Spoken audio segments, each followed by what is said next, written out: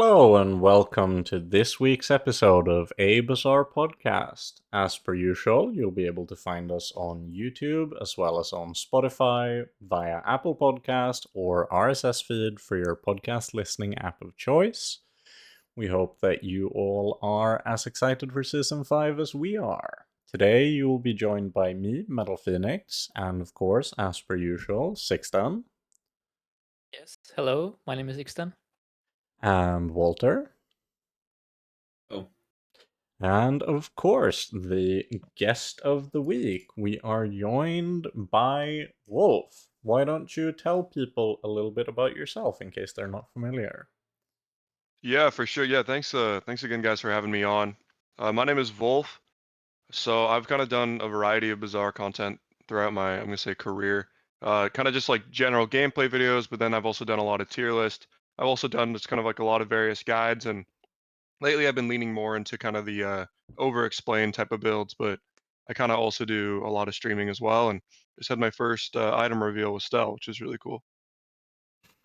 Yeah, and we did also notice that you did some unusual content, namely a Bazaar Jeopardy video. And I just want to immediately, straight away, and I can't say it's a shameless plug, it's not my content, but I have to plug that video straight away because it is probably the most crucial information in this entire episode. If there's one thing you take away from this, you gotta go watch that.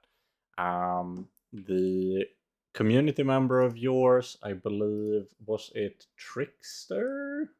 Yeah, it's Trickster. Yes, Trickster did such a good job on that video. I'm sure everyone by now is familiar with like the Jeopardy but X videos. I've noticed it's like practically a whole genre on YouTube at this hmm point.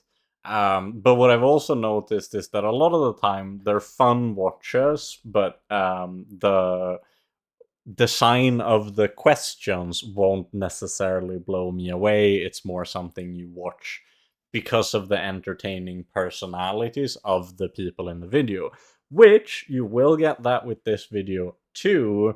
But I was definitely the most impressed by the fact that the questions are like shockingly well thought out. I was just like chilling in bed on my tablet. That's how I usually watch videos. And I was just like, you know what? I'm gonna check out the video, scout out the opposition, know who I'm dealing with. And, halfway through, I just started sitting up because I was, screaming my answers at the at the screen as you do. So, Yeah.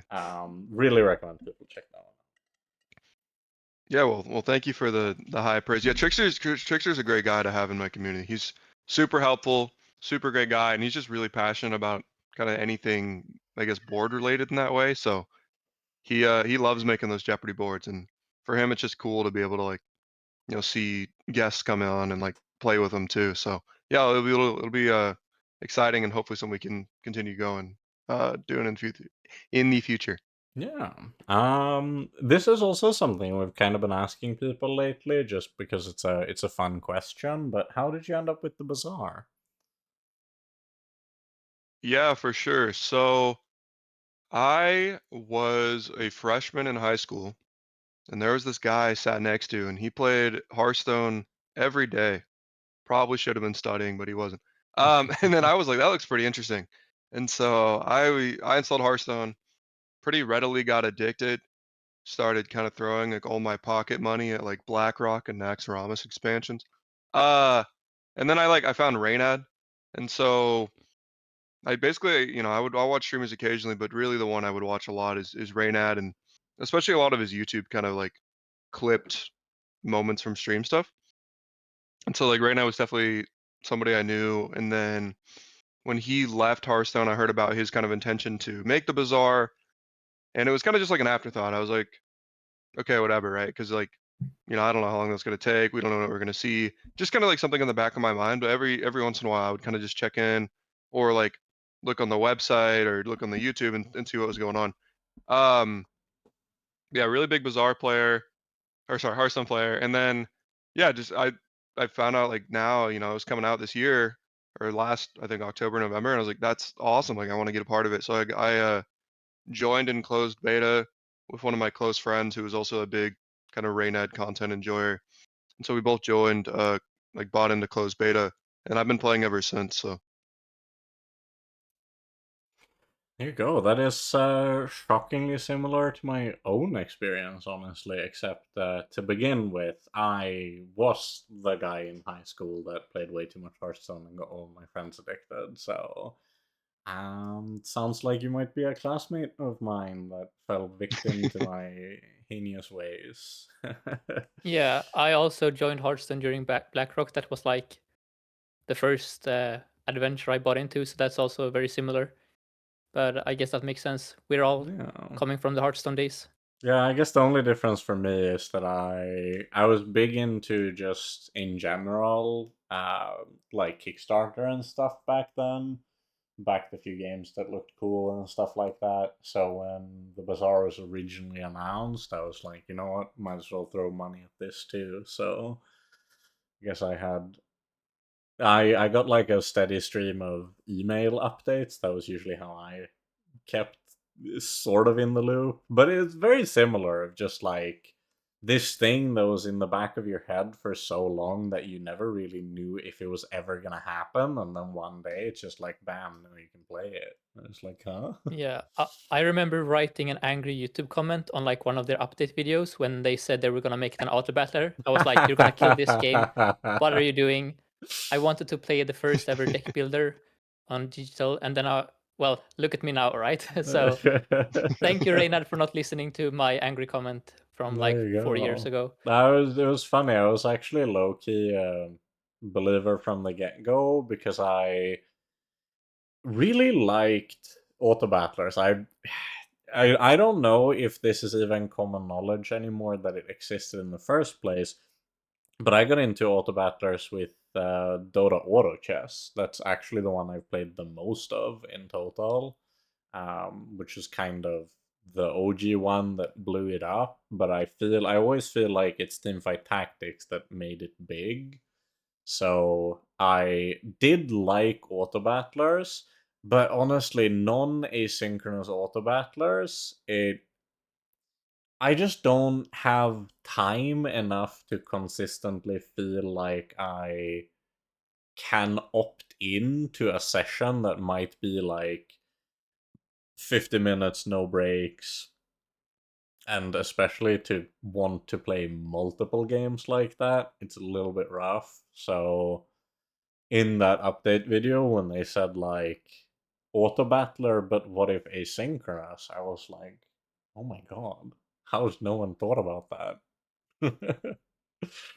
So that I think asynchronous auto battlers, it's no surprise that that's become a really big phenomena since like after that was announced, there have been more of them cropping up while the Bazaar was still being developed, but it's just a good idea, to be frank.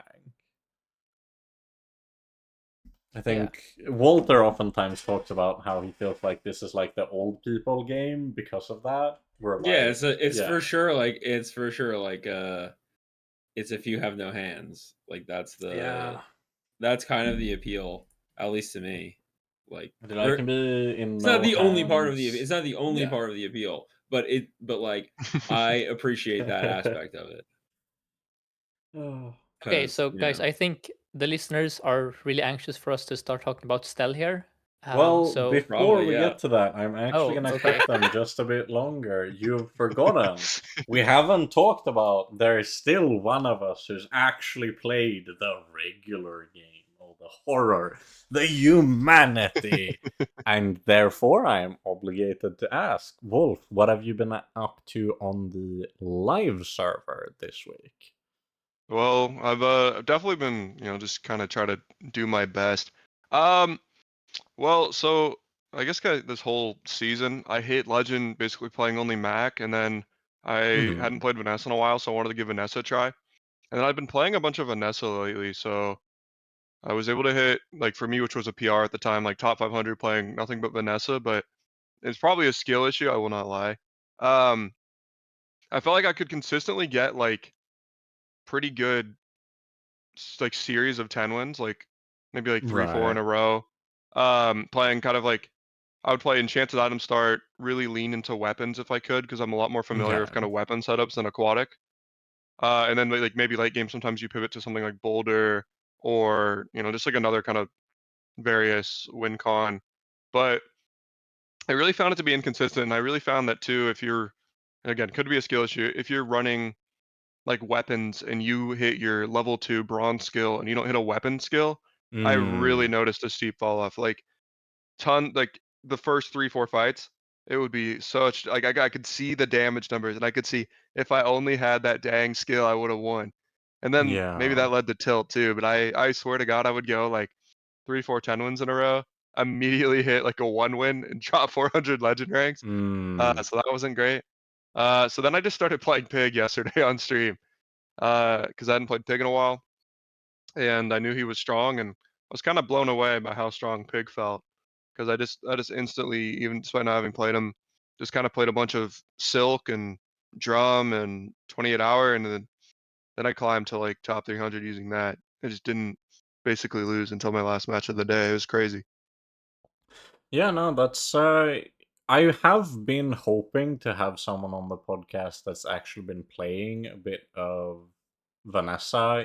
It's these days it's definitely the most popular among like the high legend players that we frequently have on the show. Like it's been a lot of dually. We have some really good pig players like Sunny as well or Goose. But we haven't really had anyone playing Vanessa in a long while, and I've myself felt like she can feel really rough. So I had been wanting to. Obviously, everything will change on Wednesday, but I think it's still a very interesting frame of reference. Like, what have you been finding success with on her, like in the mid game? Like, you have your weapons early on. Hopefully, you're winning a little bit. Where do you take it from there?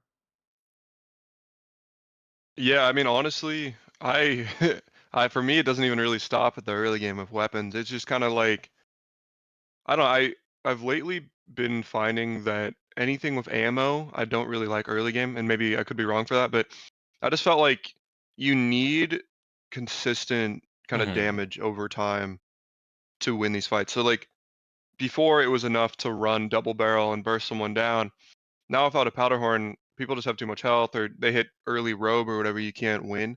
So I really Right. rate things more like running katana and then having like a right-handed skill.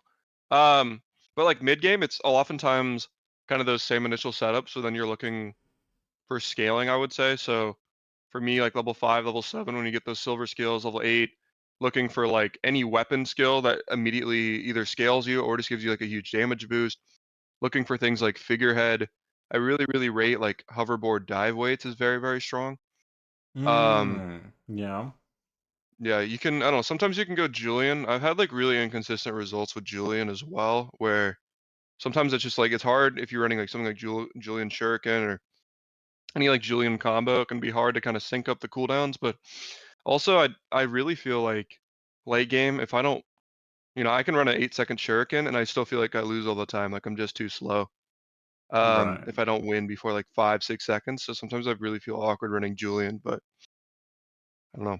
So yeah, I would say mid game just things like basically you can still run like the same weapon core, maybe some stuff like trebuchet, but then you're really looking for ways to scale your damage either through skills or something like figurehead in my experience.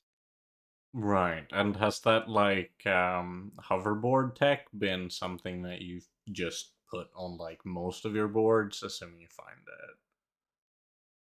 Yeah, that's one of those items that I really just love. Like if I not every time I see it, but I mean if you have something like katana next to it or dive weights is really really nice next to it, just either of those, it's you'll be amazed how much damage that thing does. You can even just pick it up like pretty early and run with it. It's also a nice little late game build. Again, if you have scaling, you can absolutely do like a one-shot combo with like dive weights and hoverboard or like Julian and hoverboard. So, but I wouldn't Okay. know. There's a lot of different ways to kind of play Vanessa. I'm actually like trying to pull up some builds right now. But There you go. And we also, coincidentally, it's been a hot minute since we had someone on the podcast who'd been playing a lot of Mac. Are you mostly doing Quest stuff, or has the meta evolved a bit past that at this point? yeah, so I'm definitely not like the foremost Mac player, and I'm a little rusty. But when I was doing it, yeah, a lot of quests basically. I typically would say that like kind of the build I was most comfortable running was a very freeze heavy, I guess like quest relic build. Usually like Tomb of the Ancients, run like a sapphire on there, excavation tools for your tomb, and then some sort of quest item was pretty typical. Pendulum, if you can get it, obviously is insane on any of the quest items. Yeah, yeah. But yeah, I'm not honestly like I'm not super familiar with Poppyfield. I just like never really played it, even when it was super broken. So like I'm still trying to figure that out. So yeah, usually like for me it was a very early life conduit or Idol of Decay, and I always try to make Eternal Flame work, but I've had mixed results with that. I had one of the strongest builds I've ever made, and I had, you know, like '07 unfortunate journey. So Yeah, I know Rarish has mentioned that the hardest part about that one is while the quest is very good if you can complete it, just due to the way lower distribution of burn items, it can be hard to just consistently be able to even complete the quest by when you need it done.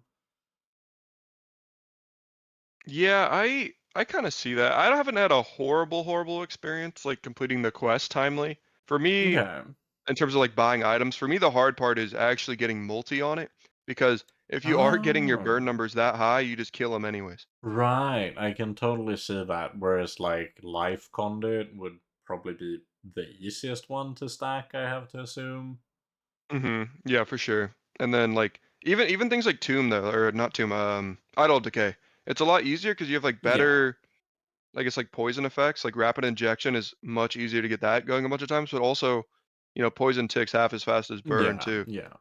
So it's just like a lot easier that you end up on the break point that you wanted by comparison.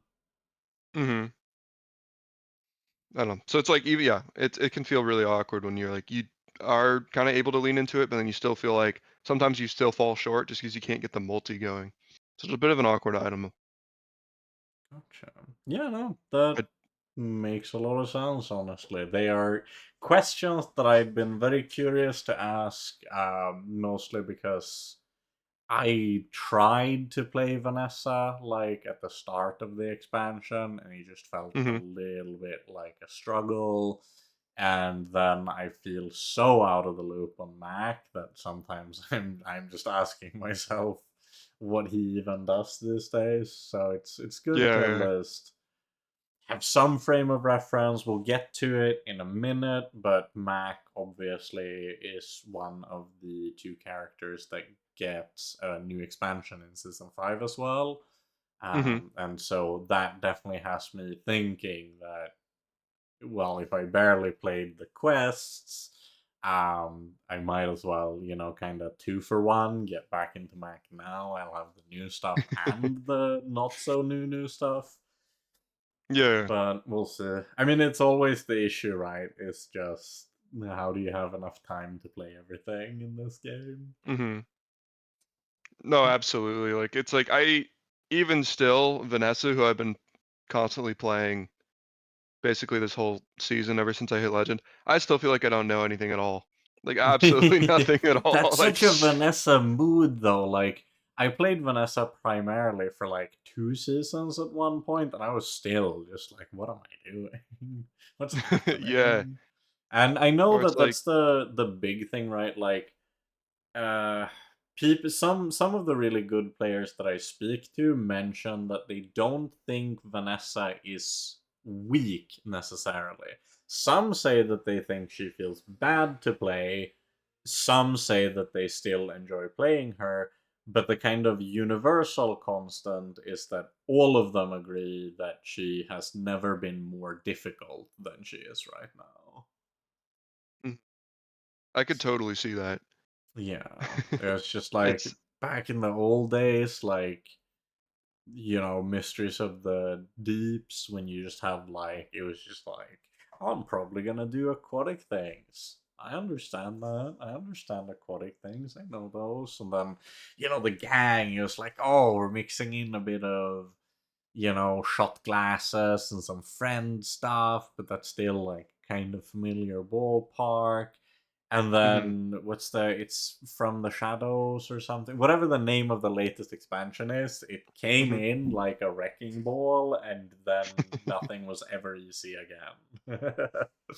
Yeah, And no, that kind of I totally. There's just so many things going on, mm, and there's just so many like just very. I don't because there's like incendiary rounds too. That's an item where it's like yeah, it looks unassuming, but there's so many ways to like break that. Like the skill level on an item like that is or the skill like ceiling is super super high. yeah, There's just I really feel like you have to get more and more creative. Like I feel like that's where I start struggling. Is like, sure I know how to play my yeah. weapon game plan, but as soon as I have to like deviate off that or get creative, like it can be really really hard to find like these really crazy win solutions that I think you have to on Vanessa sometimes. Yeah, and especially because I think Dooley is very similar in many ways, but it's usually a lot more clear what exactly you need to be doing. Like, if I have a saddle, I'm probably looking to give something multicast with thrusters. If I have Hmm. a charging core, I'm probably looking for something that it is good to charge. Like, pretty much all of it will still be things where, at least based on what you have, you can make assumptions as to what you need. But Vanessa almost feels like some kind of magic trick where you just have to pull an insane combo out of thin air. And the really good Yeah. players can do it, but it's so, like, it's just not obvious, right? Hmm. Yeah, no, it's exactly like or like Oni mask, you're like, how the hell do I ever make this item work? And then you see like Right. a top legend player pull it out of nowhere and you just get actually fried by it. Yeah. Just anything like that. It's just there's so many items like that on Vanessa.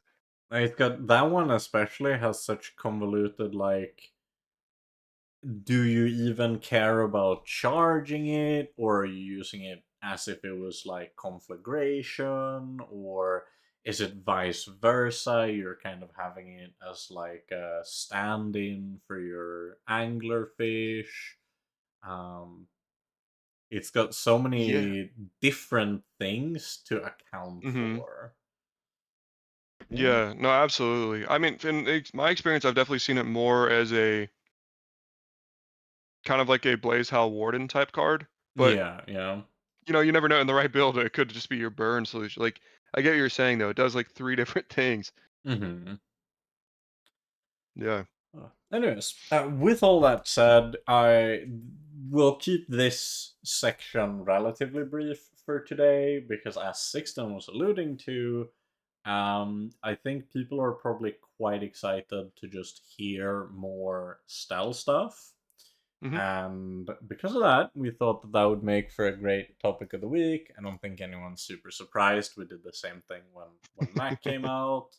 It's kind of the obvious thing to do, but it's obvious because it makes sense. So no worries there, really. But the rest of us have been doing a bit of playtesting on the behalf of Tempo. So we have already played a decent bit with Stell and with other stuff on the test server.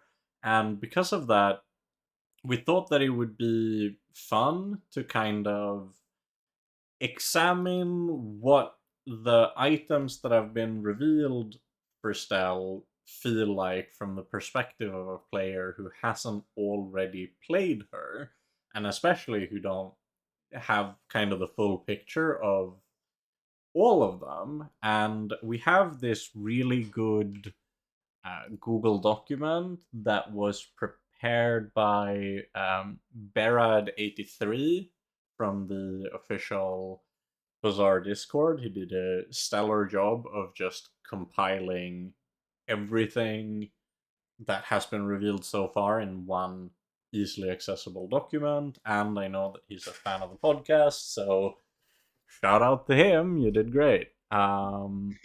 And we're gonna kind of use that as our basis, and I'll put it up on the screen. Um, Volf has it in front of him as well. And I thought you could kind of just browse through the document and let us know which items speak the most to you, and then we'll kind of talk about them. Yeah, for sure. Yeah, I was just gonna start at the top and go down, so I'm glad we're on a wavelength there. I don't know. I guess like it's not like a super like standout item. Like it doesn't do anything flashy, but I was really surprised to actually see Propeller give 10% cooldown to everything. Right. Like, That's definitely, cooldown is cooldown. yeah, for me it's just more like I because again, you guys said you'd play tested, so I assume obviously the game is different in some ways, but between patches, like you never know, is something gonna get bonked, right? I know they've been like Mm-hmm. really prioritizing nerfing cooldown in the latest patches, and like nowadays you have you have diamond skills that give 10% cooldown. Right. So I was like, is this gonna even scale? Like, are we gonna see 15, 20% cooldown at gold? It just kind of surprised me. Um, Correct. That's how it scales. And you want to hear a Yeah. fun fact? I do. This item has gone on, I think, 0-10 win builds of mine in the last 50 games. I don't think I've lost to a propeller board. It got nerfed, by the way, so it was actually strong. Like before, it was actually super strong. But Yeah, yeah. ironically, as strong as it looks, the truth is I don't even buy this item. So I don't know if that tells you that Stelle is gonna be very strong, or that perhaps cooldown reduction in this context isn't something that she necessarily needs to solve the same way. But yeah, that's just a funny tidbit there. I think Yeah. my guess is it's kind of similar to the cooldown reduction items on Vanessa, right? Like hmm no one is ever doing stuff with star chart on day one of a new patch. And right now, we're effectively on day zero of the new patch.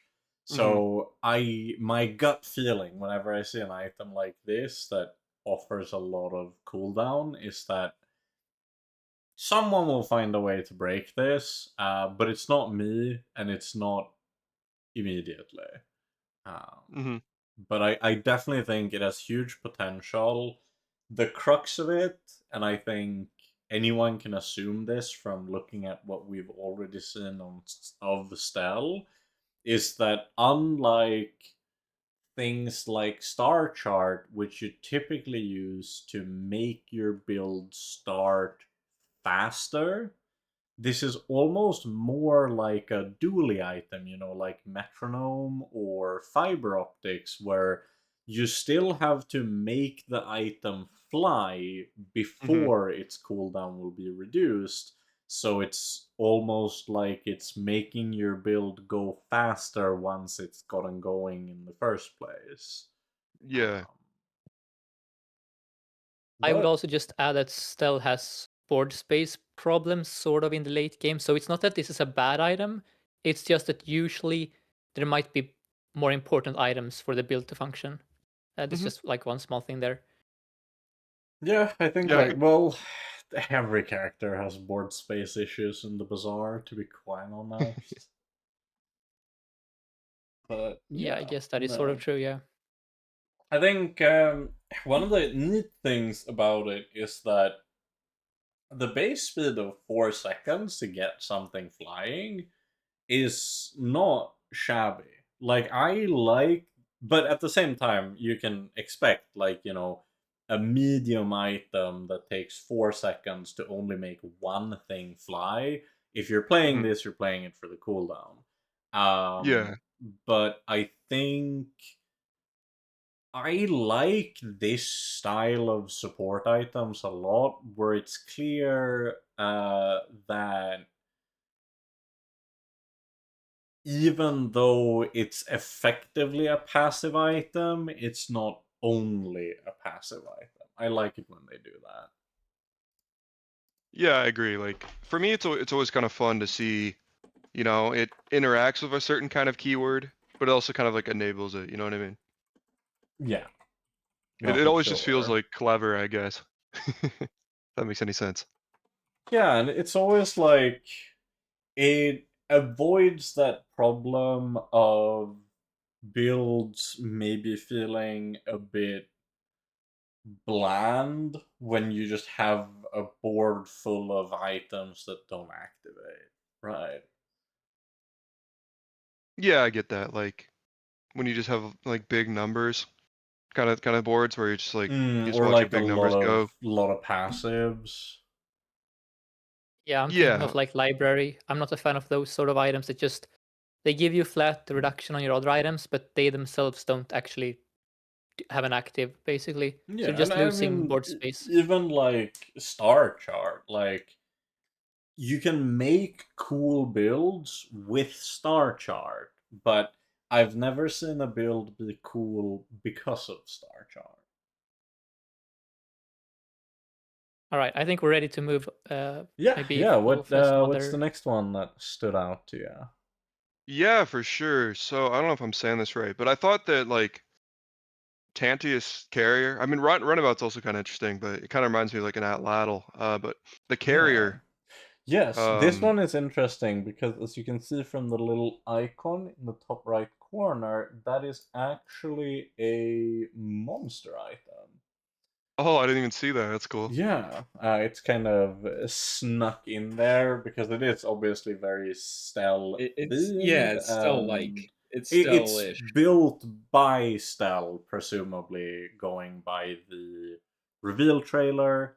This is like one of the kind of war machines that I believe this one specifically is from the screen in the like initial lore dump when she says or when the narrator explains that she now also has a penchant for unmaking the things she's made, they are showing the full art of this Tantius carrier.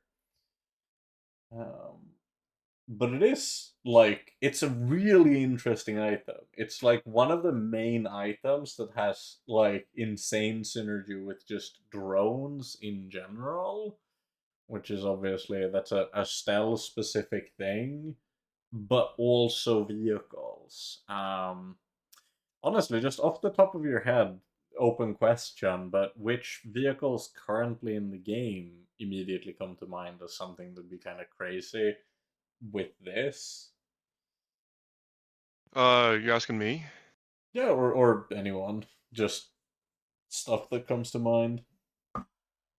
Maybe Maybe. race Carl seems kind of good for because like Oh you yeah. could put it next to that, you could get double.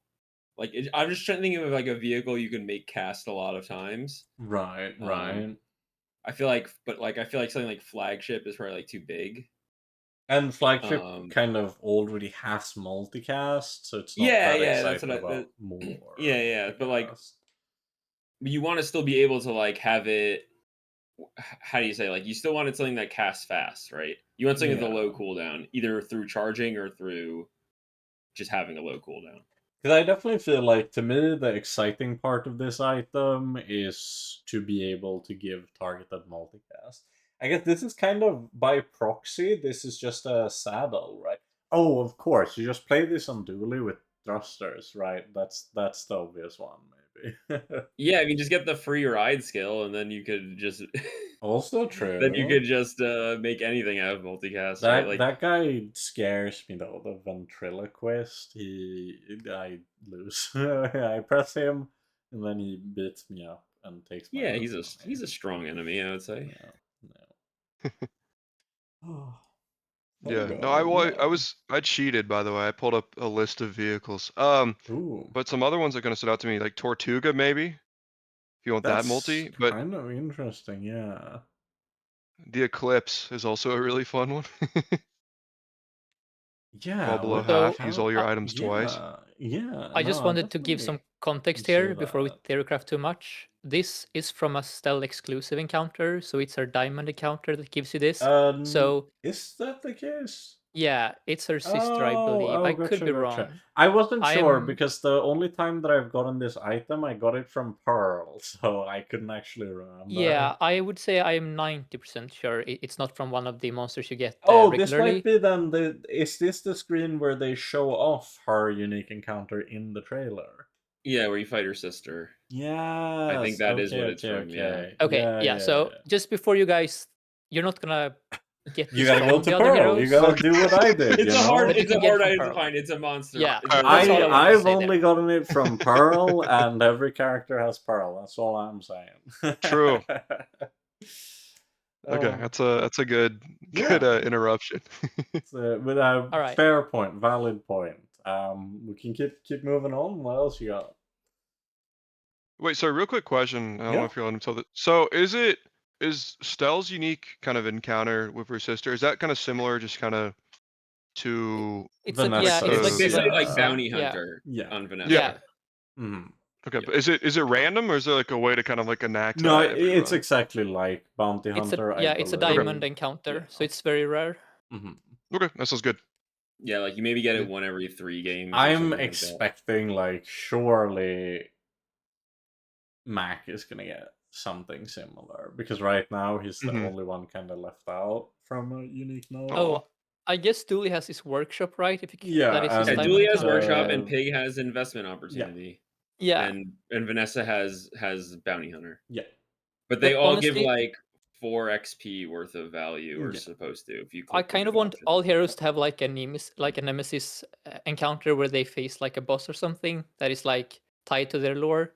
So I wouldn't mind if like Pig and Dooley got their own unique boss, if that makes sense. Yeah, As I guess a- it Well, just they have their depends own. on. Yeah, like they have like a different encounter that's just like you choose. Yeah, I one know. of I'm just And, saying, and like mainly it just a feels fight. like their lore doesn't in the same way like place them in direct opposition to a specific entity, right? Oh, I actually think that Pygmalion was like banished for not being like. I think there is actually Pygmalion lore that Right, he's like. but I mean in the sense of like Vanessa is directly opposed to the Tyrant King who sent the bounty hunters Yeah, but, specifically, like, right?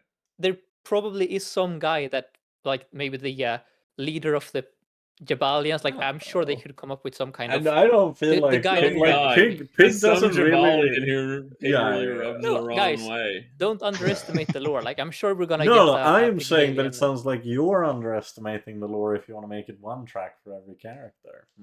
Counterpoint. Okay. Anyways, yeah.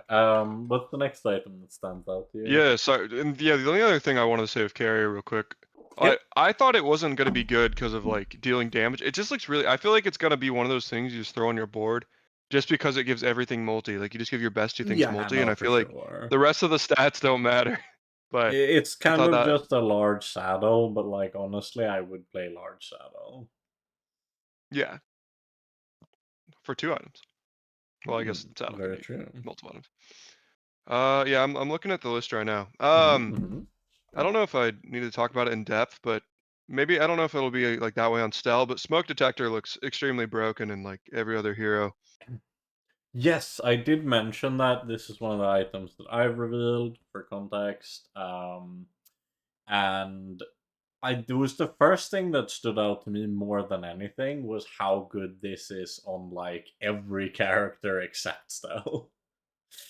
Yeah. It's not like it's a bad item on Stell, but like you get Yeah, this one thing I'll on say about Vanessa Stell or is Dooley, it's like she gets oh, haste kind of cheaply. yeah. She's like Dooley in that way, in that she has many options for haste. So this looks insane, but it's It's just also one of a few ways you could go. right, but it's also like weirdly she doesn't have that many ways right now. And this isn't something I know. This is completely just me theory crafting. But I almost wonder if one of Stell's expansions might expand on the burn theme. Because right now she doesn't have that many items that let you kind of cheat like a ton of burn. You have stuff like the welding torch that we won't really talk too much about. You have stuff like higher up here, the steam hose, which does big burn. But a lot of it feels like that, where like it's a lot of items that burn for a big number or that just have burn generally, but there's no incendiary rounds. Though that said, incendiary rounds is an item that shows up in like several PvE encounters and stuff like that. So it definitely feels like, other heroes will love smoke detector, but at the same time, maybe Stelle really loves smoke detector whenever she gets an out of class burn item. Yeah, so on the topic of this item, I think my most broken build I ever made on Stell was when I got, so this might be changed for live, but the last time I played it, the burn enchant for this is when you burn. That means Yeah. as soon as you burn, this goes infinite on itself. That's So I so had, insane. yeah, I'm so basically what, expecting that one is it's probably just not gonna get have burn no, like or have it, it say like when you okay, burn with I need to another continue here. Like item. the thing is, that on its own was actually bad. Like it's because of internal cooldown, it wasn't that Hmm. strong. What made it strong was getting the burn yourself skill at the start of the game, getting lethargy, Oh yeah, and then finding Blaze Howl Warden and incendiary rounds. So basically, start of game, I start a chain loop that makes my incendiary rounds go crazy because I have charging items when you burn, yada yada, and then the burn just goes out of hand. I think Walter probably experienced that ghost. Maybe I'm not sure. Yeah, I played If against it. I played against it. It was yeah, like, yeah, it's just like the type of there. It's the type of loop that seems really scary because you're just like on ICD with triggers, but it reminds me a bit of like the wrist warrior, like start of combat. Like it's just not that deadly on its own Hmm. without a form of scaling or without a like, and you had it with like like instant start of combat too in Sixten on correct. your version, Yeah, so and that it was was like the in itself a high roll of a high roll, like because you could yeah have just gotten the enchant and then not also had like would you have like the mountain pass like self burn for like instance like which is yeah. even the best version of it because you don't even doesn't even take a board slot like you would normally need a magma core or something, but Yeah, like all I was gonna say is it was the Blaze Hull Warden that made it overpowered because that item just scales yeah. burn so crazily strong. Without that, I was struggling to get by. But yeah, just a fun thing. Like smoke detector, in theory, can do crazy stuff for you in the right context. Yeah. No, I definitely think you correctly identified an item there that, at least to me, stands out like something with a lot of cooking potential. Hmm. Well, we can keep the train going. Yeah, so maybe maybe I'm overreacting because I've been playing nothing but kind of Vanessa lately, but Fire Hose stands out as one of those things that kind of potentially scares me. Maybe, and I keep forgetting how this works or not. Like, if you have Fire Hose and Steam Hose, like, is Steam Hose gonna get instantly buffed?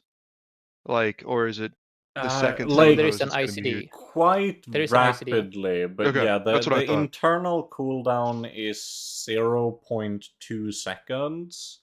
Mm-hmm. So it depends on the timing when it goes off, but in on like natural cooldowns of 5 seconds on fire hose and 5 seconds on steam hose, it won't line up.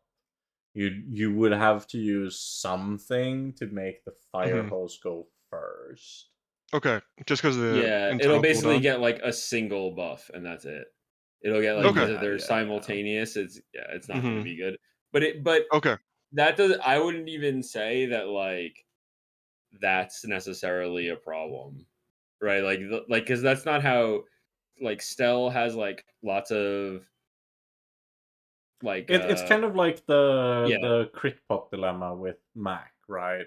Mm-hmm. Like Yeah, like but you have ways to manipulate your like sequencing Yeah, in the I start Okay. of the revealed fight. this item and I mentioned how Stell has a lot of ways to manipulate timings. yeah. Yeah. Mm-hmm. Even an item right below this, Nikolai is a great example of Yeah. that, or just targeted Here it haste. is. So I just say to Volf, like, there, it will not be difficult for you to make sure that the hose goes off before the other one, basically, Yeah, if this that's Yeah. like this what is you're Okay. trying kind to of do. like, but it is still worth mentioning, right? Because otherwise, if all the buffs applied instantly, you'd put the Nicola between the steam hose Mm-hmm. and the fire hose, and you would get like all of the slow triggers, including the Nicola, and then instantly all of the burn as well at 4 seconds. Whereas now, realistically, what you'll have to do instead is put this between your hose and another slow item, but not on the fire hose. Though, which Yeah. these are gonna, not the fire hose, the steam hose. These are gonna be my new kryptonite.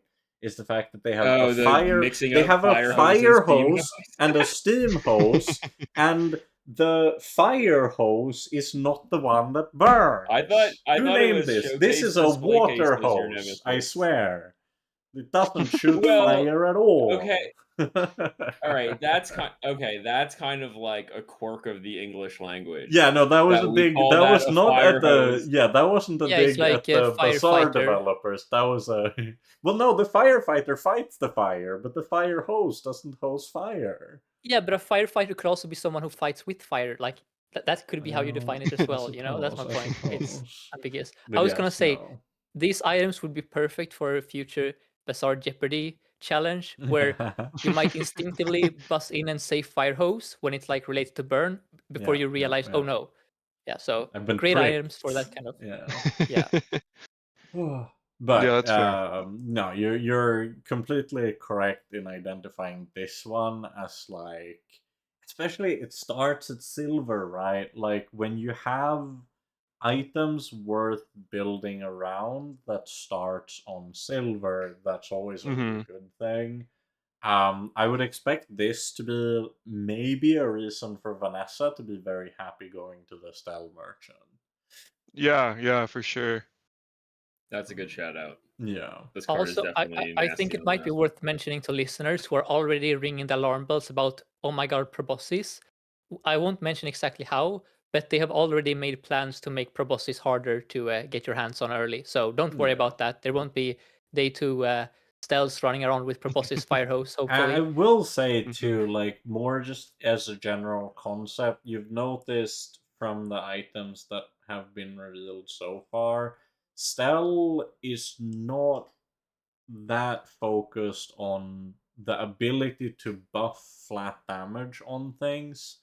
That's much more like, I've always felt like certain heroes have much more appealing ways of just making sure they get a lot of flat damage. Like, I think it was just last episode maybe that we spoke about this, but weaponized core proboscis on Dually is such a easy combo to get together, because then it almost doesn't matter. Like, yeah, it's ideal with a plasma grenade, but even if you just have LEDs or whatever, if you're getting consistent buffs on the proboscis, that's when it's really scary.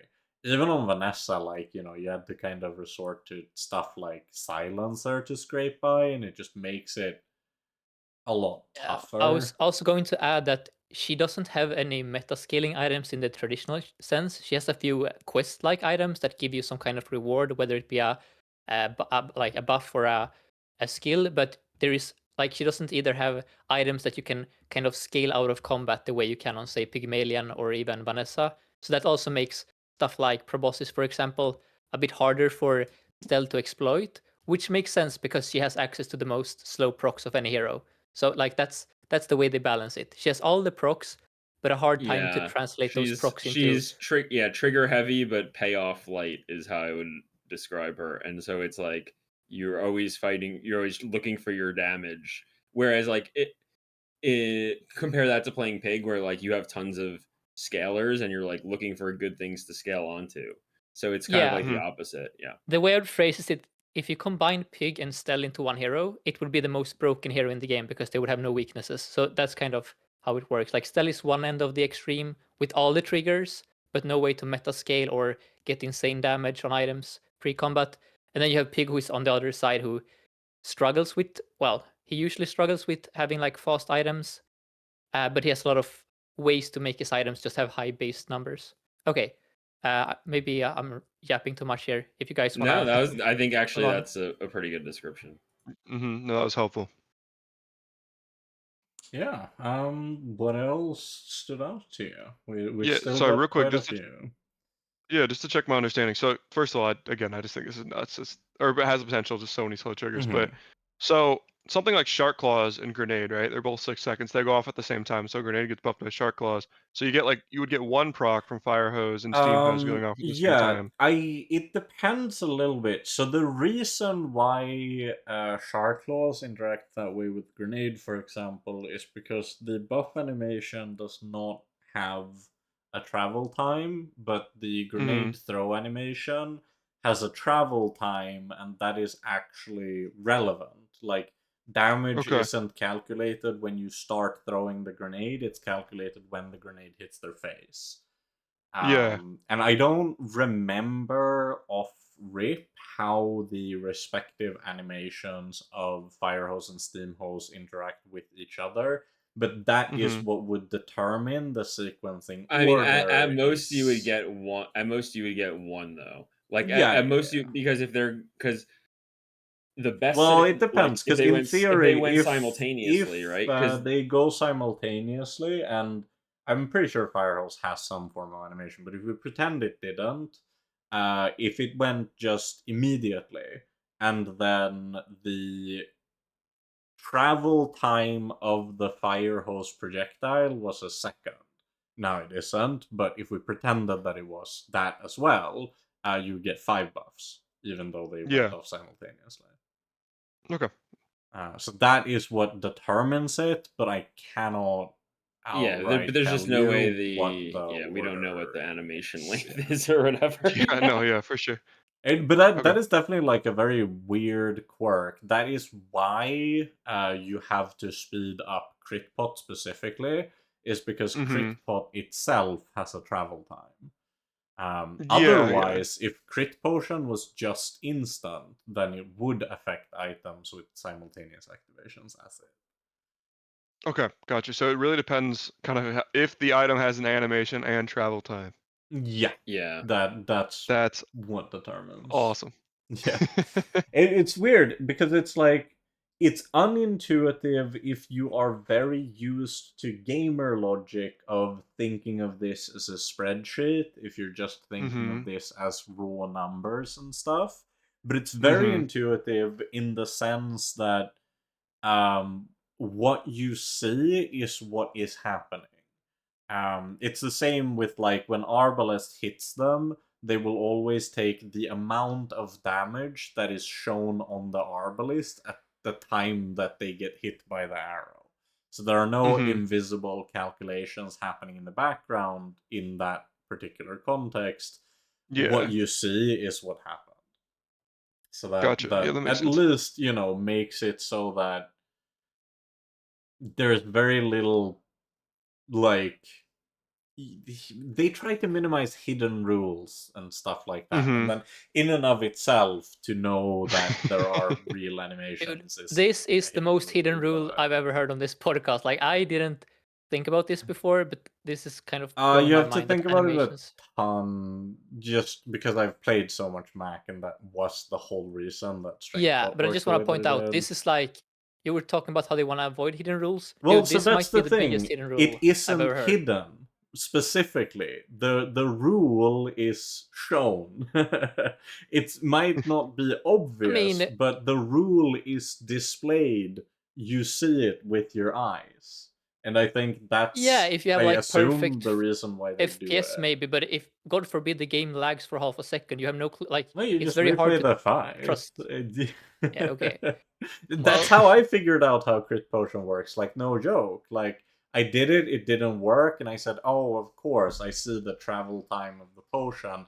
It didn't hit my item when my item hit them. yeah, I gotta yeah. speed it I guess up. all I would like then is for them to, if you like go to the item and get like more details, they should spell out the time it takes for stuff to travel on it as well. Like when you zoom in and see the exact Yeah, cooldown, that would be pretty you should cool. also have that. Like a detailed statistics tab for items. Yeah, just so how much extra lag is there on this item basically would Yeah. just be useful. Okay, let's move on. So, Wolf, do you have any other Yeah. cool items for us? Yeah, for sure. Yeah, that's. Sorry, and Oh, real right. quick. Before that, I will mention you have to keep in mind with items that say slow all items, flying items have their slow and freeze durations halved.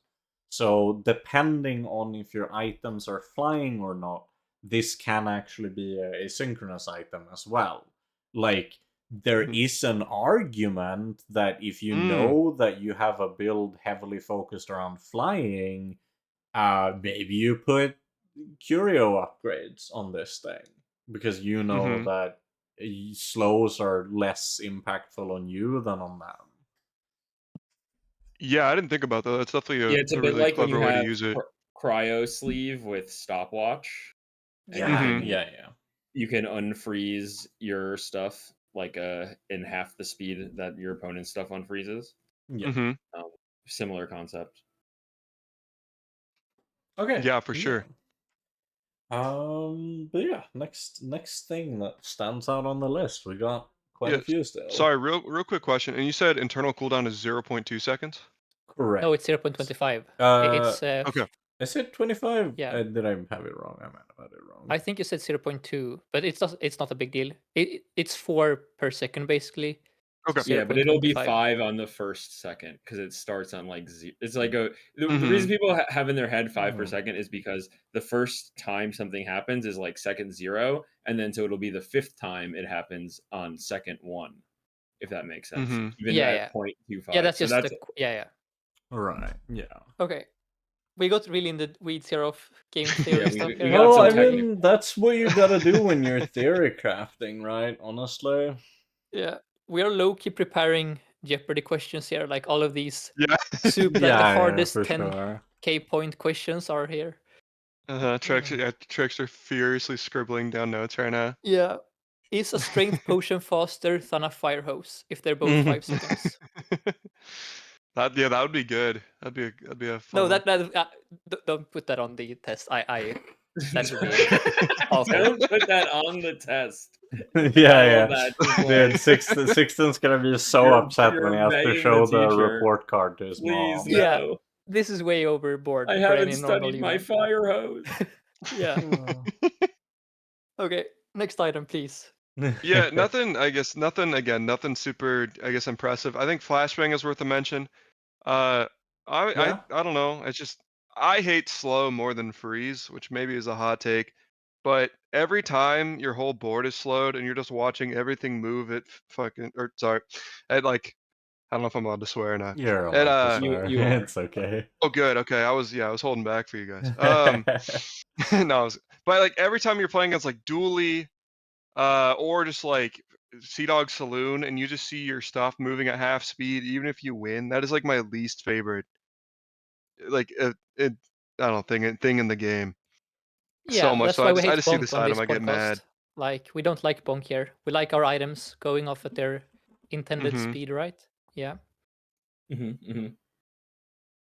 mean, I don't care So that much about bonk, but it's for a different reason. It's not because I like facing Yeah, it. okay. It's just because I don't care that. I just think it's Yeah. whatever. I Okay, double so checked, by flashbang. the way, just to make sure that the information is absolutely correct, but it is 2.5 seconds ICD on live mm, currently. And that for clarity, because I don't think all the viewers are necessarily inherently familiar with what exactly does ICD mean. It stands for internal cooldown, which in the context of Bazaar refers to the fastest rate at which effects are allowed to happen by the server. Which means that no matter what it is, if it's incendiary rounds activating, if it's pufferfish charging, if it's arbalest gaining damage from haste, none of those effects are allowed to happen at a higher interval than one time every 0.25 seconds, and any activations that exceed the speed at which the triggers are resolving goes in a queue, which is why you sometimes see items continue charging after the haste triggers have stopped, or things like that, or Arbalest continues buffing itself. It's just because it had triggers queued up that ICD couldn't resolve in time. Yeah. Also, why you still see like you still get killed with the Wrist Warrior, even though you have like petrifying gaze. Like you freeze all their items and then you just still die to the stack Yeah, of yeah, it's incoming been a triggers. long-standing, like, noteworthy thing of why passive items tend to beat freeze, especially because active items, so charging items, their ability to be activated is still blocked even if they have queued charges. It just means that they will continue resolving afterwards. But when it comes to passive items, since they can't get frozen, if the shot glasses, for example, had already activated twice and queued up like 14 slow triggers and then your stuff got frozen, then whatever your proboscis, for example, will keep triggering until all 14 activations have happened.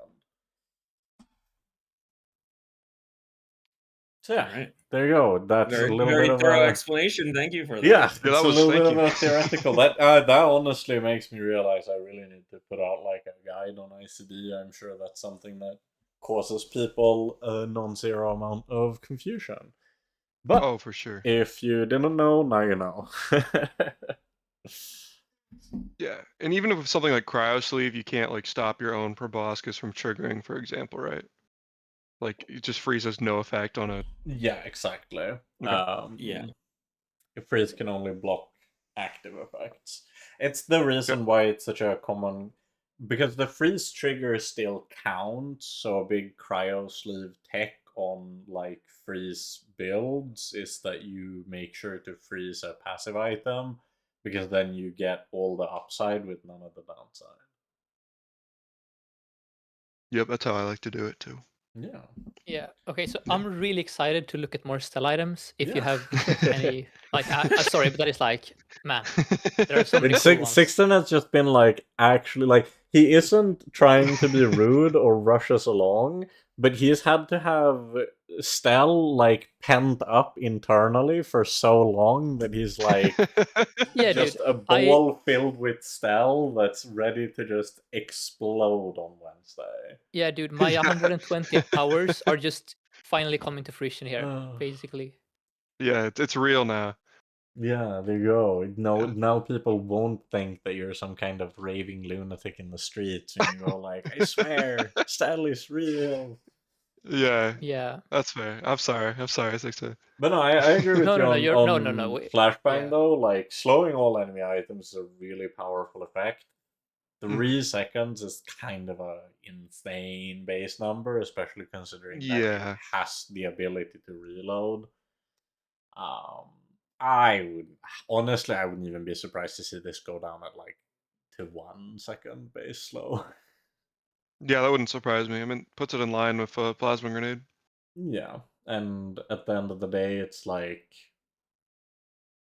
yeah, 3 seconds is a big number. I agree. Yeah, the You- weird thing about this is when you upgrade it, it gains more slow duration.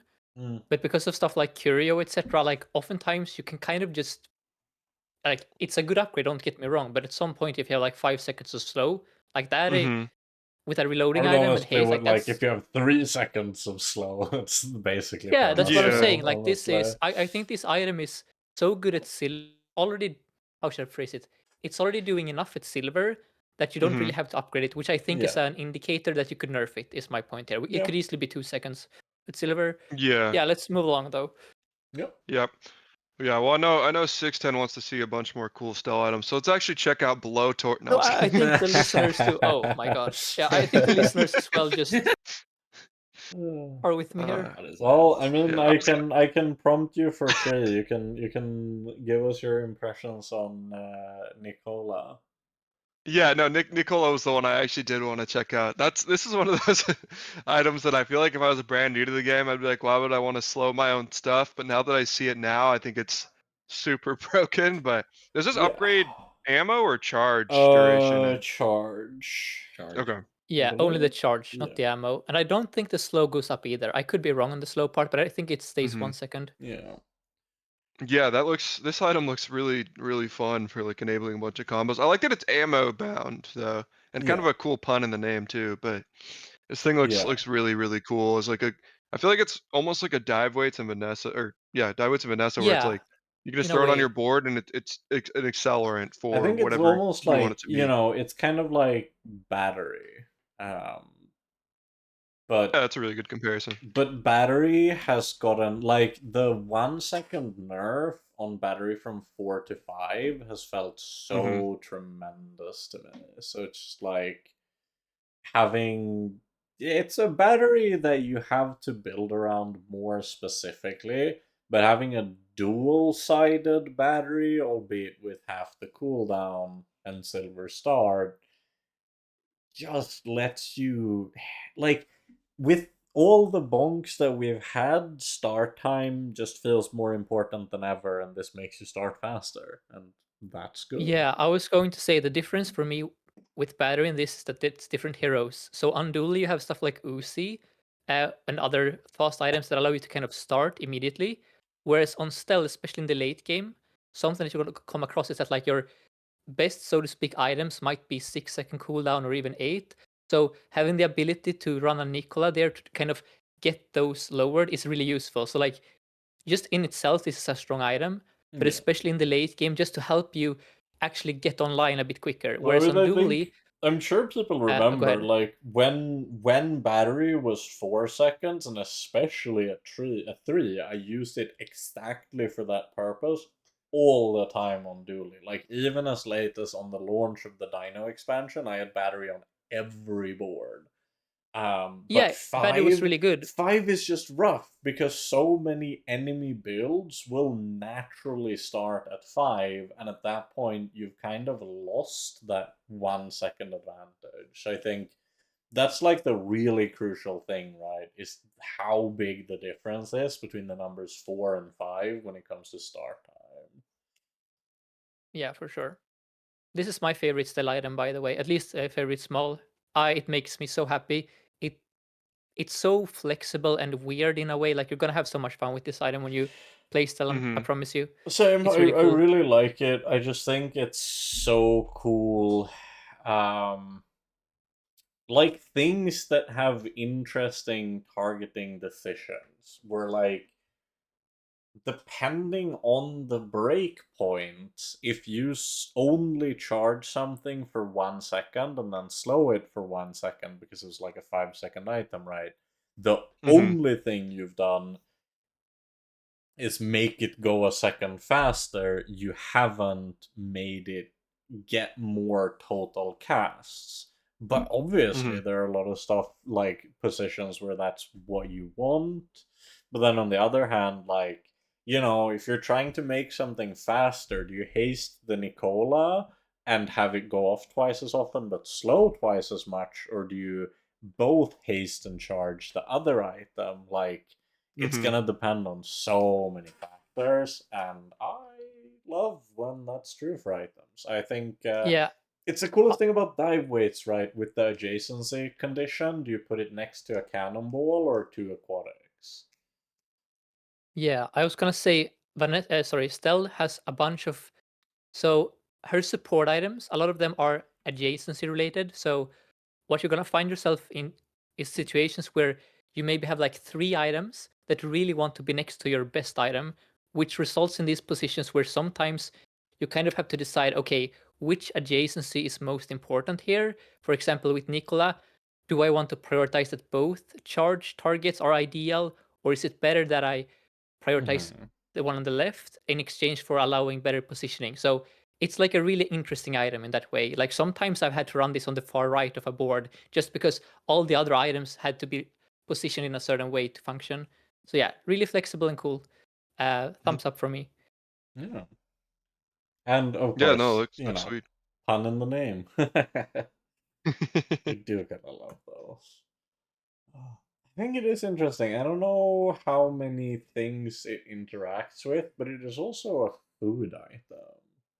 Um, Yeah, I saw that. You can get it from another one of the revealed cards, the lunchbox. Yeah, but it also makes me think, what if like Jules has food generators, for example? It's an interesting tag to see there. I feel it's activating my Toby is planning mischief in the future, and we have no idea what's gonna hit us type vibes. I mean, I hope there's like a food. I mean, I presumably Jules will have food builds. Like that's not a controversial Yes. statement. No, But no way. I'm just saying, How like could you? I would like. How could you I do think it spoil would be that? cool if there was food synergy on other Yeah. heroes. No, for sure. Is there currently any food synergy on other heroes? There is I mean, technically Beast of just Burden and the- stuff like that. just Battle Right, Acid. yeah, Mhm. Bob Vatis, that's it. Yeah, that. Yeah. Yeah, that. that's Well, it. there's also like the on Stell, like the lunchbox, basically. Right? Yeah, Like so when you sell a food, get regen. Yeah, it's yeah, okay, this fair enough. this top item for people who didn't see it at the start, but it's just a neat But little. If you get it I just early, wanna it say- can be meaningful regen. Chocolates are food. Chocolates are Mm. food. If you sell your Nicola for regen, you are a crazy person. That's all I'm gonna say there. Okay, Like, I'm, Yeah, well, yeah. I that is mean, not what I was suggesting. I know, but I'm just gonna point that out. We're not selling our Nicolas here for maybe lunchbox I have value. 3 of them. Every Did you regen think Yeah, then you run matters. 3 of them. Then you put 3 of them on the board, No, and you're very happy. that sounds like a Nicola addict to me. Yeah, I don't know. okay, fair enough. Every regen could count. So Yeah, I'm just it's saying. true. Yeah, fair enough. Yeah, but what else do you like the looks of? Like Space Laser looks really interesting. Yes. I really want to know how this upgrades so though. Cool. It's 5 seconds off the cooldown. Okay, I was Yeah. wondering. I knew it could get boulder treatment. It could get. I feel Yeah. like charge 2 seconds would be broken. Double damage would Yeah, be yeah. super funny. Yeah. But yeah, you'd this be one just looked sick. surprised, like just I've because won games where I got hit by this. Yeah, hit by like Space between Lasers and went- Pygmalion or just like shield enchants or stuff, Mhm. 9,999 can, depending on when in the game it is, be a surprisingly livable amount. Like, Oh Yeah, yeah, dude, for I sure. lost on. against Gold Armadillo with this thing. Like, I was so pissed off. Like, how is a freaking Gold Armadillo out DPSing a Space Laser? Like, whatever. That's another topic. Armadillo is a bit of a Armadillo. terror on the test server. Yeah. Oh wait, no, I meant Brick Buddy. I got them mixed up there. But yeah, Oh, okay, yeah. they run No, both. I but was the Brick Buddy wondering. I was a little bit wondering what. No. what the The Brick Buddy correlation here freaking was. got them over the line, and then they just kept scaling, forever. Yeah. Yeah, they did. They did give a pretty juicy buff to Brick Buddy, where it's based on. Again? No, like the one that's currently okay. on live, where it Yeah. Okay, charges because it's such a relatively unpopular item that I don't know if everyone is aware, but it went from being when you use an adjacent friend to when you use any friend.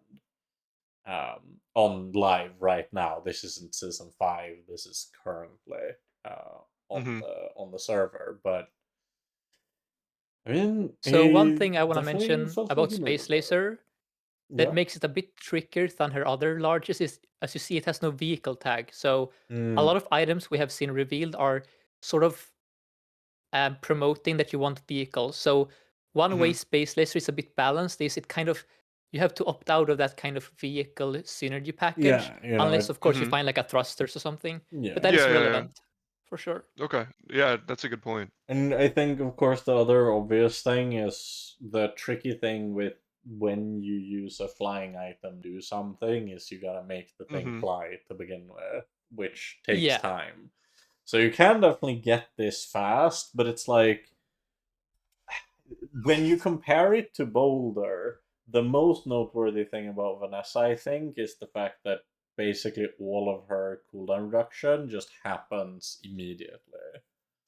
Yeah, like Star Chart. Yeah, Star Chart. Especially duped silencers. That's like the biggest way I've seen Yeah. Boulder played lately. The way I would describe Space Laser is high risk, high reward, kind of. It's not going to be the easiest item you always pick up, but if you make it work, it is very powerful. So I Yeah. think people are going to love this item. Because I don't think it's ever going Unironically to. though, like Loki just Okay, go ahead. slap Nicola on it and just be like, I don't need my things to fly to charge this stupid laser. Just be like, Just pour cola in it until it works. Okay. The dirt truth is that if you get shiny Nicola, that's literally how you play Space Racer, sort of. Just charge it like the dirt is equal. I think Nicola if you is get nasty. shiny Yeah. Nicola, you Yeah. can charge Oh, charge yeah. anything you Yeah, want, to the be cooldowns honest. don't matter at that point, sort of. You know, Oh. 8 seconds of charge at Yeah. diamond. Yeah, that's pretty good. But yeah, Okay, no, Well, especially because you can think guarantee it.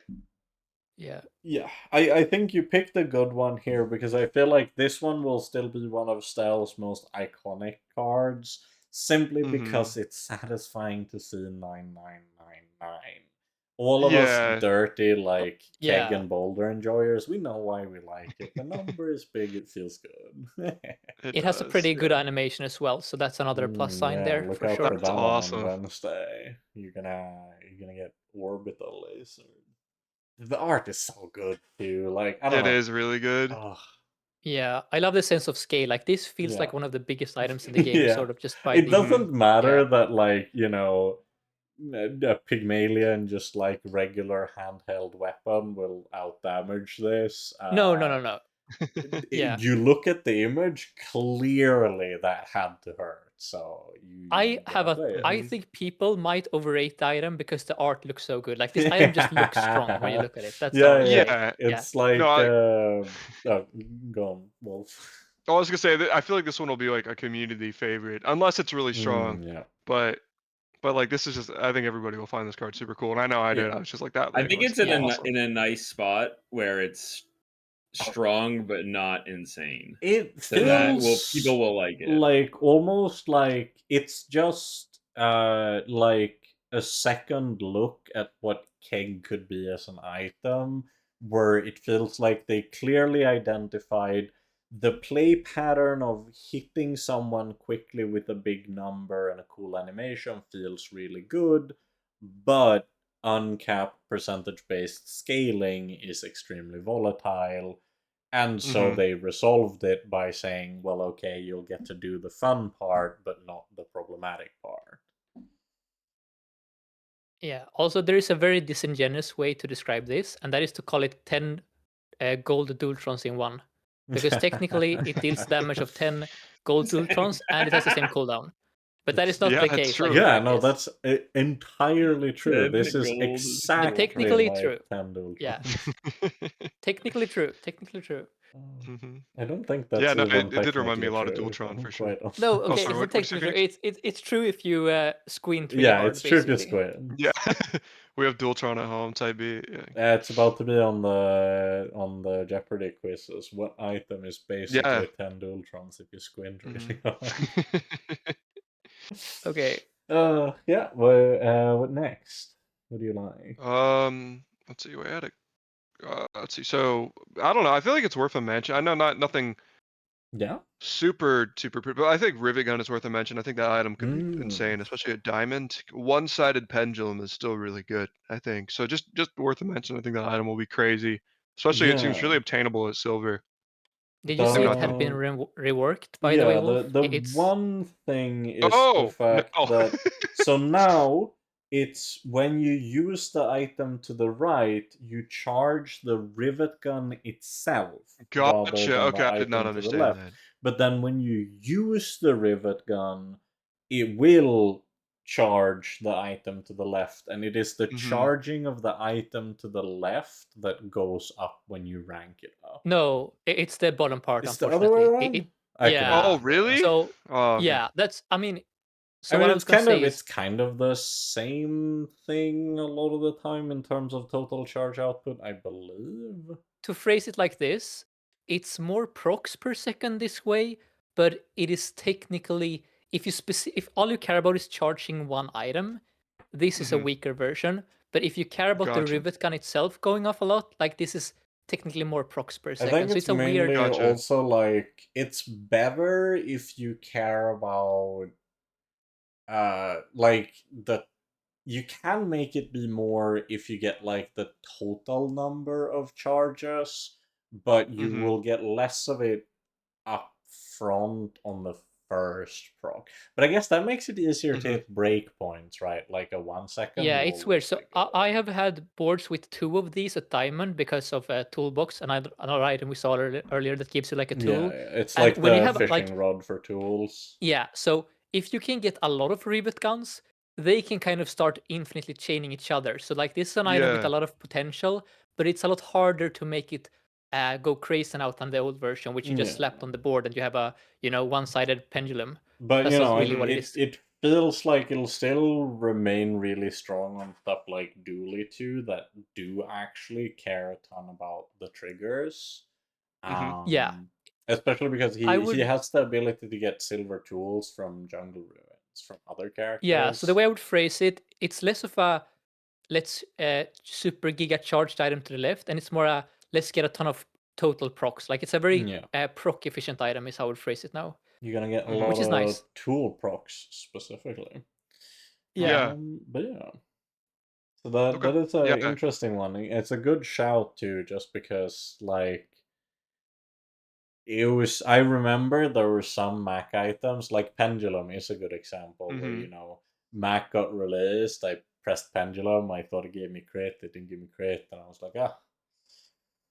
So Yeah, I you, also you want to get say I didn't the like the jump old rivet gun scares. that much because you only cared about the passive effect, whereas now, like we kind of Yeah. Mm. discussed that with Propeller, right? Like now it actually Mhm. is an item that you also care about itself. Like you like having the rivet gun itself be on the board, not just the Yeah. passive stuff. So yeah, It's also one of I'm Yeah. those not where like fan. it feels like to keep the old effect, it would have needed a lot higher rarity or Mhm. something to like actually make sense on a Yeah, really low Yeah, I roll. think the existing version was kind of broken.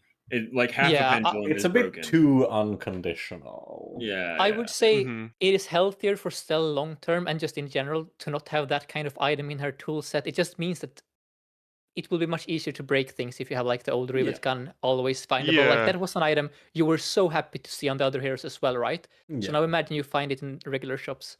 All right. Mhm. Yeah. Well, what else you Yes. got?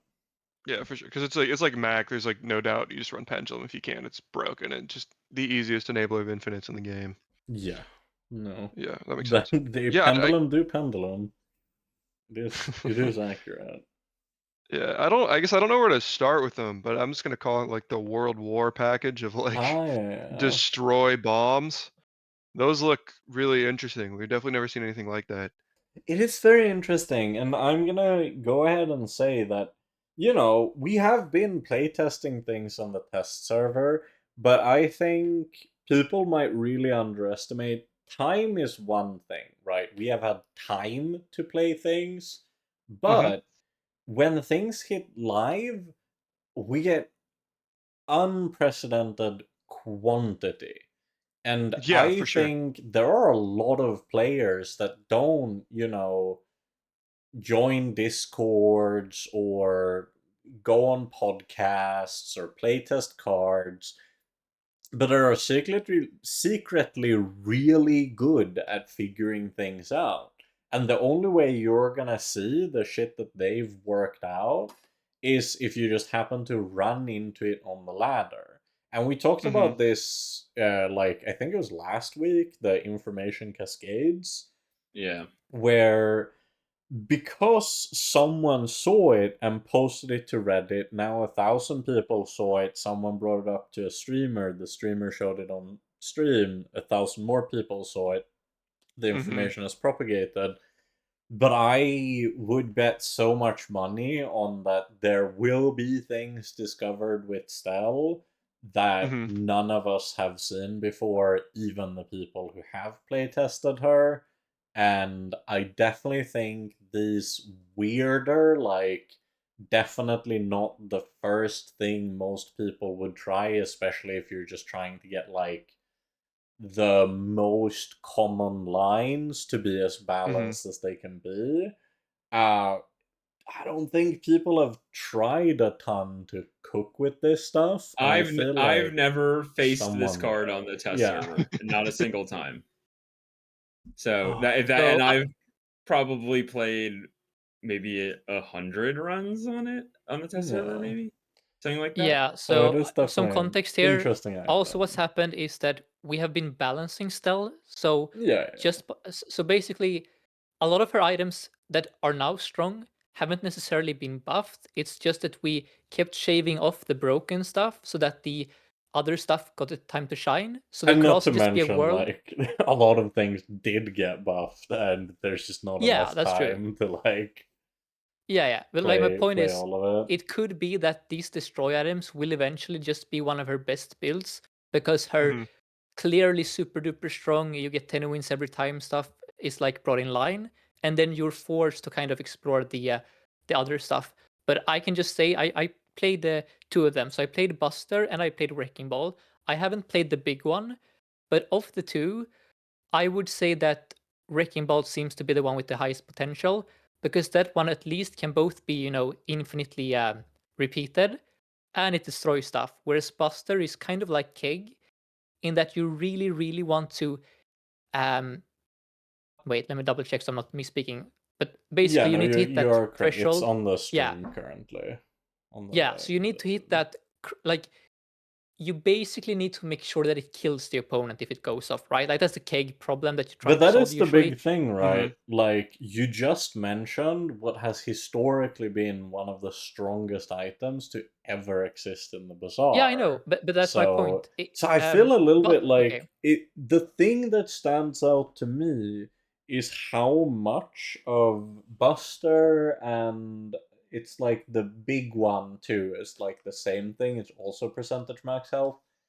It will Mhm. come down to, does someone manage to do what they did with Keg and figure out a board where you can use those items in a combination that consistently kills within a sufficiently fast time frame, or not? And it'll entirely make it like binarily.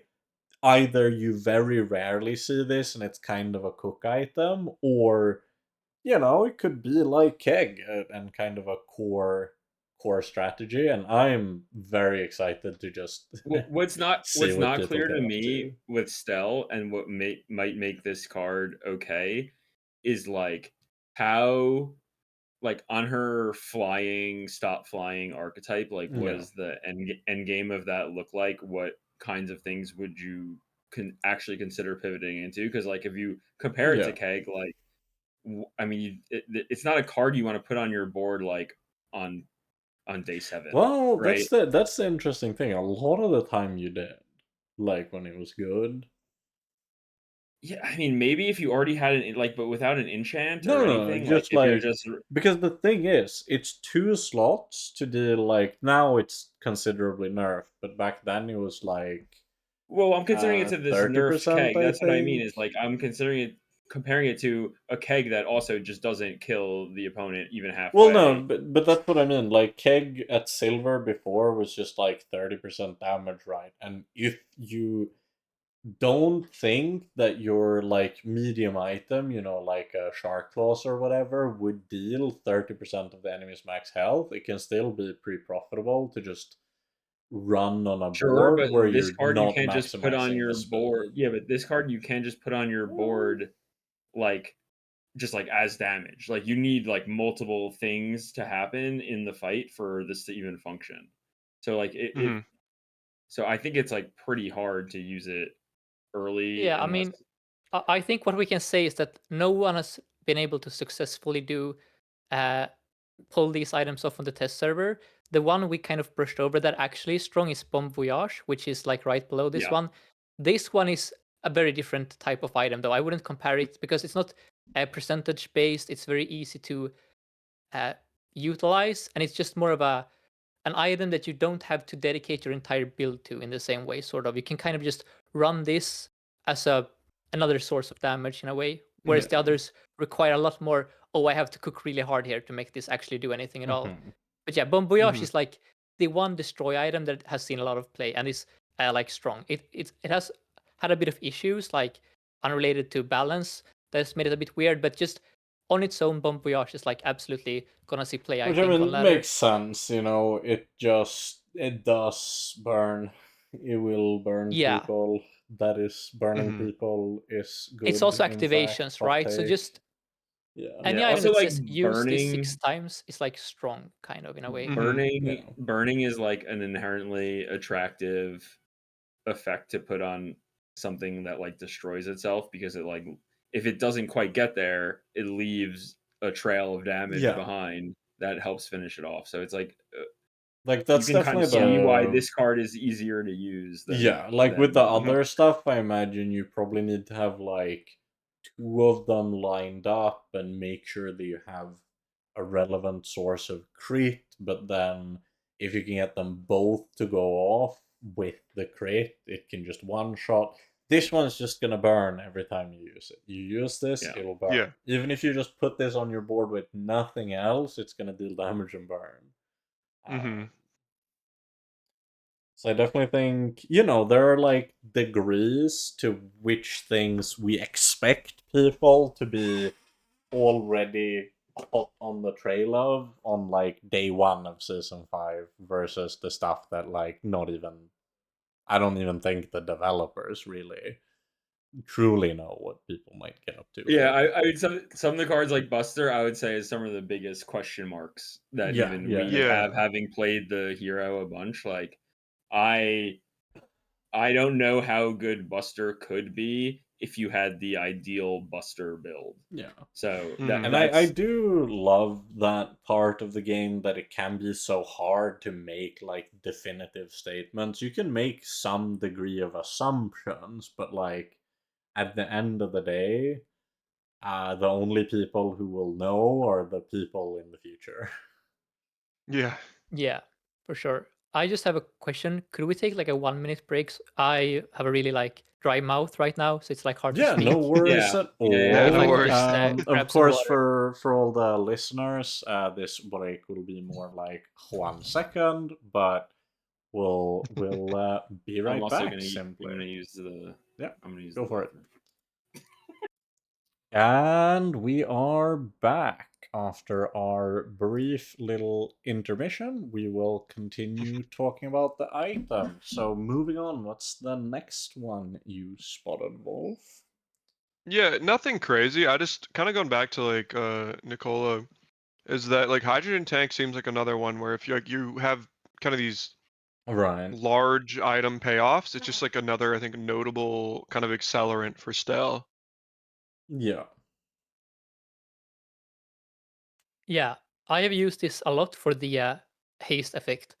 I haven't been Mhm. able to utilize the other parts as much yet, but I admittedly haven't cooked with that. It's mostly just, Yeah. oh, start of game haste. That seems pretty good, so that's what I use Mhm. it for. But it's a really cool Yeah. item for sure. It definitely Yeah, and if feels you like somehow the know that your opponent is on a destroy plan, this is like the Punisher. This card is yeah. so cool.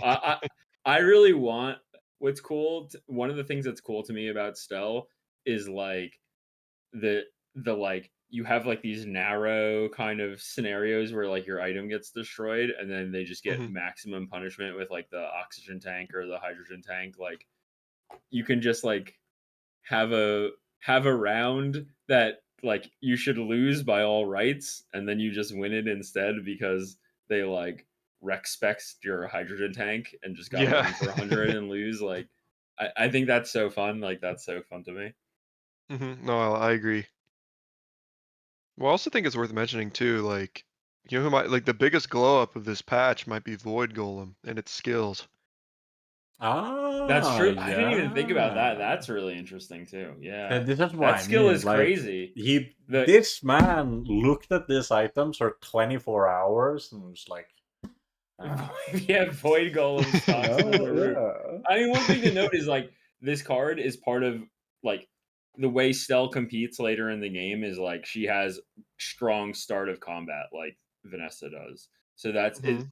it's kind of like that's one of her another card that's spoiled. The launch pad is the same kind of thing. Like, you yeah. have start of combat tools as Stell, and that's kind of your angle into the late game. Yeah. Yeah, I mean, is there a way? Sorry, I know we were talking about bombs earlier. Is there a way you could cook with like Void Golem, start a combat, destroy skill, and like Obsidian bomb? And you just run one item on board. No, Maybe, Probably totally. yeah, could, Like, yeah. maybe. I don't know. Does that one have Oh to? wait, It has to activate though, so you would need another item that is fast because they reworked the skill, right? So it's like the first time you use an item. So Mhm. that Oh, would be the that's true, problem there. that's But yeah, I see true. the Yeah, but vision. well, you could do it for the Also, big one, Radiant Clamor. yeah. but For yeah, just Well, to Radiant but Clamor. clarify, if you do it for the big Oh, you're right. one, You're right. then Yeah, good you point. know it will activate and destroy itself, and then the void golem skill activates. Well, yeah, like Radiant Clamor. You're right. yeah. So I just want to also clarify: Launchpad is a dual item. Launch Tower is the Stelle item. Oh, in sorry, case people Launch get Tower. Yeah, confused. sorry. Yeah. No, I'm because thinking Dude, Launch they- Tower it's only these- because instead, they're yes. literally. They Yeah. have done me dirty in season 5 because of like I've already ranted about it once, but like that one too. I will never be able to. How do I remember? Hydrogen which one is tank, the pad oxygen and which tank, one's the tower? fire hose, All steam No, hose, there. display again, The case, tower is showcase. big. The tower is bigger than the pad, and the tower makes is a sense. Yeah, large, and the pad is a I wouldn't. medium. I wouldn't have That's mentioned it my- if it didn't literally have like if that No wasn't worries. another item, right? Like if you Yeah. just call it that, that would be fine. Oh, But but that's no, what I there's mean literally with a launch like pad. steam Oh. hose, fire hose, and like Yeah, fair enough. remembering which one is the big one, which is the buster. Again, you have to think about. I think a lot of the time you just have to think about the size and the art. That's your only salvation. Stare deep Well, at it until it's to be etched fair, into your soul. we have also invented new items on the podcast a few times. I think all of us Yeah. have just invented a name for an item that doesn't exist. Be So like that happens too. Okay. Did I hear this is like oh I might get in trouble for saying this, but like it's gonna be Havoc. They've finally fixed the name of phonograph to gramophone, and people are in shambles. It's Yep. I mean, can we reveal the It's item name apocalyptic. changes? Like, I feel like Yeah. again, Uzi is SMG. Yes. No! Yes. Unplayable. Havoc. I mean, I kind of get it. They didn't want to reference to a Yeah. real world gun in the game. I've makes sense. heard that a lot of like the real world weapons have like really weird like licensing things with the names. They might actually have been told by legal like, hey, it's a good idea to change this preemptively. Yeah, I mean, they did change Scout Trooper to Look. Hoover Bike Hooligan, so Bazaar Jeopardy be damned. I'm gonna keep calling Uzi and Uzi for the rest of my life. I At this point, Don't blame you. Yeah. I just SMG is such a mouthful. Like no, Uzi is Uzi. I know it's so many more the- letters. It's Yeah, one true, whole very true. additional phoneme. Sixten is in shambles.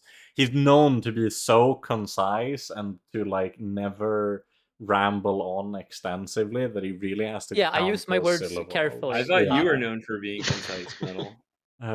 It's funny. It's funny because I'm the weirdest one because I'm equally known for being concise and rambling and just Dude, being a yapper. okay. No, it was just sarcasm. Man of many Yeah. contradictions. No, it's Okay, accurate. That's okay, good guys. banter. Can we just?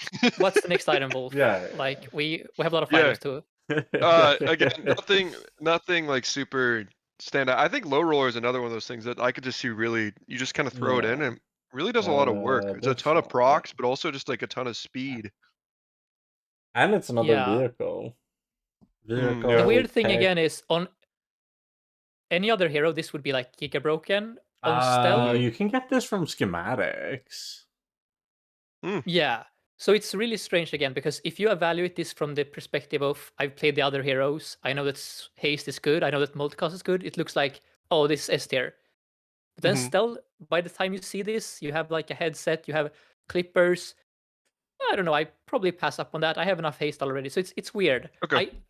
I completely understand that this item is strong, but contextually, you just kind of don't need to solve haste like on Stelle the Yeah. same way the other heroes do. So yeah, Mhm. cool item though. I like the artwork a lot. Mhm.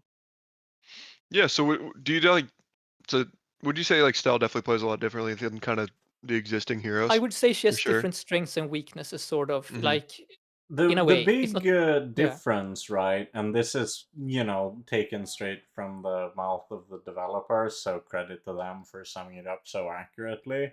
But when you talk about characters in the Bazaar, a good factor to mention is like what their default output is. And for example, one of Pygmalion's default outputs, and a big reason why it's so difficult to evaluate as a character, is health. He is a character that outputs health and money just by playing him. which will make him Mhm. have a lot of health and money.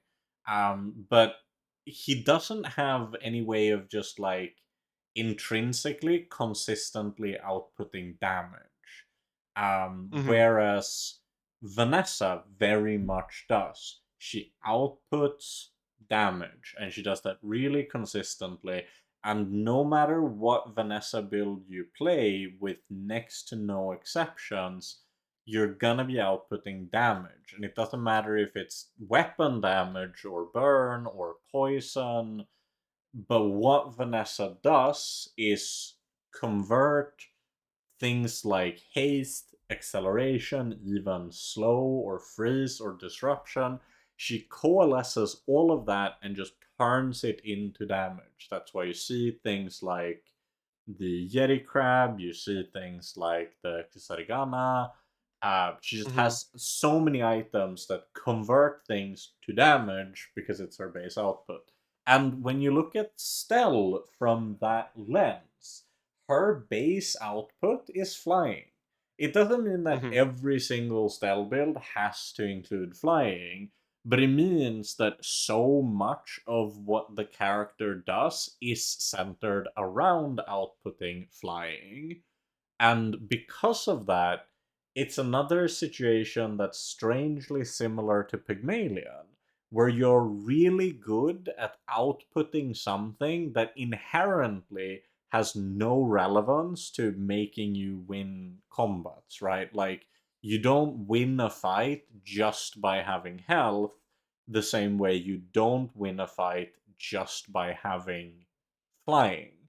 And I think that is the biggest part of the learning curve, is to figure out how to translate a character that has a base output that isn't directly related to winning combats, and take that and turn it into something that does win combats. Mhm. So yeah, I definitely think in that sense, it is very accurate to say that she plays really differently. And Yeah, she's good at making triggers and bad at converting them into killing her yeah, opponent. and not even And so like that's Yeah. why necessarily you're bad at bottlenecked. converting them, but Yeah, but it's you're like an bottlenecked on that. it's Is yeah, how it's The way an I would abstract conversion. the way I would put it is there is an extra step when you play Stell. Like Yeah. on Vanessa, you put a weapon on the board and it's gonna deal damage. On Stell, you first make that weapon fly and then it deals a lot of damage. Which means that stuff like haste and start time, because there's an extra step in Stell's path, like that is something she kind of needs. If you didn't have access to that, she would just be too slow because you're adding this extra step. But in the time Mhm. your first step is completed, the Vanessa just kills you with their katana. So I think that is part of why they have decided, yeah, it's okay for Stell to have more access to haste because she has to make her items fly in the first I place. mean, I even So think Mhm. like more so like on Vanessa, again, haste translates directly to making things deal more damage. But if most of your board outputs flying triggers rather than damage, haste usually doesn't necessarily strictly translate into just higher DPS as much as it does Mhm. a higher output of whichever trigger it is your board is centered around doing. yeah, Mhm. Which makes it harder to evaluate due to the additional layer of abstraction. It's Mhm. easy to say making my weapon that deals damage deal more damage is good, and it's harder to say this build that I've set up to care about certain triggers, will it benefit more from me running an additional card that gives more triggers, me speeding up the cards I already have that gives triggers, or me running more payoffs to utilize those triggers? Um, and yeah. I think To that's bring it what makes it tricky to to evaluate. bring it back to the hero example here is, for example, if you take the item rocket boots, I know a lot of pigmains value that item in of Yeah, itself really highly. Like they will put rocket boots as an item on their board to speed up their like back in the day it was like regal blade, but you know, like their big clunky weapon, because it's Yeah. so hard for Pig to put haste on his board. He will take any kind of haste he can find. Whereas on Stell, she has so much haste that she would never put like rocket boost on her board, which means that Stelle items that are related to haste would probably be really strong on Pig, but that's why Pig doesn't have Stelle's haste items. So it's Yeah. like that is why heroes are allowed to have quote unquote really strong items, because on that hero those sort of items are like balanced in a way. Yeah. Anyway, I think we can probably yeah. move on now. But just I love this kind of conversation because it's why I love the Bazaar essentially. All these. Yeah. Yeah. Okay. Yeah, So yeah. what's next on your What's the list, next Wolf? one? Yeah, I was gonna say, well, maybe we just devalued haste a bunch, but headset kind of maybe might look like it might be the glue of Stell. Yeah, I mean, honestly, I don't think we need to say much more about it than you nailed it. Yeah. That's it. It That's Yeah, very that's much it is might what be it the is. most important card in her whole kit in a way. Or It's specifically, like like if there's one thing to be said about earliest, it, certainly. is that obviously it is still really good when you aim to fly one time, but if you aim to cycle, so this is just a classification that I've invented, and you can kind of see it in the items we've talked about. But I usually talk about takeoff boards, cycling boards, or stopping boards. Where the last one is the most rare, but that's stuff like Bon Voyage, where they explicitly only care about being stopped in order to trigger. And then a takeoff would kind of be you aim to just make your board fly, and then you gain some kind of benefit from that. You mentioned the one that's kind of like Adaladdle that just requires you to have flying items. That one's a good example, because all it cares about is you having items that fly. It doesn't care about you triggering flying repeatedly. Whereas if you have items that care about you repeatedly triggering flying, when all of your things are flying, you can't make them fly again, so then you have to make them stop flying and then start flying, ergo Yeah. cycling. And hmm if you have to go through that whole process of I need my items to do this cycle of two things to get my desired output repeatedly, it becomes so crucial to make sure that they're fast enough to do it. Again, very similar to charge boards on Vanessa or like core-centric boards on Dooley. Yeah, Yeah, so for on sure. headset, I would say this is probably easily the most clicked Stella item for me. Because the opportunity cost is so low, right? It's Yeah. 1 gold, and it goes into at least 75% of the builds I play. And when it goes in, like those builds become so much better with headset that it's not just that, oh yeah, it would be nice to have. No, I Yeah. need a headset if I want to play that. So yeah, really good item. I love it personally. It has been nerfed multiple times. It used to actually start at 3 seconds of haste at bronze, which you That's can insane. imagine. Yeah, that's insane. So It also it's used to already been have nerfed. really insane enchants. There's some of them are still good, but Yeah. there was Wait, one point where But okay, like, I just want to say, no, let's keep going. Never mind. I no, I got was just confused when gonna the say, word. Yeah. unironically, one of the best comparisons is actually what like Uzi does for dually boards, in the sense that you need it to be able to solve the issue of start time on like almost any dually board. Like, you don't have a replacement that lets you say, oh, I've made my thing start fast now. If you want to start fast, you have to Uzi. If you don't Uzi, you can't start fast. Yeah, Metal, I'm yeah, very the other confused. option is right underneath it.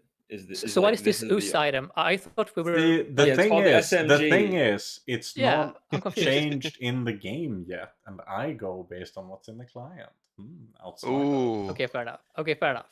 Yeah. Okay, But calling yeah, this Stealth yeah. Uzi is very accurate. I just want to say, like, Yeah, you can just call it because Stealth Uzi. it's the thing, right, where like you cannot solve being able to permanently upkeep a cycling board, which you have to do the cycling thing, if you don't have something that makes sure that your cycling things actually go fast. Yeah, the other option is the like next card on the list, which is Yeah, the the medium Yeah, headset. the Hmm. anemometer. And I think this Yeah. is also probably why they made sure that there is redundancy.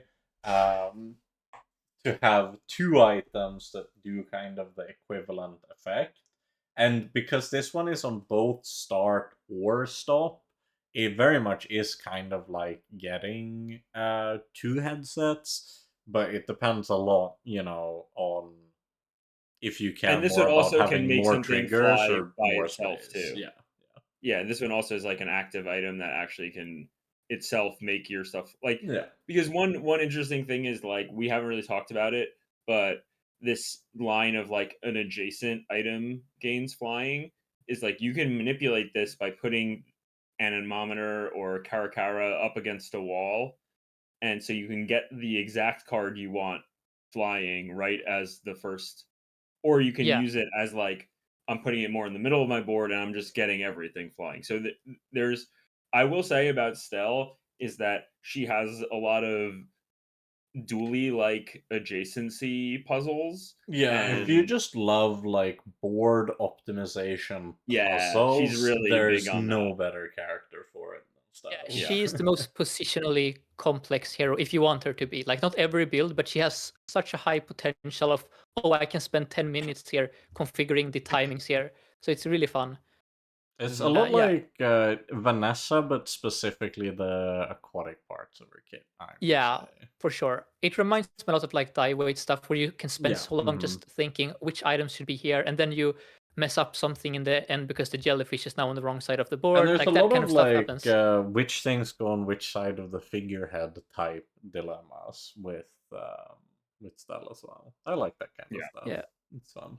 But All right. next item, what you got? Yeah. So real quick too, I assume Mhm. headset at silver is 2 seconds. Yeah, just Correct. scale Okay. linearly. Yeah, I feel like it's good Yep. at bronze, but I feel like it becomes probably your turbo nuts item is silver. Or Yeah, am you I- It like the just upgrades for sure. depends, right? Like some items cycle very fast, and the faster they cycle, the more you can like get away with lower amounts of haste. But like if they cycle really slow, you might just be like, well, this item only flies every 8 seconds. I probably want a diamond headset. Yeah, I would say the silver upgrade is I have skipped diamond upgrades to just get my bronze headset to silver. But beyond that, as Metal says, at some point you have builds that just you already have sort of perma haste already at 2 Yeah. seconds. So there are diminishing returns with the upgrades there No, for for sure. sure, yeah. Yeah. Well, I feel like the And same she way can about also Zork. get haste from skills too. So there's Mhm. other like there's more to it. She just gets haste cheaply. That's just one of her characteristics Yeah. of her. Yeah. Pretty Yeah. much. Yeah. But yeah, I completely because like for me it's like running Zorkid in like a trebuchet build. It's like you hit once you get past 2 seconds, maybe 3 seconds, like you have enough procs, you have permanent haste anyways. Like you don't need to keep Yep, upgrading but it. then at the same time, sometimes if you transition instead to being like a depth charge build, it can be pretty nice to have a higher rarity Zorkid. Mm-hmm. Yeah, I never considered it Yeah. before you guys started talking, but I think Aquatic Vanessa might actually, at least some iterations of it, might actually be the closest we have to like demo testing what Stell sort of feels like. Like just the more I think about it, Yeah. because Aquatic Stell, sorry, Vanessa also has like abundance of haste, right? Like that's always been like a defining part of Aquatic Vanessa. Mhm. So yeah, just an interesting It's thing there. both that and Mhm. that Aquatic Vanessa has always been heavily focused on adjacencies, like what do you captain's wheel, where do you position dive weights, what do you want next to your jellyfish. I think for a Yeah. while, Water like wheel. Pearl Yeah. was adjacent. And then also what I've always Yeah. loved about Aquatic Vanessa is how freely you can pivot from sort of one aquatic payoff to the next. And I think Stell is sort of similar. Like you can easily go Yeah, from and yeah. the big comparison, right, is because a lot of the time what aquatic builds output is either haste, but sometimes the output itself is aquatic triggers, which is Mhm. kind of the same thing as outputting flying triggers, right? Yeah. Okay, what's next on the list, Wolf? Yeah, well, definitely a little biased because I got to reveal him, but I wanted to take a look at some of the drones and probably Yeah. probably consider Angler drone. I don't think it's like the most like sexy drone, but I think battle drone is really cool in terms of talking about like Yeah. not necessarily having like a damage payoff for style or converting triggers to damage. Thought it could be a good way to do that. Also, If you hadn't seen me before, that's a little sneak peek of Yeah, that's I guess half my half of face. his face. Yeah, We headphone also color have, reveal. I'm in the same camp. We go all the way back up to the pressure heater. Here is approximately half of Yeah, so my for face. audio-only listeners, this Google Documents is like cropping images from the reveal videos Yeah, themselves. and specifically, these are when we revealed medium items where the text takes up more of the screen. So if you want the entire text box, then just naturally the crop will include our faces. Should we be reading the whole item description for audio only? It's one of those things where I think I'm gonna, in this case, link the Yeah, sheet in the Okay. description, and it's very easy to find on the Discord as well. Normally, we do try to read stuff, but there's just so many of them that hmm it's probably easiest if you yeah. just follow along with When your it's own this many cheat sheet. items, it would just be way too time-consuming to try and read everything, especially when we Yeah, jump yeah, around like this. So Yeah, yeah, sure. but good shot. Yeah, I do my best. Yeah, and But yeah, yeah, sorry, go ahead. Yeah, Battleground's but I just pretty like cool. It's Battleground. like it's flagship coded, I would say. Yeah. yeah. I saw something people complained about, or not complained, but still, people who reacted to the items were like, "Wait, why are all Stelle win conditions gold only or above?" And I think Battle Drone is a great example of a silver transition piece, or like something that you can add to your build on like day 4 or 5 to make it stronger, right?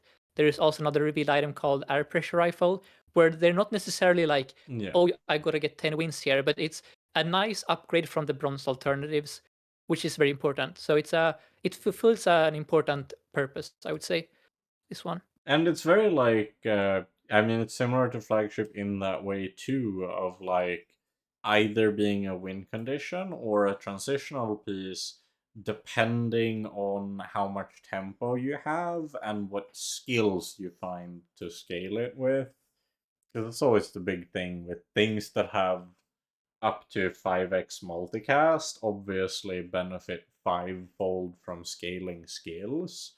Whereas if you don't have scaling skills, then it's only gonna Yeah, scale so I so would say hard. that this drone, like the drones in general, if you have to like describe them, they're like stealth tempo line, in that they hmm aren't necessarily meant to be the day 14 items you put on the board. But if you can just coast by, like Metal described, just tempo, never take a loss, you can easily go 10-0 just playing these kind of drone aggro Yeah. builds.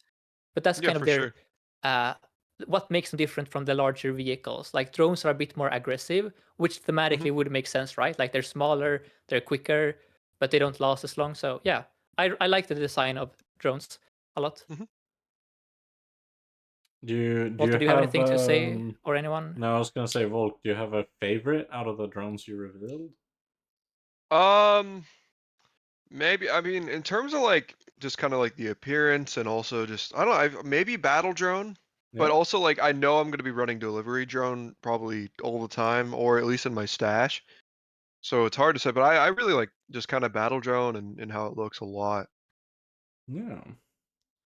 But yeah, it's interesting too. Like one thing I've definitely been noticing, I guess especially with like some stuff we've like talked about, is it like yeah, like every like high damage stealth thing seems to be like gold or above, where it's Yeah. like in terms of like maybe more defensive tools or maybe more like I just call them like accelerants, like things like the headset. They're all like bronze or silver. So I think it really seems like they're almost trying to like lean into flexibility that way, like allow you Yeah, to pick up whatever pieces, and then it's like okay, you can kind of go with whatever win condition you really Yeah, and it's find along the way. actually that is very astute of you to spot, and it is something that I've spoken at length about on the podcast in the past. That I always think the game is the most fun whenever, like, I think shot glasses is a good comparison, where it's like hmm the thing that is strong is the support item rather than the payoff itself,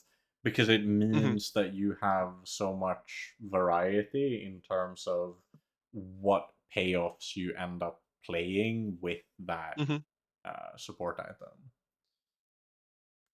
yeah. I think this is part of why Stealth for me is so fun to play.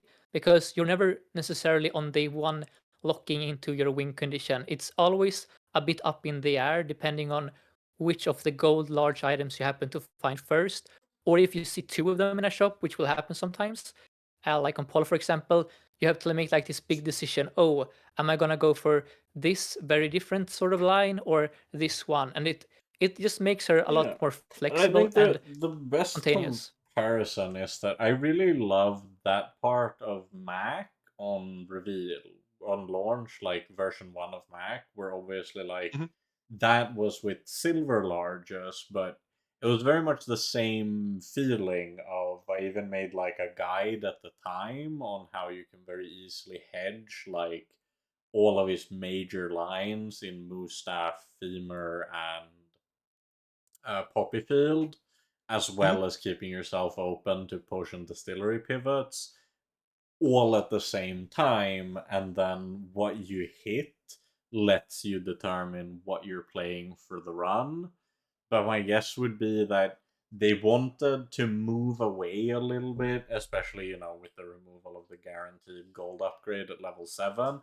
They wanted to Yeah. move away from that decision point happening as early in the game as it did when they were all silver, but they probably liked the play pattern of that decision point existing, and so Mhm. instead, if you do the same thing, but you make a lot of it gold, you get that cool effect, but it happens at a later day.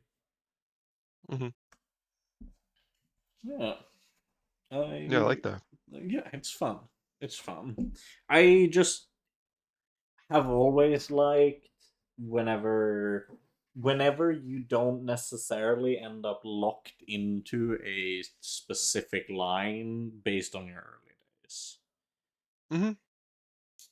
Yeah, I completely agree. And like there's really some characters too where it feels like even I'm trying to like carpet, for example, if you're playing Mac and carpet, Yeah. like you're probably, assuming you don't get high rolled on, or like you're guaranteed probably for like, 7+ wins, but you're like, how do I get out of this? Like it really feels like you're locked in Yeah. my experience. So it's nice to have like flexibility like that where you can always feel like, you can always move off of something. Really depending on the kind of the pig setup, but sometimes I really feel that in pig where Yeah, it's like, I mean, carpet suffers from it not connecting very well to the rest of Mac's kit, such that hmm like it's hard to get, oh, my carpet's falling off, but it's like, okay, well, all the other items on my board are also falling off, so I need an entirely new new build yeah. when you're in the carpet line. So that it is tough on that. I will say that Stell is definitely way more modular than Mac. So like the hmm pieces you have, like headphones, for example, which are going to be on your early game drone board, are still going to be useful for, or headset. I keep calling it headphones, but I'll probably just call it Yeah. headphones forever. Yeah, I mentioned so many times in the pod about the idea of talkative items. Wolf, and for new listeners, how basically how flexible items are, I guess you could call it. Like how many hats can this item wear? Can it go into one specific build only, or can it be in 5 different builds? And I feel like the way Stell has been structured is that almost all her bronze and some of her silver items, because they make stuff fly or care about flying, and then her large gold payoffs are usually tied to flying. It means that when you invest in like an early game board, your pieces will still be relevant in most builds you go for in the late game. Whereas, for example, on Pig, if you want to play Freeze Pig, most of the Freeze Pig items probably don't talk at all with like his yo-yo like aggro stuff at all. Like I'm trying to make like a comparison here where some Yeah, heroes have they're off on a, he has some connections to like they're burn, like but they're isolated. mostly So off on an island, yeah. And same yeah, thing so what for happens Mac is, carpet. It's like off on and an this island. this is why I find it so frustrating. Dule said it as well. You kind of have to go all in on one thing. So if you want to play Freeze Pig, you just have to commit to it. Or on Dooley, if you want to play Friends Dooley or Dinosaur Dooley, you kind of just have to lock in. And then every item that isn't a friend or a dinosaur is no longer like relevant, right? Which just means that I find that it makes shops less interesting because you're just looking for very specific tags to hit. Whereas on Stell, because most things care about flying, well, so long as I have a few flying items, I can basically play almost every stealth build, which I think is an excellent like design direction to go in general. But yeah, that's just adding to what you guys already talked about. She's so flexible and interesting. Yeah. I think that's pretty aptly put. So next item, perhaps, or Yeah, so we not. I don't know if we need talking like. Just thought butterfly was interesting. Kind of almost reminds me of Yeah. just like a little like mono red buffer, but It's I don't know, just especially like. like I think the one thing to note about this is for anyone who's been like looking at the big picture of the stuff that's been revealed with Stell so far, she has incredibly few items that buff damage. So even though Mhm. the like scale, so even though the numbers on this particular one isn't like anything absurd, it is one of the items that will offer scaling damage if you have a build that particularly cares about that. Mhm. yeah, Stell is very hungry for these kind of staling items. Like Stella would kill for a shark claws, for example. But if she had a shark claws, she would probably be completely busted. So lightning butterfly, I think, is a really nice item. It's also, if you read the bottom text there, where it says at the start of each fly, it starts flying. That in of itself can actually be the reason you want to run it, because you will have, for example, say the headset, right, which whenever an item starts flying haste it, could mean that the lightning butterfly goes off at 2 seconds. So if you care about start time, this item could be one of her fastest items in the late And game it's to like, also like quick freeze too, right? So you can yeah, create yeah, like this is like a tool like Clamora to create skill chains. So like Yeah. yeah, you have this starts flying at start of fight, then you have headset which gives it haste, and then now you have a haste trigger on a freeze, and like so that's also a very important part of her kit, and an important part of like what gives her like strength deeper into the game is that she can get get her combo going, her build going, whatever it is, very quickly out of the gate. It's like a Mhm. big strength of her late game. So and this card could be part of that in some builds. Yeah, actually, I'm glad you guys said that because I think I was now like almost sleeping on butterfly because I didn't even think about this is like a start of combat thing plus headset, and all of a yeah, sudden like you've buffed your whole board at 2 seconds, which is pretty reasonable. Well, maybe not because everything's not going to start flying, but still, it's like I didn't even think about that. I think it just like went up a couple tiers in my mind after hearing that. Yeah, it's a Yeah, and she does have very quick freeze, so Yeah. yeah, it's one of those items where I do think it's nothing spectacular, but it's always nice to have some items that just feel decent to put on your board, you know? Mhm. Not every item needs to be the star of the show, but it always starts like that's. I'm so glad that they've done stuff like buff. I think grappling hook is one of my favorite buffs as of late. Like the fact that that's just like a very real feeling item on Vanessa currently. If you're doing slow builds and you just need more slow triggers, it gains targets when you rank it up, and Mhm. that's good. So this is very like lightning butterfly to me feels very similar to like grappling hook, where it's kind of your filler item, it's kind of your flex Mhm. slot, but you're not gonna be terribly unhappy that it's on your board. yeah. Yeah. One final thing here is that in some of her builds, you are very anxious for certain items to start flying. Like you really want this specific item to be the one that gets the first flying proc, because a lot of her Mhm. flying items are like untargeted. For example, it's like make a drone fly or make a vehicle fly. So if you have like an item that really needs to be flying, like yeah, there are like items like that. Lightning butterfly automatically from the get go being excluded from being targeted is very useful. So that's another like Mhm. maybe aspect that most won't think about, but it's very nice to have items that just are excluded from being a fly target initially in practice. Yeah. Mhm. All right. I think we talked enough about it probably, but Yeah, yeah. a cool item. I like the art as well. Yeah. Yeah. Yeah. The more we've talked too, it's like I feel like I'm higher on butterfly and the actually next thing if I wanted to talk about was delivery drone. Because when I first saw that, I'm like, this item looks absolutely nuts.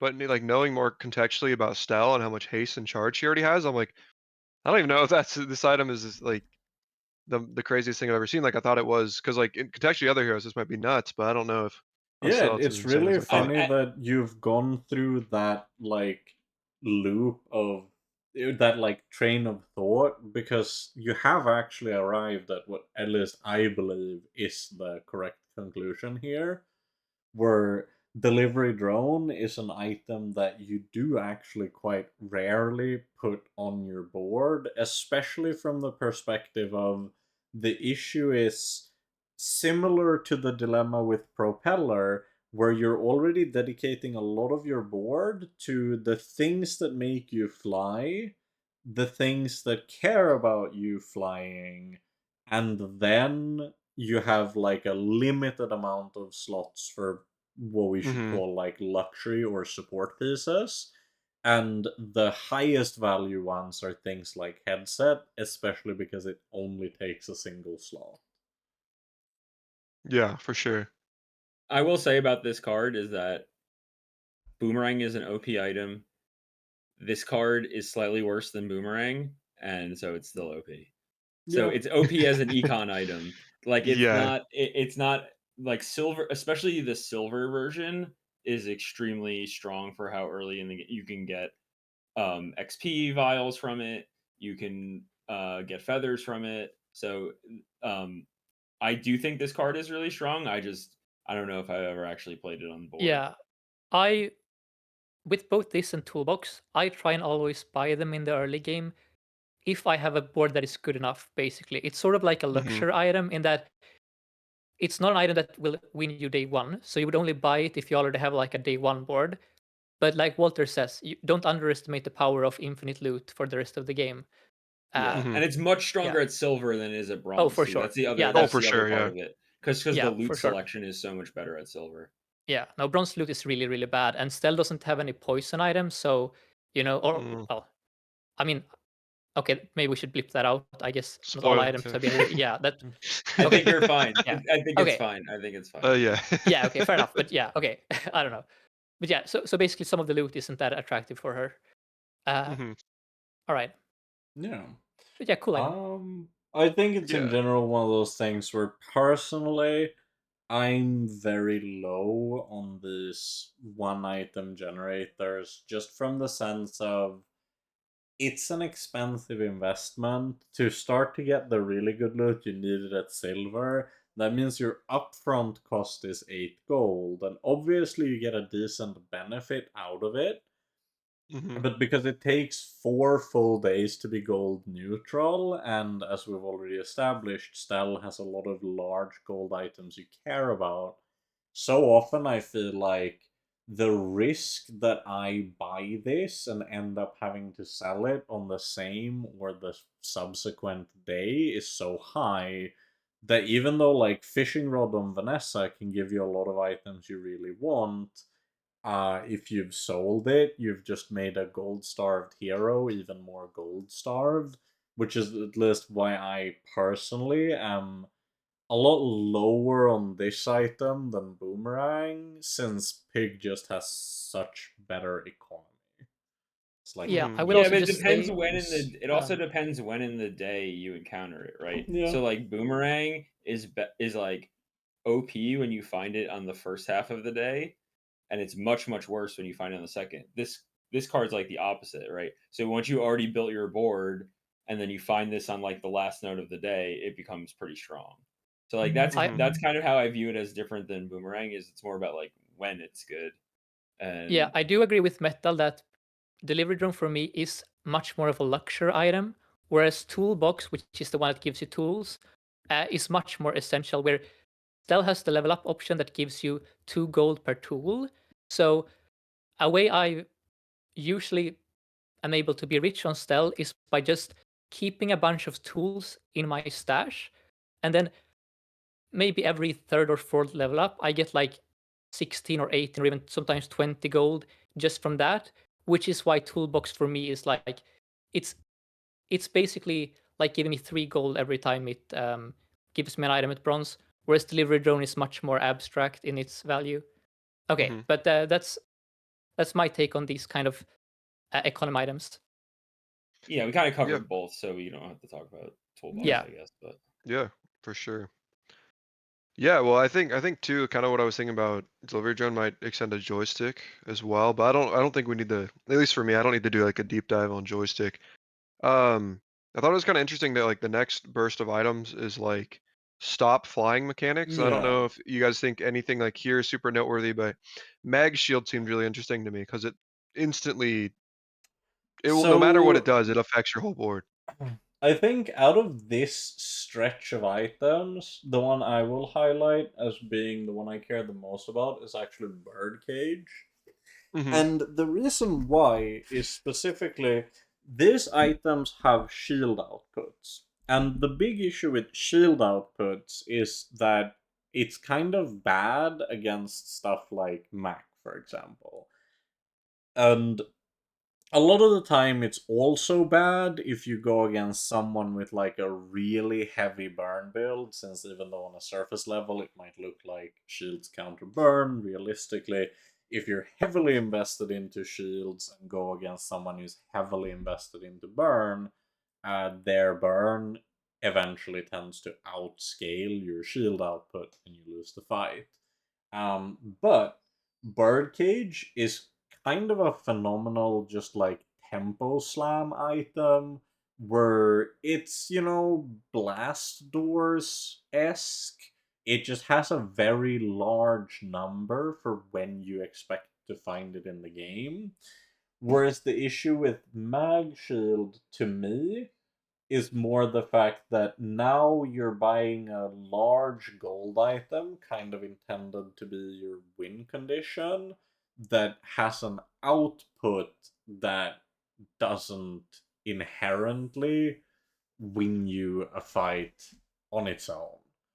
But it is very powerful, these items that both start and stop, especially because it does mean that every time it goes off, it will affect your entire board, regardless of the state of the individual items. Whereas if you're doing the starting and stopping with separate items, you have to care a lot about timing and you're vulnerable to stuff like slows, like desyncing your stuff. Hmm. Yeah, I also want to add on Birdcage, which I also think is a very strong item, is uh, as we've Orbital Polisher has been revealed as an item. So for listeners, that is an item that enchants a small item with shiny, but you first have to make 99 items fly A for it to small be item able to do of the that. same or lower rarity as the Polisher. Mm. Yeah. So what that means in practice is that if you want that to be completed fairly early, like day 5 or 6, you really want to stall PvE fights, which means that you want to avoid killing the monster and you want to last as long as possible in the sandstorm. So an item like Birdcage, which not only makes items stop flying, which is a way to keep looping and getting procs off, but also gives you shield, is like the perfect, textbook candidate for farming a polisher. So especially if you're like intending to complete that quest, an item like Birdcage can be crucial. Like that in and of itself can maybe make that happen 2 or even 3 days earlier. I just thought that is worth noting as well. yeah, So like, Pogo Stick is also another. I mean, of the ones you yeah, went by, Pogo Stick is also Yeah. useful for that kind of thing. Hmm. But I So think the big, when you're considering that, the biggest thing is just, again, you're likely to have a tough time with the economy if you need to be able to buy gold large items, which means that items that double dip in terms of letting you do things you care about on a macro level, but also provide you with instant tempo, lets you like really get your money's worth out of them. Hmm. yeah, it's very easy to tunnel vision on an orbital polisher and kind of torpedo your entire run because you're so concerned with min-maxing that you forget to actually have enough gold, as Metal said, for like an actual build. So that Yeah. by the point you actually complete the quest, well, you have 2 wins and you're on death's door. Is a shiny enchant on your headset really gonna save you here? So that's like part of why Orbital Polisher is I think a balanced item at this point. It is a risk assessment you have to make every time. Like I sometimes skip it on day one because I don't think that because again Stella has economy issues. So just paying 1 gold here, if I can't complete that in time, that 1 gold could be the difference between a reroll, for example. Which again, Yeah. it's an interesting item, I think.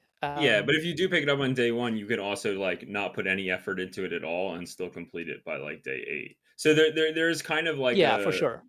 like if you pick it up later, then you need the later you pick it up, the more like you have to care about completing it quickly because it's Yeah, only that a is also true. small. So like you can play it like I bought it on day one and I just like am playing still normally. I'm naturally making stuff fly, and then like it'll usually be finished around day 7, 8, or 9 if you're kind of not really trying to farm it, just kind of playing it in like the most just like natural way, just like I'm making my cards flying because they want to be flying anyway, not because I'm farming.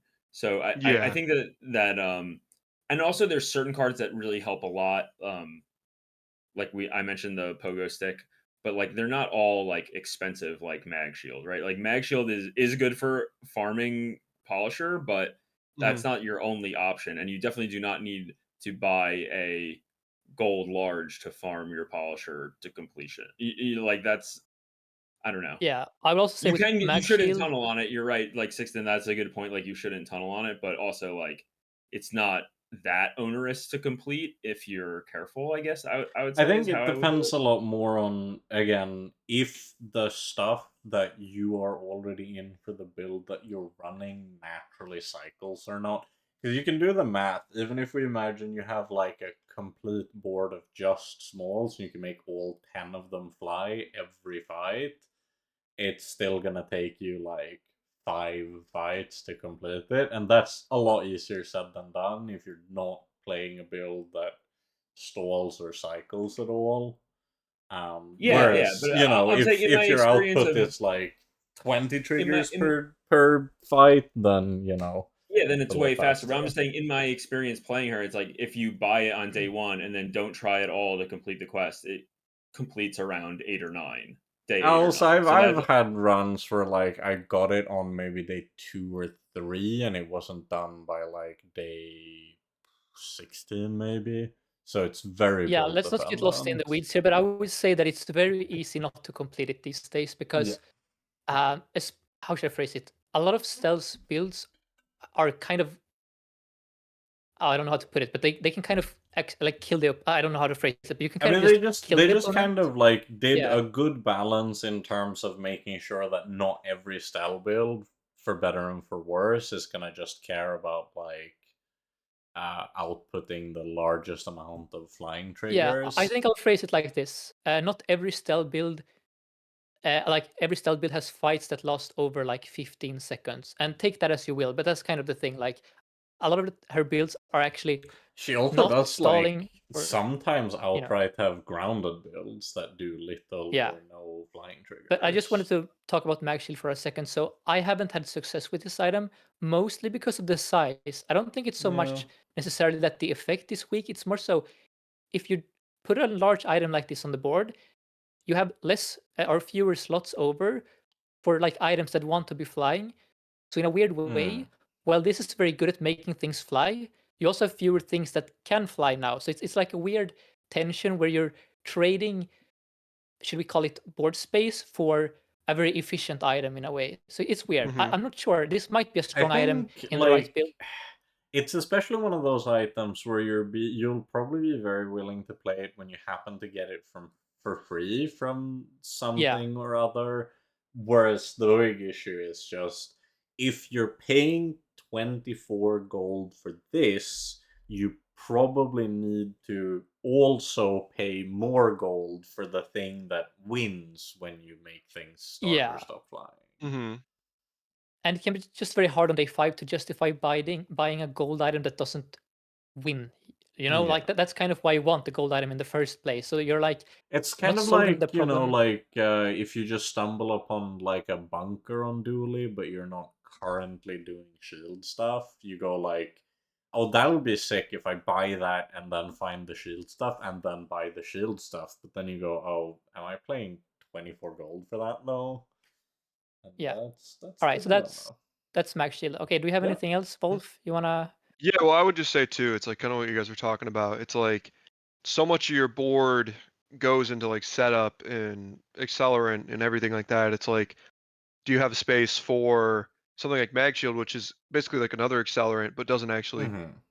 win you the fight? This is kind Yeah, of it's like it's how it. just more triggers, right? Like everything is like Mhm, giving you triggers and giving you triggers and giving you triggers, and it's like, yeah, you need space to kill them actually, Yeah, yeah, the it and other looks issue with that's it this looks item pretty. is you can't run this as your flight starter. Like if you want your like you want items to fly fairly quickly, so a 7 Hmm. second cooldown that can never be your like entry point to flying, Yeah. which means that you have to Yeah. have other items that are quicker, but then you're like dedicating half your board just to flying, and it gets weird. Anyway, I think we've spoken Hmm. enough on it, but Yeah. yeah, a weird item currently. Yeah, for sure. Can I ask just like a random? So this is like a thought I had with stealth. So as soon as I found out Mm-hmm. about flight, I was like, okay, cool. So you have half slow, half freeze. Do you guys like foresee or like ever worry about like a future where basically Stell you just can't? She has like no counters or like I guess like Well, so I think the most noteworthy thing, right, is that when she's going, then things have reduced duration. yeah. But things that charge are effectively slow immune. Which means that flying is already kind of inherently less good against to depending on the build freeze, but definitely slow than Hmm. charges. And the most realistic way to disrupt Stell, if you want to do it with something like slow, is if you are fast enough that you are slowing her ability to get airborne. That's very Hmm. powerful. And then the Okay. other thing is she only halves the duration, meaning that if you Hmm. have a perma slow build, flying's not gonna affect that. Yeah. Yeah. So I Yeah, think this is also those are worth like the two big things. it's worth Hmm. mentioning because I think a lot of people won't know this because it's not part of the flying tooltip. But if an item gets slowed, for example, and then starts flying, that flying won't retroactively make the slow Yeah, that it it's like currently has when yeah, shorter. it Hmm. gets it's the state applied. when it's applied, yeah. And so and Yeah, the Yeah. other thing is like if you're cycling between flying and not flying, then you're also cycling in vulnerability to CC. So like yeah, there's that I part know where even like in vulnerability it's half duration. sure, whatever your degree of Yeah. vulnerability, I guess I Hmm. should say, CC, right? Like yeah. so I think that in practice, it doesn't actually feel when you're playing Stell like you're CC immune. That's not the feeling of Okay. her boards. I would almost bet that the idea isn't that Stell is strong against slows, but rather Stell has interesting ways of interacting with self slow, and Yeah. without this version of flying, I could see the possibility that since her build is so cycle focused, and we've talked about the importance of haste, if she had no counterplay to slow, it might just completely destroy her. Because I think I agree. you're already, because she doesn't have that much charging, but has a lot of haste. If someone actually manages to slow you, it feels really bad. You're I not might label happy. her in a weird way. Like we already like Wolf was worried she was the character that is most resistant to disruption, but in a weird way, her builds, the way they work, are kind of the builds that are most vulnerable. Like to oh, if this item Yeah. stops working, the build just falls apart. Like if Yeah, my and she has synchronization stuff sometimes Yeah. yeah, too. So she can get desynced in the same oh way dude, that some other builds yeah, can. So And how, like, an Yeah. atomic clock could just ruin a Stella. Like yeah. an atomic clock on its Hmm. own can just kill an entire Stella archetype. Like just that item alone. So that's like part But of, I think, Yeah. why flying is the way it is. it's funny Okay. Yeah. again, like the comparison to Pygmalion comes up a lot, where like you would think that when you look at Pig and he has just a ton of health, then you could say, oh, doesn't that make him immune to being rushed?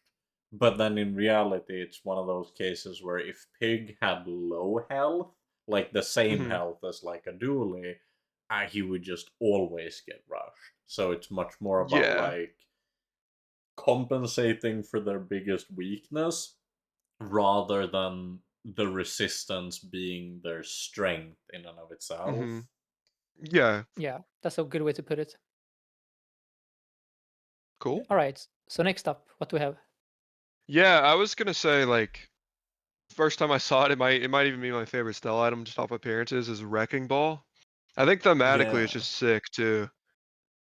It's a really cool one. It's a really interesting one too. Where like Mhm. these things that like we talked about her not having a lot of charge, which is very true. So when she has something that does charge, that's kind of interesting.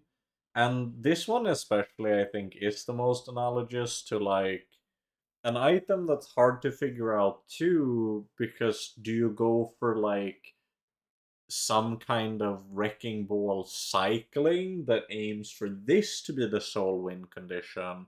Or do you run like a board that has one targeted flying and then like one Nicola, and you just get one fast wrecking ball proc for 30% damage, but then the rest of your build is something completely unrelated that's intended to Mhm. do the remaining 70%? Yeah. Something worth mentioning on Wrecking Ball is multiple people have gotten confused that they believe this destroys your own items because, Ah, a yeah. Wrecking Ball, and also I think even some people kind of want it to destroy on both sides, but I think that would make, I don't know, I think it would be too complicated in a way, right? I like the current iteration where it destroys enemy Mhm. items, because that in of itself is an interesting item. If it would also destroy your own stuff, that would just be a headache to properly evaluate and balance because there's so much RNG. And what if you destroy the item that makes the wrecking ball function? So I just want to point out a lot of people are like, why doesn't the wrecking ball go on both sides?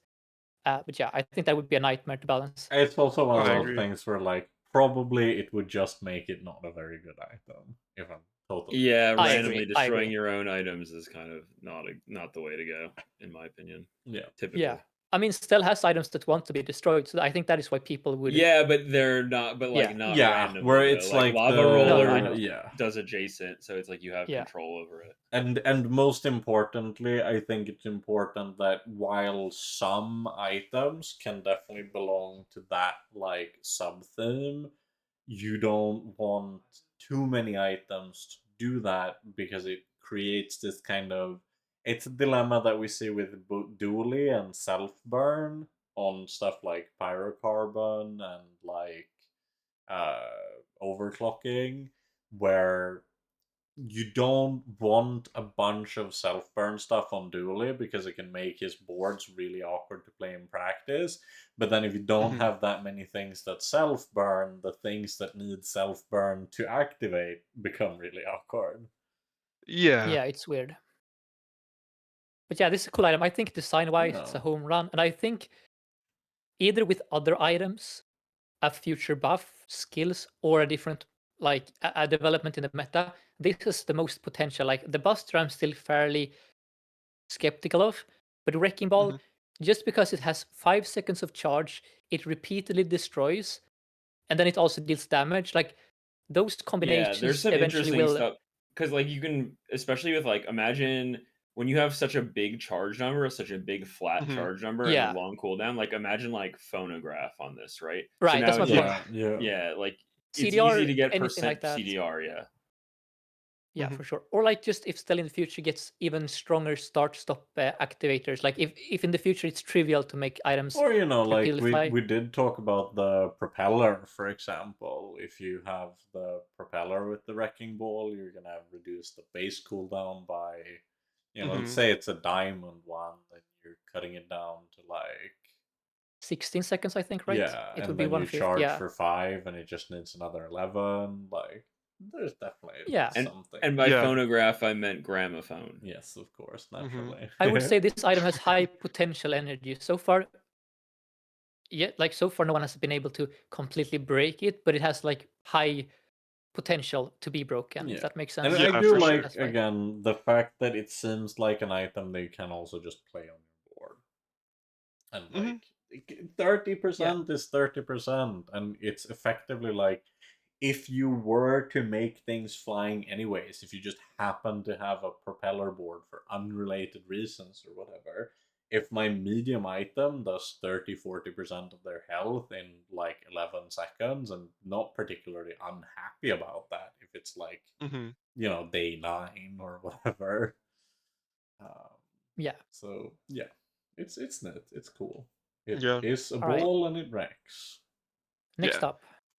Yeah. Plus, maybe I overrate like destroying items, but there's always that chance you just win the fight for no reason. Well, yeah, just and I use think Yeah, that your that's best the yeah. other thing. thing, right? Like having destroy be the second line of text rather than the first on like items like that make them a lot more appealing.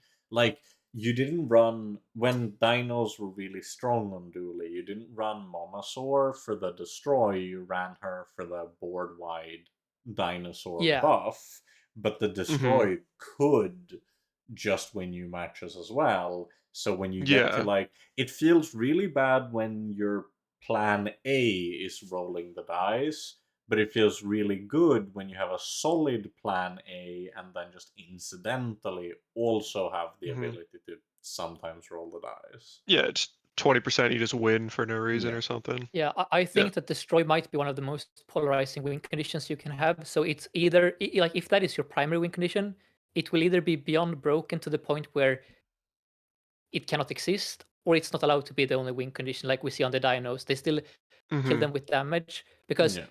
it's such a volatile mechanic inherently, right? Like it's very hard to find some kind of perfect balance where it's a fair win condition, Because sort of.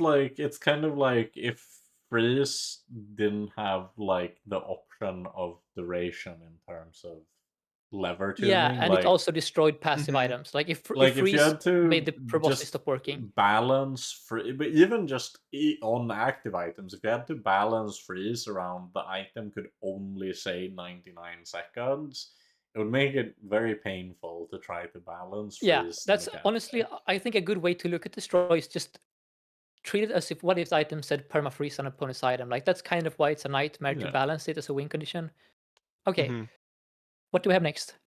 Yeah. Well, I don't know if they particularly called to me, but I didn't know if you thought it was worth mentioning either weather machine or lightning rod, just because they're other large gold I items. actually think Weather Machine Lightning Rod, it's a fairly obvious combo. I think it's one of Yeah. Stell's best boards.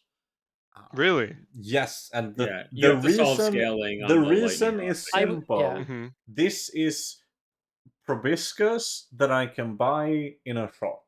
And then you might hit me Mm. back and say, well, but it's large. And then I will hit you back with, I would buy a large proboscis. I would put it Mhm. like this: if you can in any way get that number that says 30 to be any higher, then yeah, this is Yeah. Stealth's best build. But And that is the what if. the big thing, right, is like all it takes is, level 2, you got left-handed, that number now says 50. Mhm.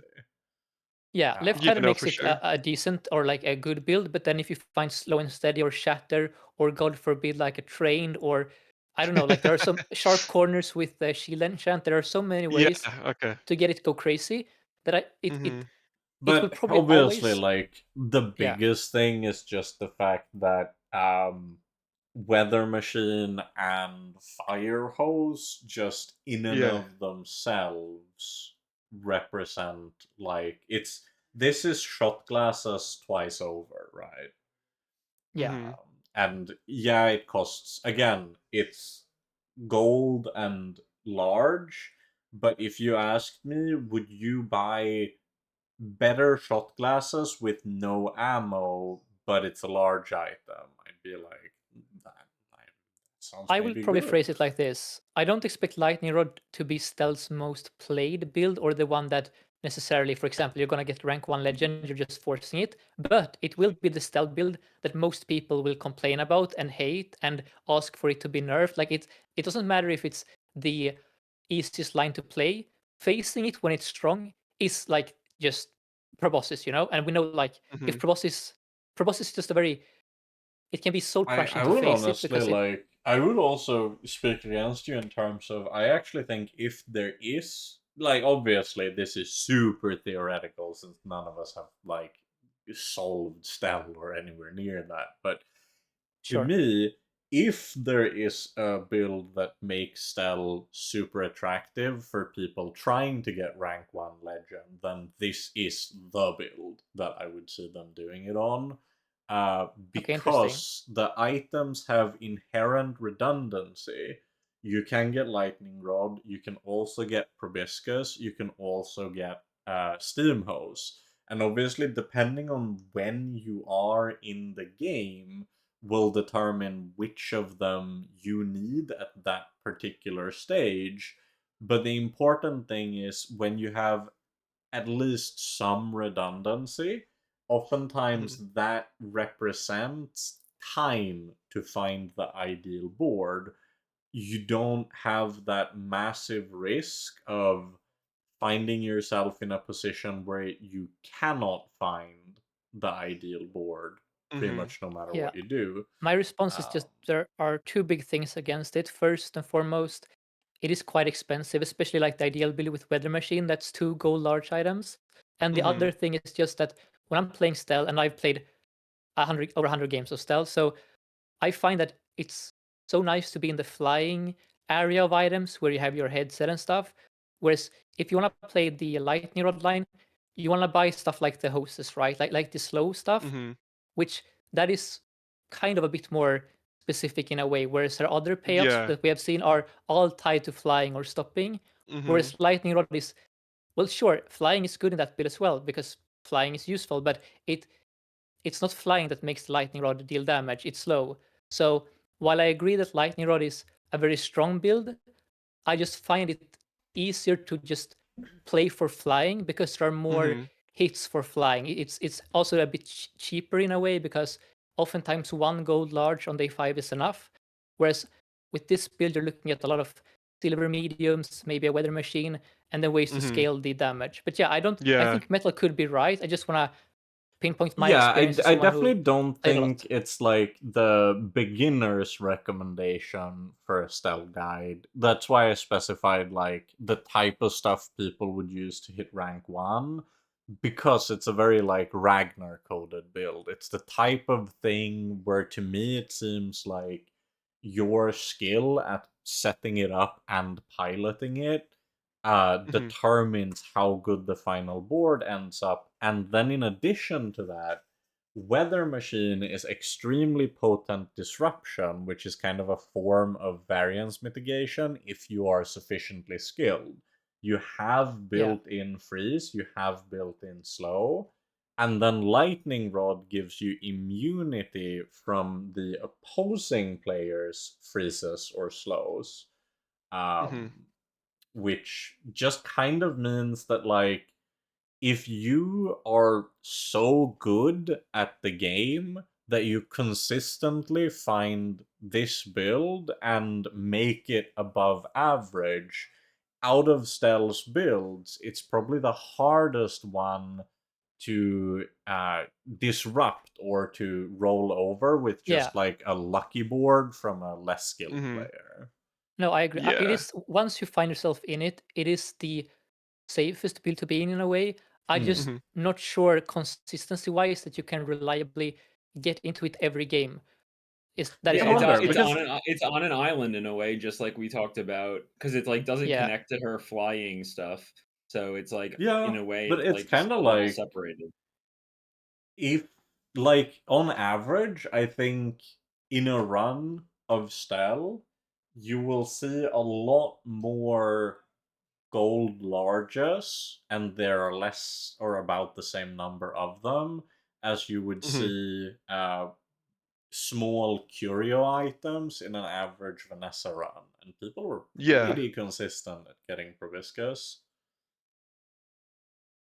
I mean, proboscis was also a lot cheaper though. It's mainly also the economy, just that like if you already got like say another the big gold. thing, right, I is don't know. that they don't really need to upgrade, right? Like, you can run them at gold, which means that Yeah, but my point is more. compared to Let's a say it's day build that 5. needs like 1 diamond, this is actually cheaper. And again, this is Okay. from the perspective of like trying to always get 10 wins, not Yeah, I trying agree. to have the highest average win count, because then I don't see the most important thing being how cheap it is to get into the board. It's how achievable the final board state is, and So my then point I is, usually value lower if it's day rarity 5, requirements highly. if it's day 5, you have stayed of 24 gold. You go into a large shop and you see, let's say, the revealed dagger wing item. It would be crazy to pass up on that item because you're intent on playing lightning rod instead. So what you do is you would obviously buy the first payoff you see if it's strong. But then let's say next shop you see a lightning rod. Now you cannot afford it anymore because you just spent money on the other large. Like, my point is more so, like, in practice, it's like forcing one specific gold large on day 5 seems to me to be Well, I never difficult. said you'd force it on day 5. I said you need to have it on your board by day 13. Okay, then I maybe actually misunderstood you. Yeah, fair Yeah, enough. I because can see that. Yeah, that's the okay. point, right? Like, that the issue with proboscis on Vanessa is that you just genuinely usually only see maybe 2 or 3 curios in a run, even when he like actually offered the item.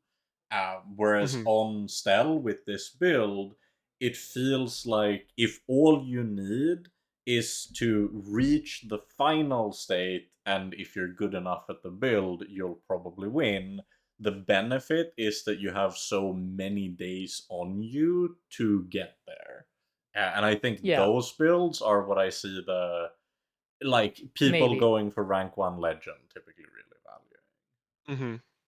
I still believe if you find a very strong payoff on day 5 and you just get 10 wins without, like, you win on day 11 or day 12, there is like no inherent need to try and pivot to something in quote unquote even stronger Oh if sure, what you but already like have is strong that's enough. not what I would call like the build that they are going for in like quotation marks, just in the sense of like your odds of hitting the thing on day 5 are lower than your odds of having hit the thing by day 13.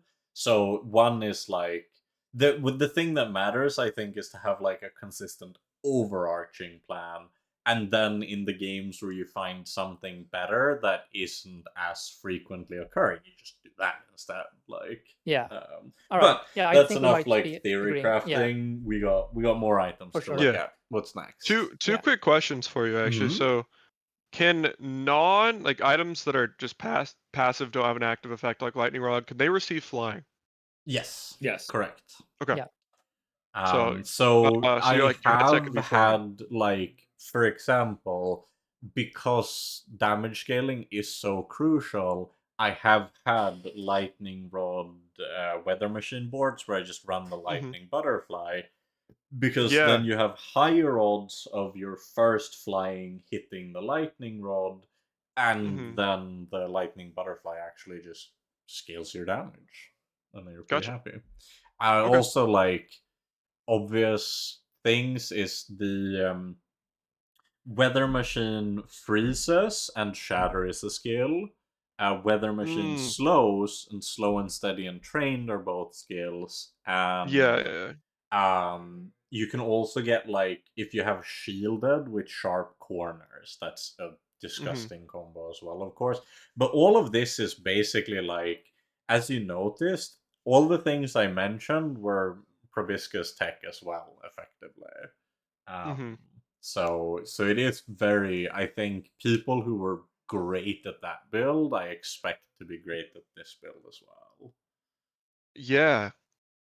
No, it seems right. Well, I was wondering too. The I think what is he, day 8? The Oh, Doctor Dr. Vortex Vortex, he's monster. so Yeah, is he? scary now. He's so I was scary gonna say, is he now. terrifying now? And Yeah. also, like, do you just always want to go there to try to hit either of the two pieces? A lot of the time, because he also represents like a lot of gold and really good skills. And he isn't Mhm. like that scary because he doesn't actually have any damage scaling, but he's way Yeah. more scary in the sense of like if your board is vulnerable to disruption and you don't have that much base health, the lightning bolt Mhm. can still just shoot through you. Yeah, I Yeah. think we can probably reveal that this item used to be 200 damage at diamond, and when Yeah. that That's was the insane. case, you couldn't beat him. But now it's well, I think Yeah, in the revealed that version it's probably was. But it's again yeah, I'm not like it's sure. one of Yeah, those things where like all it took was a few rounds of just people getting actual data on various damage thresholds to just see, okay, in practice, what's the sweet spot? Yeah, yeah, for sure. And it definitely feels like the big thing is I strongly advise that if you want to go for this item, just pick up left or right handed somewhere along the line. It's such a good skill Mhm. generically, it just gives you damage early on.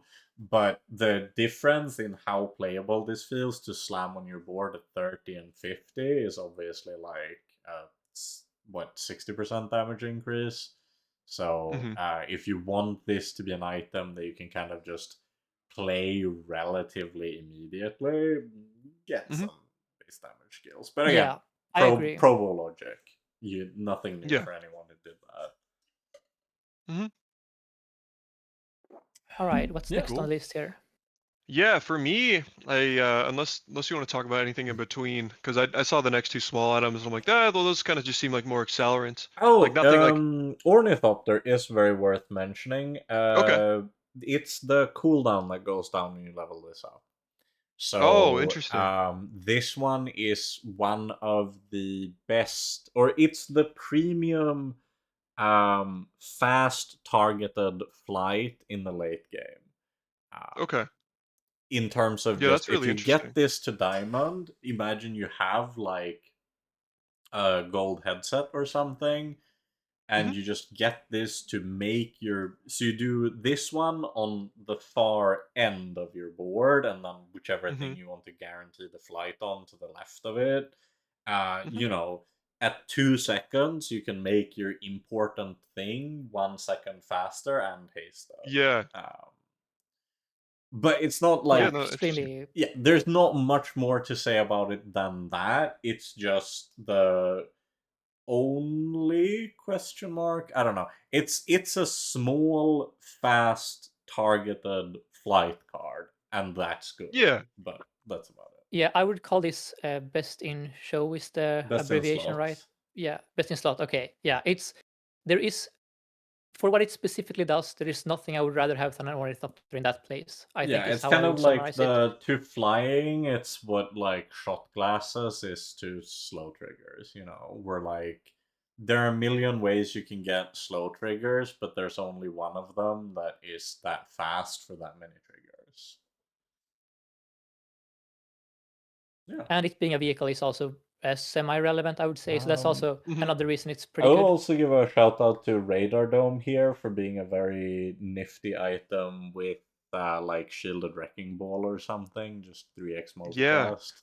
That's actually what I was thinking about with it Yeah. too. Or maybe you could even do that with like the if you make it flying, like your bunker buster or something was kind of I was thinking, but I was also thinking too, like that just seems like it's hard to run that and almost like get damage is what I saw Yeah, or felt this like. one is like super one of those items where like you're not gonna run it that frequently because it's a Mhm. quest item that kind of really likes your thing to have a specific enchant.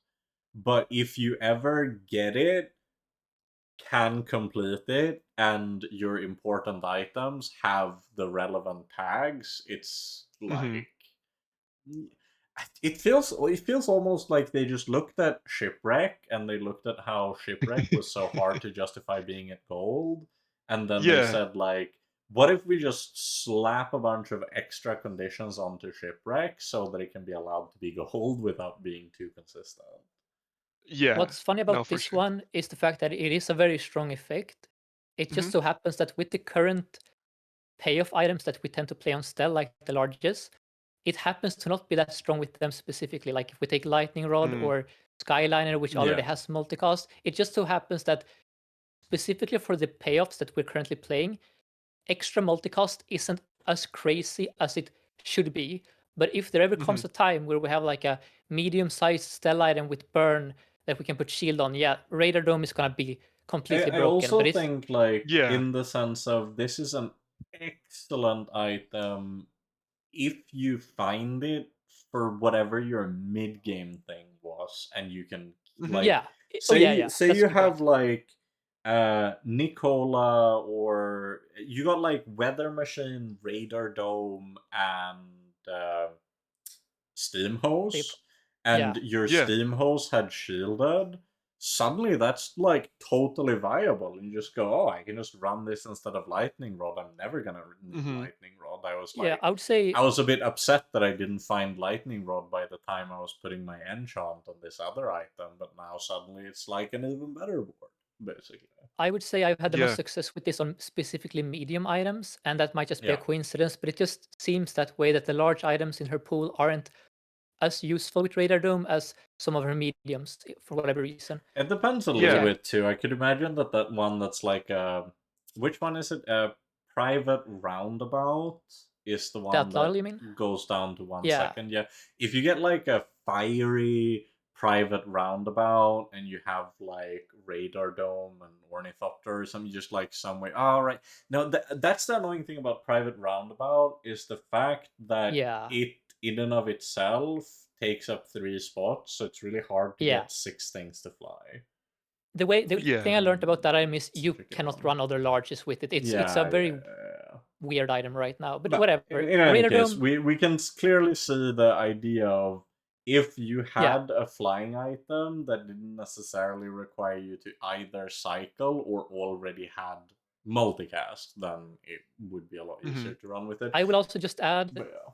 that this item is kind of balanced in that it can't just instantly save you because you still have to complete the quest first, Yeah. right? So if you're on death's door and you're like 2 nodes away from a player fight, high rolling a Radar Dome won't just win you the game, which I think is a good thing. Yeah. Like Yeah. it still takes a bit of effort for sure. No, I agree for sure. And Yeah. good. No, you can go.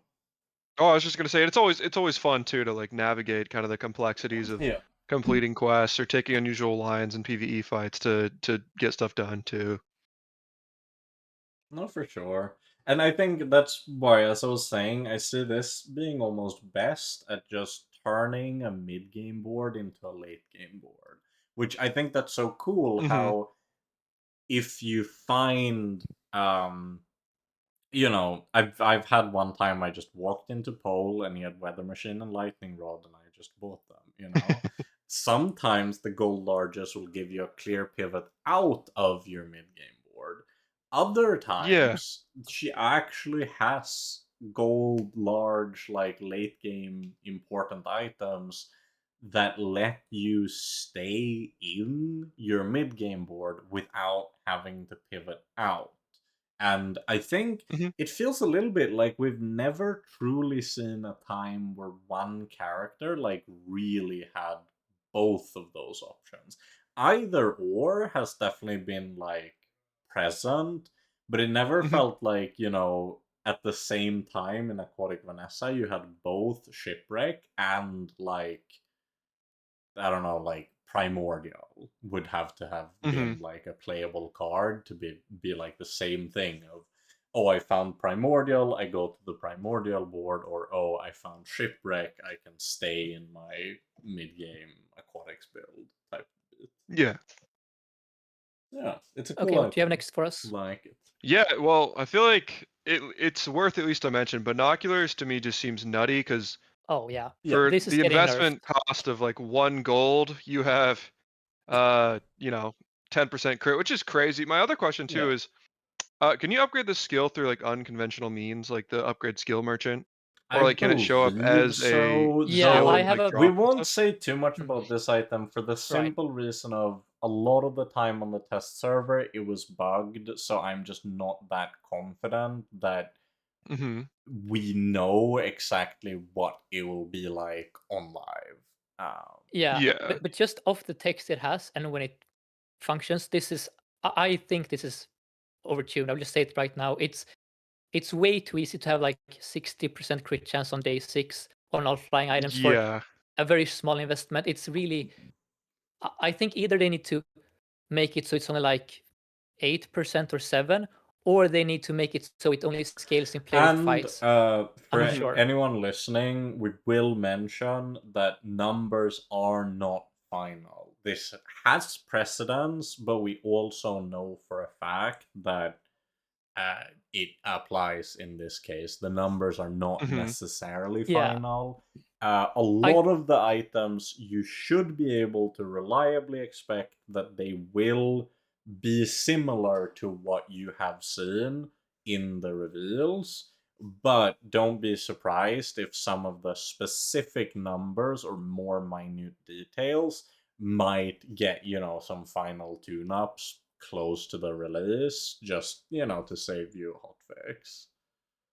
So the way I would describe this is that it's an inexorable, the skill, which we all know is a really powerful skill on Vanessa, Mhm. and a Vanessa's amulet rolled into one, except you can take your amulet off the board and you still have the extra crit chance. Like, it's that crazy. So if that sounds too strong, then that is kind of I will how it say works. one of the metrics that I know they evaluate flying items by is that, like, basically on average your items fly like half of the time. So while I do agree that the text we see in front of us on the screen is very likely higher than it should be, compared to Inorexable, this scales at approximately like half the rate. Mhm. But it depends a little bit on your build. If you have, obviously, for the builds that focus on a big takeoff and then hitting you with a specific win condition, they utilize this especially well. Yeah. Yeah. We kind of glossed over earlier, but there is also another item that means that Stell has no issues getting crit, and that's goggles. The new goggles, Mhm. Yeah. I wouldn't be surprised if Whenever that also you gets nerfed. haze. And Really? they did make this adjacent only, but like just imagine, you look at headset, Yeah, that's fair. and if this is gold, it's 9% per trigger. And so you make like 4 items fly at the start of combat, like fairly early on. Yeah. Suddenly you have like 36 crit from like one small item. That's insane. So it's definitely I one of think those where I could I see think the right now numbers going a little bit that, and then you lower. add Flashy Pilot as well. Like, currently there's like a triple combo of Yeah. 3 insane ways to scale crit that just makes her almost always, if you're facing like a late game Stell Ghost, you're gonna get critted on like from her. And Though I I think will say, we'll see what happens. in a way, it balances out a little bit compared to, like, it's sort of like how that was the case for, like season 1, season 0 Vanessa, a lot of the time, that she, like, when Correctness Crest went by Vanessa's amulet and, like, you gave it deadly and your whole board had, like, 80% crit. Vanessa was balanced around that based on the fact that she had very low access to generic scaling. And it Yeah. almost feels a little bit like Stell is now what Vanessa was back then, where due to the fact that she has so limited ways of getting high numbers just generically on stuff, she's fairly crit reliant, I would say. Oh, I Mhm. think without these crits, it would be very hard to win in the late game on Yeah. her. Like, the crits are all but essential at some point. So it's a weird thing where, in a way, in Stell right now, the fact that she can crit so consistently doesn't necessarily make her broken. But I think ultimately they probably didn't intend for her to just casually have 50% crit chance on day 5 on all her flying Yeah, items. so it's Yeah, I think very that is for the like, thing. sure. I don't think it's weird that she's so good at getting good crit, but there does feel like there are some outliers that could Yeah. use with a bit of tuning. Mhm. All right, but that's basically it on the skill thing there. Yeah. So what do we have next? Oh, Yeah. You grab there did. if you want I to. remember you did want to briefly mention in-flight Yeah. meal as like this is just something you cycle usually. Mhm. I have sometimes held it and like upgraded it and completed the quest and stuff. And honestly, it gets pretty good. Like I got it to be like 1,000 health on like day 9 or something. Yeah, that's pretty But solid. at the same time, you can also just cycle it and make you better for the combat that Yeah. you're actually facing. So Yeah, well, So the weird especially with the thing gold too. It's good to is, greed this card, I think, because it's percentage based, right? yeah. Like it's so If it's there like was ever you a health item to grade, it's definitely this one. I would yeah, phrase yeah. it like this. When you buy this, it is as if you have a node that says you either get a permanent fin right now, or 4 days from now you get 2 fins. Like that is sort of how it works actually in practice. Well, So so I think the big thing, I see it more as like you get 4 fins later, if not like 6. no, because fin Because scales. Like no, fin yeah, also scales. yeah, but um Finn's value isn't like linear, and the other big thing is if you complete the quest and then like upgrade it, then the upgrade will be doubled, which matters compared to if you had just bought it twice, right? Okay, my point was just going to be if you feel like you need a fin right now to get over the line Yeah. in the next player fight, it's often just correct to dump this because it is a very strong effect on its own. Mm. Like sure, it's even stronger when you complete it, but so is winning the next fight and making sure you Yeah. don't lose. So it's a nice item. I like the tension, but I will say Yeah. that often times just using it before a player fight has to me felt very strong on its It's own. kind of tricky because I feel like early on it's so unlikely. Like in the early days, the power of Finn is the 5 regen, not the 5% health. Yeah. And this Mhm. doesn't give the 5 regen. But later in the game, like getting a big burst of just 1,000 additional health can definitely affect a lot of breakpoints. So there is nuance, and but it's very hard to evaluate.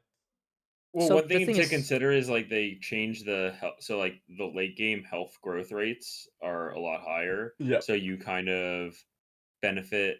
That's why I said it's like a card that I think most times I've had this card, I wanted to greed it. I Yeah. think that like buying it and selling it on like day 4 or It whatever is felt like kind kind of of piss. bad. Yeah. Yeah, yeah, yeah, I was gonna say when I say I'm buying and selling it, that's like in the late game. In the early game, you're basically paying too much for chocolate. Like sometimes this, like on if you see it on day 2 or 3, that is literally paying. How much is it? 8 gold for like bronze chocolate sometimes. Like Though so it is that's the very thing. noteworthy though that like the effect on this item is not bad. Like the fact that Yeah, it gets a pretty decent chunk of healing opens up this weird dynamic where you could play this on your board instead of a slightly better item, and then for no additional cost, like, a few days down the line, you've gained a good chunk of extra health. And Mhm. yeah. yeah. It has so much text on it that it's just a very interesting Yeah. item. It's It's yeah, one I of like those, it. it's the perfect example of items that have a lot of text but that don't feel convoluted. Yeah. Well, okay, yeah, fair enough. I think it's It's like, it's slightly verbose, but complex, yeah. but I don't think, well, I mean, each of the respective things is so simple and easy to understand. I think that's like Yes. the main thing. It still took me like 2 reads to properly like Okay. understand what it did. So Fair enough. Yeah, what else okay, we so next got? up.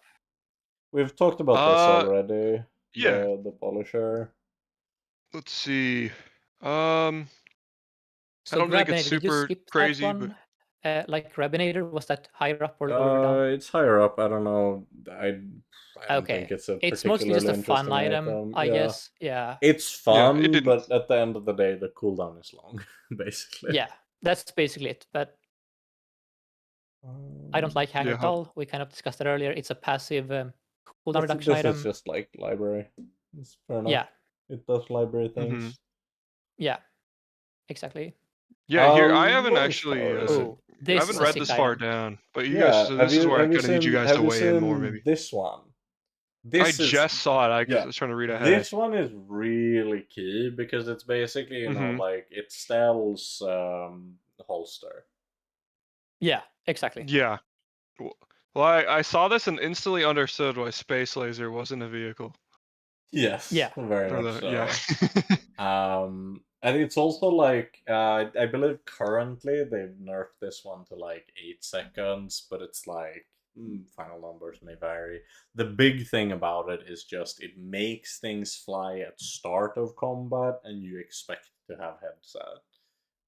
Yeah, and you shouldn't sleep on the damage buff either. Like for Yeah. Skyliner or a few other like that is actually relevant too. I love this item. It's just a very exciting item because the use Mhm. like the active effect, like you start thinking about stuff like the eclipse, right? Or how can I Yeah. break this? Like Yeah. use is powerful. So it's just a very interesting. It's like the perfect late game item for me, where it has so much Yeah. potential, but it's also just like a good item in on of itself. So I Yeah. love this. Might be my Yeah. I like think fifth favorite it's item. nice. The thing I love about this item, I made the comparison that it's holsters, right? Holsters Mhm. is really awkward at gold start, but it couldn't be allowed to stay at silver. So Yeah, holsters for is just sure. like in such a awkward, painful spot now, and probably perpetually will be until they rework it in some way. But this item, by comparison, since it kind of fills that start of combat like activation function, but Mhm. also has additional text that justifies its size and rarity, makes it just feel like it makes so much more sense to run at Mhm. like gold than it does Yeah. to do the same with Yeah, you holsters. don't have to hedge this. Like you can just put this on the board as soon as you have a good comp. It's not like a how should I phrase it? Like you don't have to go to Curio 5 times to make it Yeah. playable. It's just a very nice item. I Mhm. wouldn't be surprised if they maybe nerf this further in the future because it is a very strong item. But Mhm. I hope it always remains a viable item because it's just so fun to play. I think Uh, mainly the big thing that limits it is like your win conditions oftentimes really want to be diamond, which means that you also can oftentimes not necessarily just outright buy this that early on. It's not like you are yeah, willing to buy launch tower before you have like a win condition because it's too expensive. Like if you have massive amounts of gold, go for it. Why not? If you can yeah. I afford think the this only and then line the you could large do if you that on find is it. if you're playing like specifically flying weapon Stelle, which is one of her Yeah. lines, you could probably do this just for the damage buff and then as a hedge. But in most Well, other I think builds, the big thing is just the question is simply can you theoretically afford 48 on like day 5, yeah, which isn't impossible. I have had runs where I could afford 48 on day 5. Mhm. But that's like the big criteria because if you can, then you're very likely to find a good vehicle to use it with, right? But if you can't, then you're better off just looking for the vehicle. also here's my dream build. It is you find the what is the skill called free ride or something like that, right? The Yeah. Yeah. Yeah. yeah, free ride. You find thrusters and you duplicate the launch tower because there will be a PV fight that can give you a launch tower. So two launch towers, and then you put obsidian on one of them. You make both vehicles, and now they're gonna use each other, and then you deal infinite damage. But then you That's lose awesome. because there is internal cooldown, so you're still too I slow. mean, But you yeah, could just that's do it like with Eclipse, right? The it plus Yeah. Eclipse is yeah, like but that's not a as cool. I want to use itself like a launch Yeah, tower OTK. Sixten just really likes unicorn boards that are like Yeah, inexplicably bad for no apparent reason. yeah. I like using support items as win conditions. Like my favorite thing is to turn a non-weapon into a weapon and try to kill Mhm. them with it. And this is like the non-weapon of all times to do that with. So yeah, I'm gonna try and have that happen somehow, but it's gonna take a lot of luck, I think. Yeah.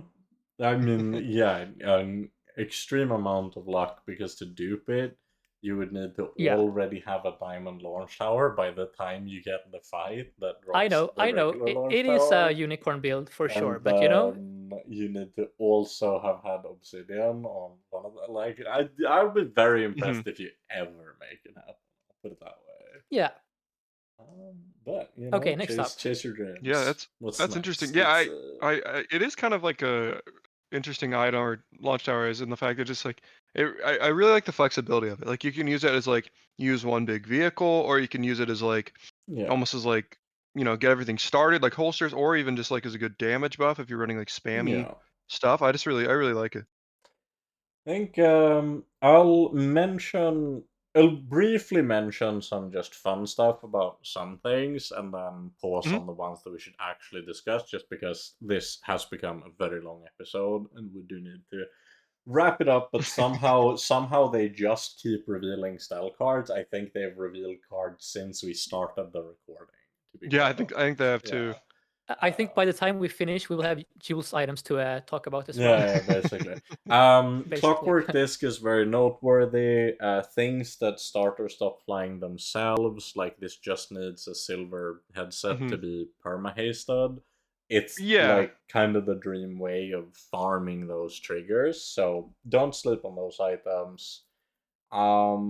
This item is pretty nutty. This is just like on testing currently, they reduced damage to 50, which makes it way more balanced, but it's like, Mhm. it's very comparable to stuff like Torpedo, which Yeah. I've always liked Torpedo and Arbalest a lot in metas where there's a lot of like Pygmalion or like regen or Mhm. stuff, because it's ideal for going over the top. And I wouldn't be surprised if that stays relevant even in season 5, so I think this will be a solid mid game item.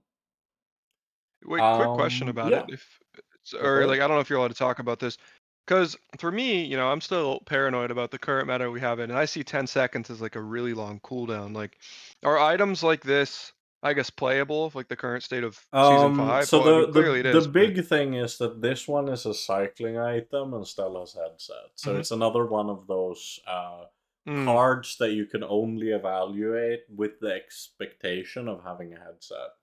Oh, so Yeah, this is you Gotcha. not have- necessarily a day 13 item. Yeah, This is definitely like No, not. no, a no. mid-game item, yeah. Yeah, I was Okay. going to say that oftentimes when you look at her win conditions, you kind of have to subtract like 3 seconds of the cooldowns Yeah. because they will be perma-hasted like 5 seconds into the this fight. is also like Okay. very often in the mid game. I oftentimes do the same type of stuff that I do with like Arbalest, right? Where you have an Arbalest board that has like jellyfish and like pufferfish or catfish, but then Mhm. also Arbalest. Or just burn with like Zoarcid or something, where the Mhm. idea is that you apply a lot of burn, the burn is constantly ticking, and then right towards the end of the fight, like 9 seconds in, you hit them with the big Arbalest arrow, they go pretty low, the burn that you'd stacked finishes the job, and then that's how you Mhm. win. So Yeah. Yeah, a lot of the time it's not, you don't run this as your sole source of damage. The reason it's so good is because you can just put it on a board that's already cycling. It'll just be a big chunk of damage. So yeah, I would honestly Mm, compare it to when you're playing Companion Core and Dooley back in the day, and you had like Clarence and a Race Carl. So this would be the Clarence equivalent. That yeah. it's gonna deal a lot of damage. It's gonna solve your scaling for the fight. But to make sure that there aren't like awkward breakpoints, you also have like another item, whether it be a bomb squad or a Race Carl that can. They don't scale their damage per se, but they deal consistent damage. So like Yeah. Yeah. pairing the rifle with burn or whatever is really powerful. And But running it on its own is risky, I would say. Yeah, and the general expectation with all those items, with Arbalest, with Chlorans, with air pressure rifle, is that their biggest benefit is that when you buy them, it is because your build already does the thing that this item wants you to do, because that's Mhm. like the build you're Yeah. playing. Yeah. But in general, Oh, just yeah. giving your build inevitability, which is I would like infinitely scaling items are just Yeah. very, very useful in the mid game. There are so many Mhm. builds where this is the decider, against shield scaling builds, Yeah. etc. So yeah, I'm a big fan of this. Yeah. No, I like it. Sorry, quick question. Yeah, I also too. I just want to say, I think I understand now why the flight is actually more of a, or like flight receiving half slow is more of like a mitigation Right, against the weakness. Because what you're saying, exactly. if you have permanent haste, slow is actually such a counter to it because it quite literally like, cuts your whole. Okay, that makes so much sense now. How like the air pressure rifle, that's why 10-second items are so tough to run, because what if you run into a board with just like a medium amount of slow and then you go, oh whoopsie, my items don't activate. Yeah, and they Yeah. literally twice the speed. Yeah, that makes sense. Yep. But now if you're always if you're hasted for like 70% of it and slow durations are halved for like half of it, it sounds like convoluted math, but what it ends up meaning is just that you're probably still having your thing go off at like 8 seconds instead of like 20. Yeah, no, for sure. Yeah. I would call this in practice like a 7 or 8 second item, basically. Like that's how it plays. Yeah. So, but at the same time, it is technically like 10 seconds. Obviously, like that is how it reads. So I understand why a lot of people are very skeptical of, wait, 10-second win condition in this meta, but you have to consider that Stelle is her own hero. And I think that's the big thing with Arbalest as well that people oftentimes underestimated, because Arbalest goes on haste boards like automatically. Yeah. That's where you play Arbalest, which means that very often you should expect Arbalest to have a little bit less of a cooldown than what the item claims that it does. For sure. Okay, so what do we have? I'm so excited to talk about some of the upcoming. We also got Kara that Kara, one. very worth mentioning. Yeah. This is like, it's kind of like her Shark Claws, but obviously because Stell can be so potent with persistent scaling, they made it flat instead, which means you're more front loaded early. And honestly, like, if you have this at high rarity, like a diamond Karakara next to only your lightning rod, like that's the equivalent of when you'd run like the silencer on the proboscis on Vanessa. So, or like on your eels or something. Yeah. Again, we said that the headset is kind of Stell's most, I don't know what Walter said, but something to the extent of like most important or crucial. It's I like would the say glue Karakara. item. Yeah, glue. Might be like her most iconic. Like it's not that it goes into every build, but it just kind of you're gonna see it a ton. Like it's probably her most iconic this is early like game item. the day 1, day 2 card that will be on all your opponent's Stell boards. Yeah, it's especially because it's not her most iconic item. It's her most archetypical item. Like it's the item that you will think of when you think about what represents Stell in the early game. And it's also the centerpiece of like her simplest build, which is just like flying weapons, which is like that's like when people first try Stell, the build they're going to try first is flying weapons. It's like the obvious thing to do. Yeah. And this is a key part of that build. So you're going the to way see I would put it is I think it's good for Stell being a beginner friendly hero to make sure there's always like a Kara line you can go for, like just to get into the idea of playing flying. This is just a very easy to understand, easy to play item in the early game. And I love the design. We had the same thing with like candles on Mac on like day 1 of him being released. Was a lot of people just looked at candles and was like, yeah, that's strong, and then they put candles on their board, and then candles was strong. Yeah. Yeah. And then we have my Dagger Wing is coming up here. This one is worth pointing out too, because we said that Ornithopter is best in slot, but Karakara is also a fast targeted flying. It just doesn't get cooldown decreases, and it is a medium, which I like that they built that kind of redundancy in when it comes to style, where you can aim for getting the Ornithopter, which I compared to shot glasses, but as we talked about earlier, I think, when you don't find shot glasses on Vanessa, it can feel like a little bit of a struggle, just because the second best slow item is like, grappling hook or something, which there is nice that there is at least a second best slow item, but the fact that all of the other ones are so much more rough, at least until they get high enough rarities, always makes the contrast so stark, whereas by comparison, Karakara has some distinct upside and is by no means just outright worse than Ornithopter when it comes to getting your stuff flying.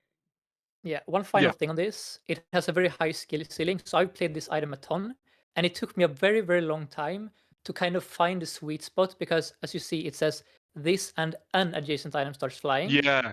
So as I mentioned earlier on Stell, a lot of your items that you want to make fly, you really want them to fly before their first cast, for example. So you really want Mhm. that to be guaranteed. But then, of course, since Karakara buffs all your flying weapons with damage, uh, Mhm. what I'm getting at is in a lot of builds in the early game, it will be correct to put this on the far right or the far left, even if Yeah. that sounds crazy, which is kind of the thing that I mean why I love this. It's a very beginner friendly item, but it also is like super complex if you really want to optimize it I and wouldn't go as far as stuff to like that. say super complex. You have basically two options, but it No, is because at least more nuanced than some other items Okay. where you basically have one option. My point is that those two options, the correct decision changes from fight to fight, day to day, item to item. Like it's never that okay, Yeah, I'm I'm settling not on outright rightmost. disagreeing Okay. with you. I'm just like tampering the excitement a little bit on calling Karakara one of her simplest items like super complex.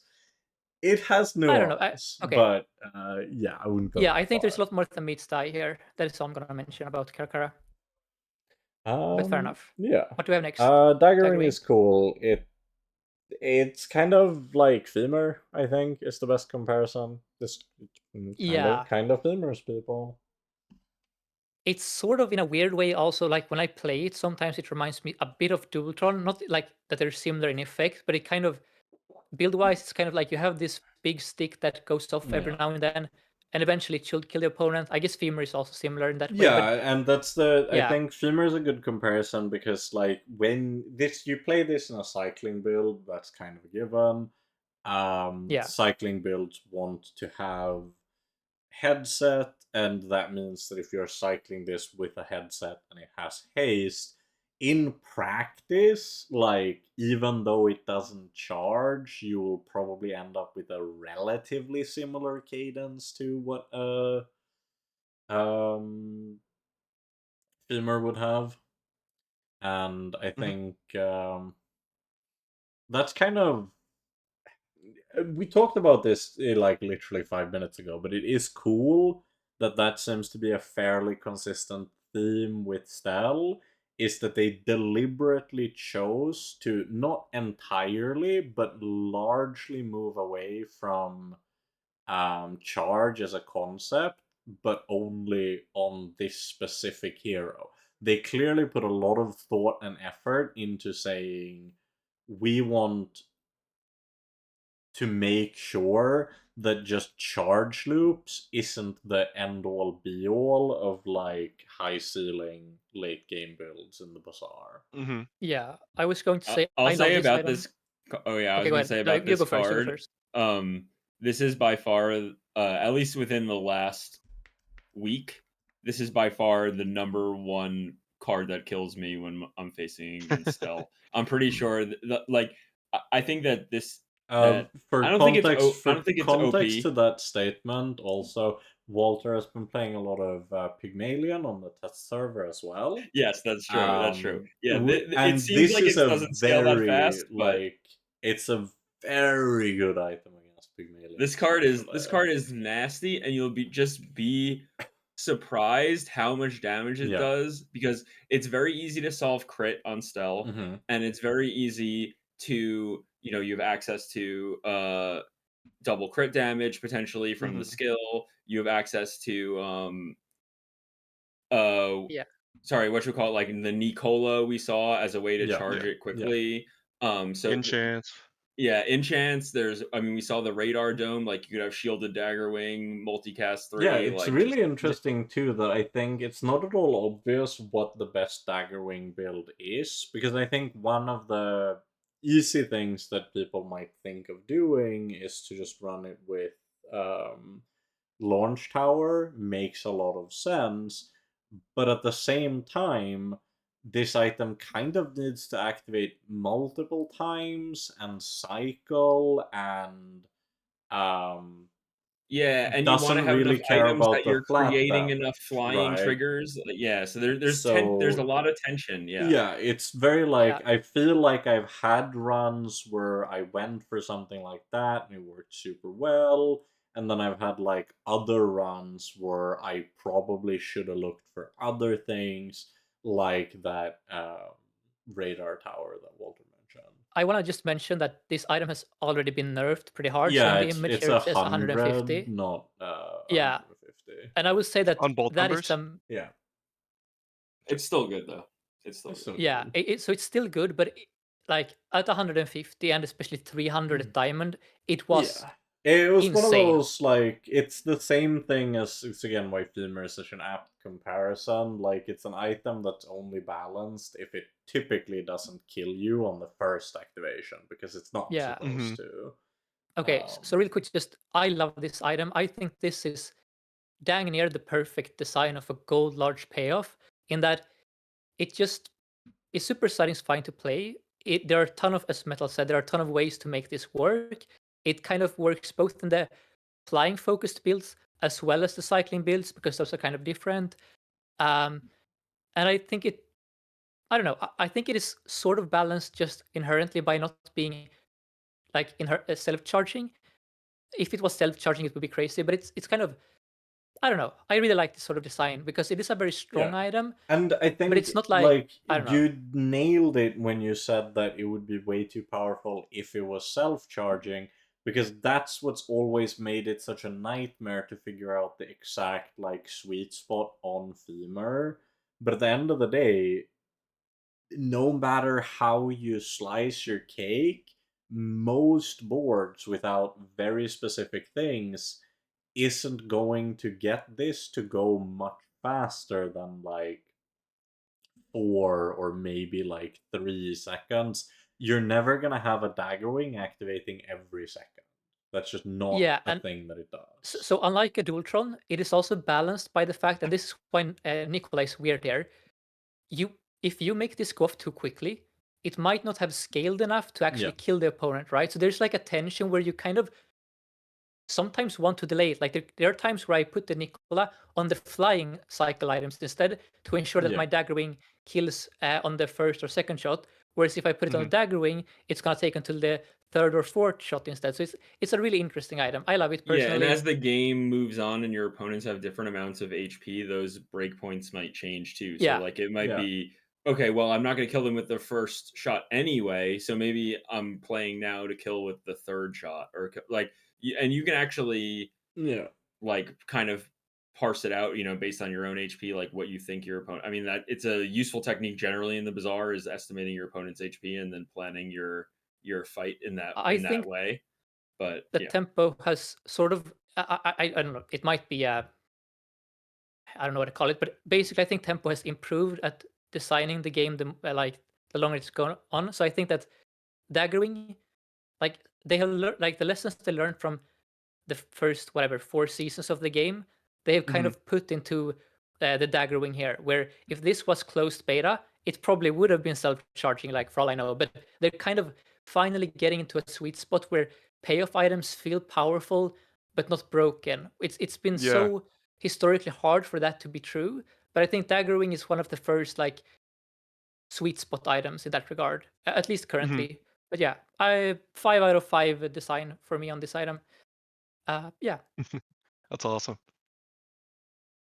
Okay. Do we have, by the way, Metal Skyliner? Do you know if that is in the? I think Skyliner was like ages higher up. It was like on 20 or Oh, something. okay. I feel like we should also discuss because I also think that is a 5 out of 5 design. I It is wouldn't kind mention of the much about Skyliner. sure. Here it is. It's another very like flagship-esque item, but it's the poster child of the takeoff build because it only cares about things being flying and it has a big Yeah. number. And I think that's like the main thing to say about it. This one is one that benefits a lot from the launch tower just because it has multicast, so flat damage good, pretty much. Yeah, I would also say this one is very powerful with skills because of the multicast. So we mentioned right-handed earlier. If you have a right-handed, this item is already like that's I don't know how much, but like a 20% increase in DPS. It's a very nice item. With skills, It's a lot less yeah, since like the burn represents so much of the damage too, but yeah, that's a fair point. it's Okay, still like good. And I do yeah, like that, like the fact that the things that have multicast and the things that have like charging really change like what support pieces are the most vital.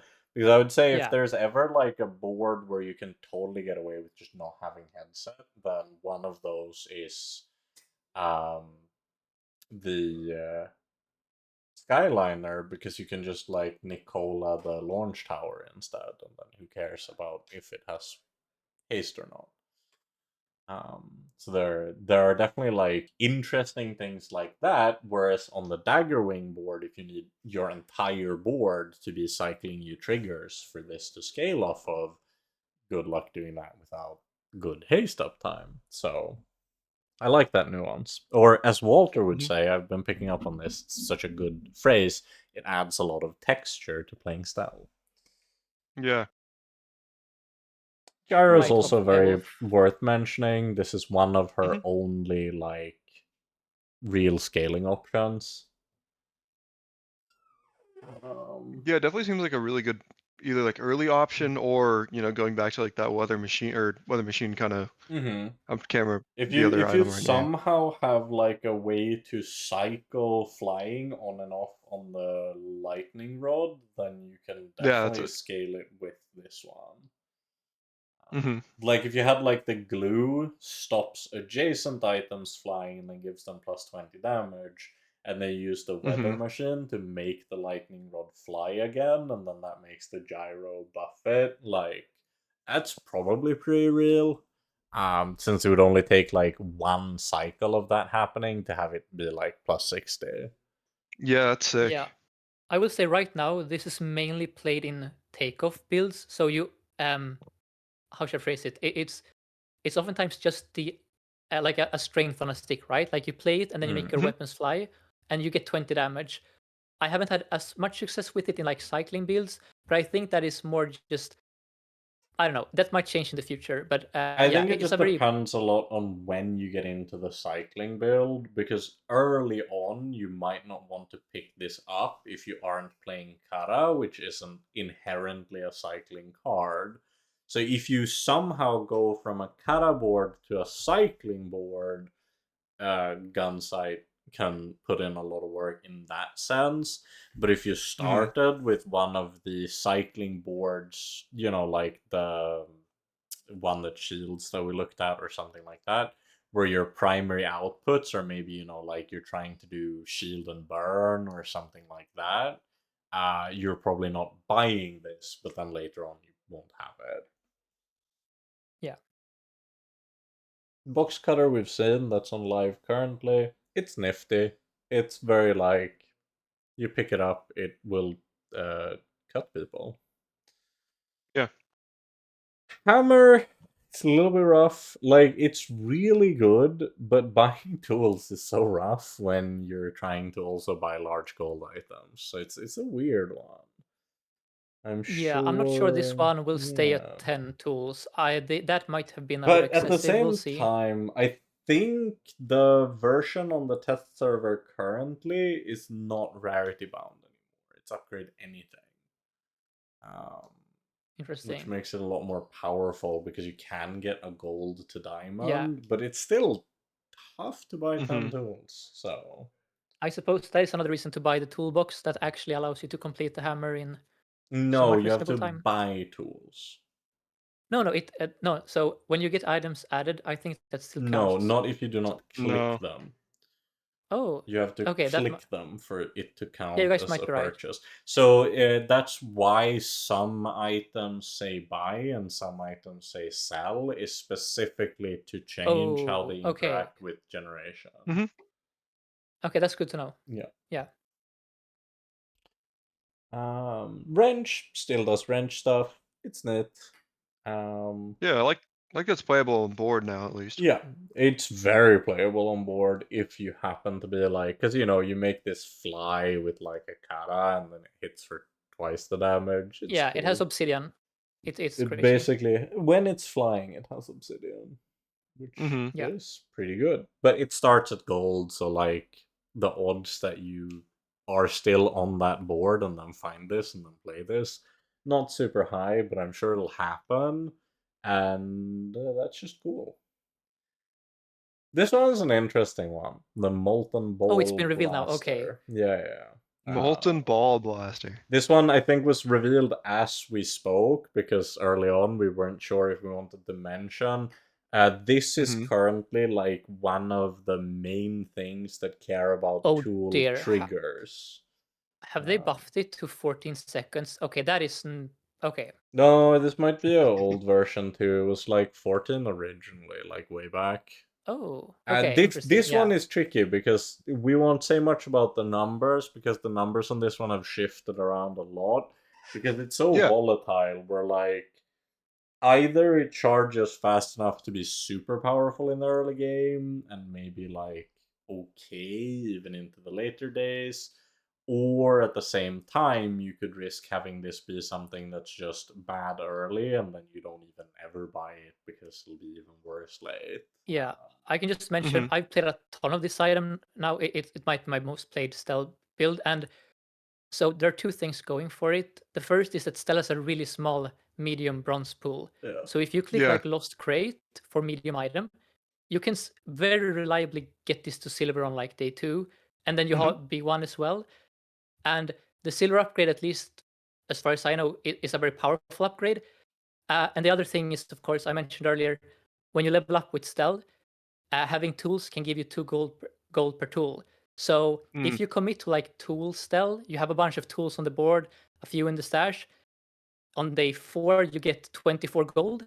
That means that even if you play the tools, now you have 24 gold.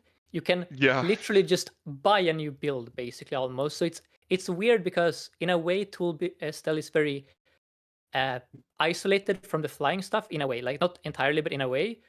But it's also the stealth build that gives you the most potential gold from level up. So I don't know. It's an Yeah, it's interesting part of weird stealth. because I, on the other hand, typically do like the opposite. I avoid this thing like the plague because the other stuff usually gives you more tempo for less investment and makes you more adjacent to other things. But then the trade-off is that you can't, if you were to get the tool level up, it's usually more like, 6 gold. Yeah. So Mhm. there's some interesting nuance there where it's gonna take a long time, I feel, for there to be like an established consensus on what's most worth it. Since I Yeah. think I anyone who honestly, listens can hear that both mine and Sixten's arguments for the respective possibilities are quite logically sound. I can't exactly yeah. outright say that I think he can't be correct because No, I will say obviously he that can. it very much just boils down to whatever you kind of find first. Like if this just falls into your lap and becomes silver on day 2, then sure. Eh, But if I it, get Karakara, then yeah, I'm playing Karakara. it's been Yeah. very You like don't have to go I silver. do not click this ever. Like if I say this Yeah, day and I one, think node one, I pass on it. yeah, and I click it and I get like 10 Yeah. wins because I have a gold one on day 4. I Yeah. would also So just add it's that tricky. some of the tools like goggles, even like the angler drone, still go into other builds, so you can Yeah. kind of there are some overlap with other builds, but not as much as with Mhm. the other items. But yeah, it's an interesting item. I think Yeah. just based on my instinct, even if this isn't strong, people might complain about it in the early game because it kind of just can put a lot of burn on you, and a lot of burn is annoying to lose to. So I'm not sure. It's a weird item, is all I would say. Mhm. I hard time evaluating this one, Yeah, it's honestly. almost like since the cooldown is so much larger, but so is the number and so is the charge, it's very reminiscent to facing early Matchbox builds. Mhm. That's what Yeah, it sort of like that. usually, Yeah, because it's like a bunch of junk on the board that mostly serves to charge the burn thing, but then the burn thing charges. Um, yeah, so it is a very, very interesting item, and I am genuinely super curious to see, like, over time, which Stell builds get cemented as, like, the best ways to play the early game, similar to how, like, no one was playing Carpet on Mac when Mac came out. Like, it took a decent chunk of time for people to figure out how to, like, reliably assemble Carpet as their, like, mid-game line. Mhm. And I think it'll be in the same way that, like, it's very obvious that Molten Ball Blaster and, like, Start Stop Trigger Cycling and Kata boards all do distinctly different but powerful things in the early game. And due to the high degree of reliability, a lot of the time similar to with Mac when it was like Crit Carpet versus Candles versus like the Poison stuff, you basically get to pick which one of them you want, and then it really matters which one you choose, but it's not obvious at all which one is best. Mhm. Yeah. Yeah, that's I will also say a another interesting downside. item. Yeah. A practical downside is that this is the build that just you're not completing Orbital Polisher on day 5 when you're playing this, because you Yeah, just yeah. not only do you not fly that much, but you also just aren't built to sustain. You're playing burn, right? Like you're not playing And you're shield. investing so much of your early gold into that stuff that Yeah, obviously you that's need true. to be much later to be able to, like, you need to have already gotten that 24 gold payout in order to be able to theoretically have, like, stashed item Yeah. that lets you cycle better. So when I mentioned earlier that I sometimes skip Orbital Polisher on day 1, it is oftentimes when I'm in like this kind of Yeah. tool-based build. But anyway, do we have anything else? Let's see, I think we are very Are we- close to the end. Stell's Workshop is kind of interesting. I haven't been super impressed, but it might partially just be because of the sheer difficulty level of only playing against other really, really good players. But there's kind of a, you know what? This is your own little Jeopardy, basically, Wolf. With the cards that we've already talked about, including one of the cards that you revealed, there is a very specific and very powerful combo that you can do with this card. Mhm. What do you think it is? Am I allowed to look at the previous cards?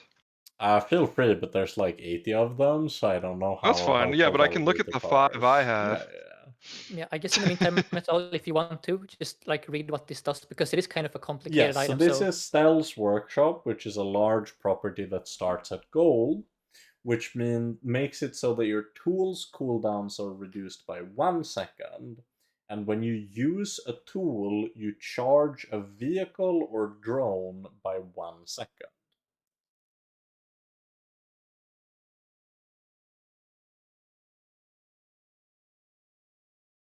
Mm. It might be really hard to actually It's figure this one out. really well, hard, so I was just curious. probably. Which of your items do you think I'm referring to, for starters? So obvious synergy with like joystick as a tool. Also like angle grinder as a tool. I could see like the angle grinder for like taking off a bunch. I feel like it's more likely to be something that charges, like if it's a loop. So I'm gonna say maybe joystick, but I could also see it being like battle drone getting charged hella and then Okay, so going off a bunch of times. you were right on the cusp of it. It is actually angle drone, and it is Mm. specifically because it is a drone that is also a tool. Which Mm-hmm. means that now you can set up your board so that all of your charges are funneled into the angle grinder drone, being Mm-hmm. your only drone. But it is also a tool, which means that it gets shorter cooldown and charges itself. Mm-hmm. Then you can put it next to the reworked, what's it called? Sixten, help me out here. Rivet gun, yeah, rivet Rivet gun. gun. Rubber gun, yeah. And then this will mean that the angle grinder drone kind of self-charges itself, which charges the rivet gun, which charges the drone, and then you just Mhm. have the rivet gun like charge a win condition of some sort, or the molten bolt Yeah. blaster, or Yeah, and then Volf was also really close because joystick is also completely nuts. So that goes to 3 seconds, and at yeah. gold it charges for 3. So it's It like the charges. most. Oh god. Yeah, you can just. So The specifically, problem it is goes to okay. 3 because of you having the workshop. Yeah, It doesn't just but do the that charge Oh, by amount yeah. goes to itself. 3 at Mhm. gold. So it's like a Yeah. very broken battery with infinite ammo.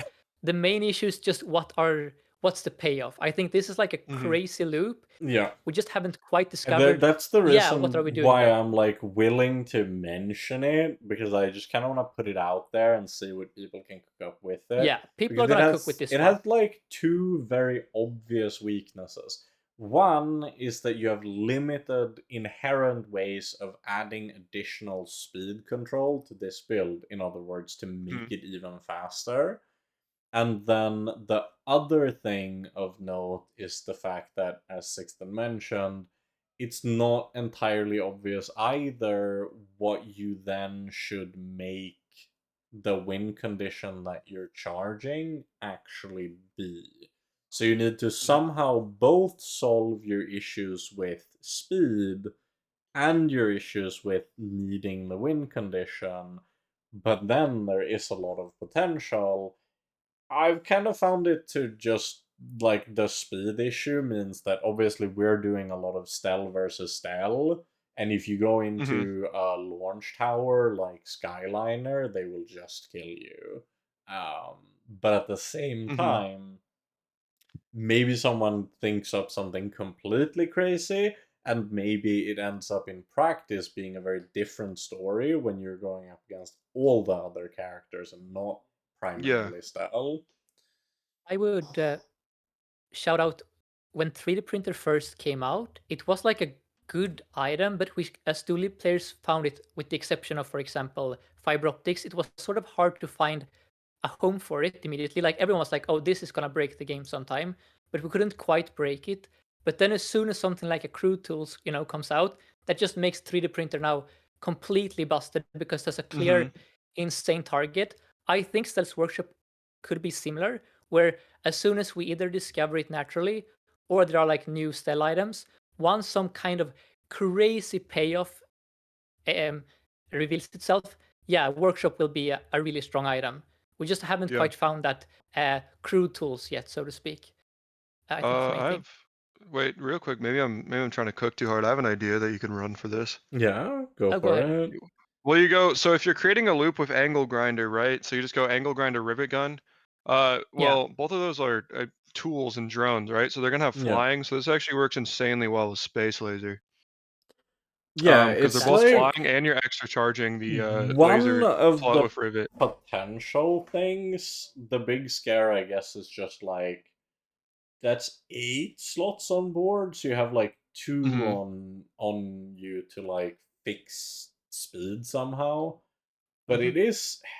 it's definitely possible. I would need to also run the numbers on like how much tool use do you actually need at like what rare it is to make sure that the loop is actually looping.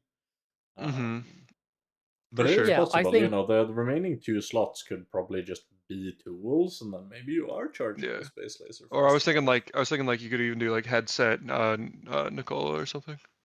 yeah, I guess Yeah. I will just mention that um yeah, the joystick again is like if you want a fast start time on a toolboard, that can kind of just be the thing because It it can be it charges too, and yeah. yeah.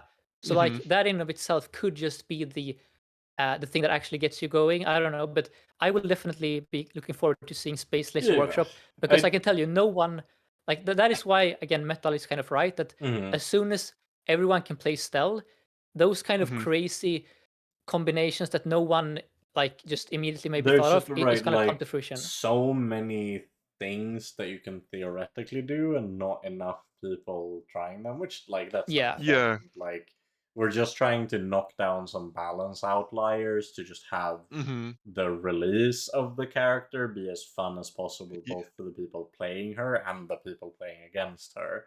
but there's so many things like that that you just like Mhm. wouldn't immediately think of, and then you give her to 1,000 people, and they're gonna cook. Yeah, and if you buff one of her items, all of a sudden you have to reevaluate maybe 20 others. Yeah. It's like such a hard thing to ever. You can never say that like, oh yeah, Stelle is complete now. It's always a Yeah. I chaotic storm. will definitely say like my stocks on Molten Ball Blaster would be way up if it turned out that there is a relatively consistent late game build that it can pivot into. Yeah, Because it can already go into the like lightning rod stuff because you're very willing to pick up Nicola, and a lot of the other stuff are tools themselves. But it's harder to go into the things that explicitly need flying, obviously. Mhm. And yeah. so the fact that you can potentially have your cake and eat it too if you have multiple viable builds after doing the early game to like get tempo and also tool gold. Yeah. Yeah, and maybe someone in the future will run the numbers on how much average gold will you get from the level up if you're playing this. Like we don't know that Mhm. it necessarily, but if that turns out to Yeah. be, yeah, you can expect to have 24 gold on day 5, then yeah, that might just be enough. But that's why we need to, get still out there. We need to get the games in, and then we'll figure it out. Yeah. Yeah. But anyways, with Yeah. all that said, I think I'm gonna cut the style discussion short there. We have reached Yeah, the sure. end of the revealed items, and oh my god, this is by far our longest episode by a Yeah, lot. glad I could help. Yeah, so there was just so much stuff to talk about. I remember like it doesn't feel like we got nearly this much stuff revealed for Mac like Mhm. before Mac actually dropped. They Yeah. No, I really think they did a went much better above and job. Like beyond. I think with Mac, they might. It was the first time I think giving out a ton of stuff to like content creators to reveal. I think they've just gotten a bit better this time to make sure that most items are given out to others to reveal, so there isn't Yeah. like a massive chunk for the last day, Mhm. essentially, which I think is a good thing for the community. Yeah, very cool. Starting off with boards of the week, Walter, you had one. You still alive back there? We Uh, might be able to just bring it up yeah. on the board Yeah, because he no, did no, post I'm it. mostly now. I have the board. I'm just checking if Walter is still with us or if he had to. If he's muted, he could have had like a cat situation or something. I know he has Mhm. he I has a think he cat. also just said that he wouldn't be able to do a super long recording today, so it We'll could see. just be that It he's. could be Yeah, that. It we'll could be a see. cat situation. But in that case, we will just do Wolf's Oh board of yeah. the week instead. Did you have a preference between the three that you Yeah, no, sent I sent me? you 3. Well, here's either like the Trevi one. I mean, here's the thing. I don't feel like anything is like super novel per se, but I feel like maybe the most recent pig one I sent you just because that was like a cool little infinite I had. Yeah, sure. Let's go with that one. I will put it on the Sure. screen. You can read out the items kind of in order and Hmm. then kind of explain what you had going with the build. Yeah. So first of all, this is what I hit, or this is what I ran to hit like top 300 legend for the first time. So that was cool. Peaked at 269, which is kind of nice. Yeah. So I was running just like a 28-hour focus, or 28-hour gym, whatever. You guys know what I'm talking about. 28-hour Yep, yep. fitness. There we go. Board, and I had a yellow piggles. Is that? I still don't know. Is that sponsored apparel, right? Not showcase. Yeah. Yeah. Or yeah. I don't know. I'm just and then bad blockers with like 8 times multi next to a fiery yo-yo, and then a speed runner, and then is it piggles protectors, and then a gym.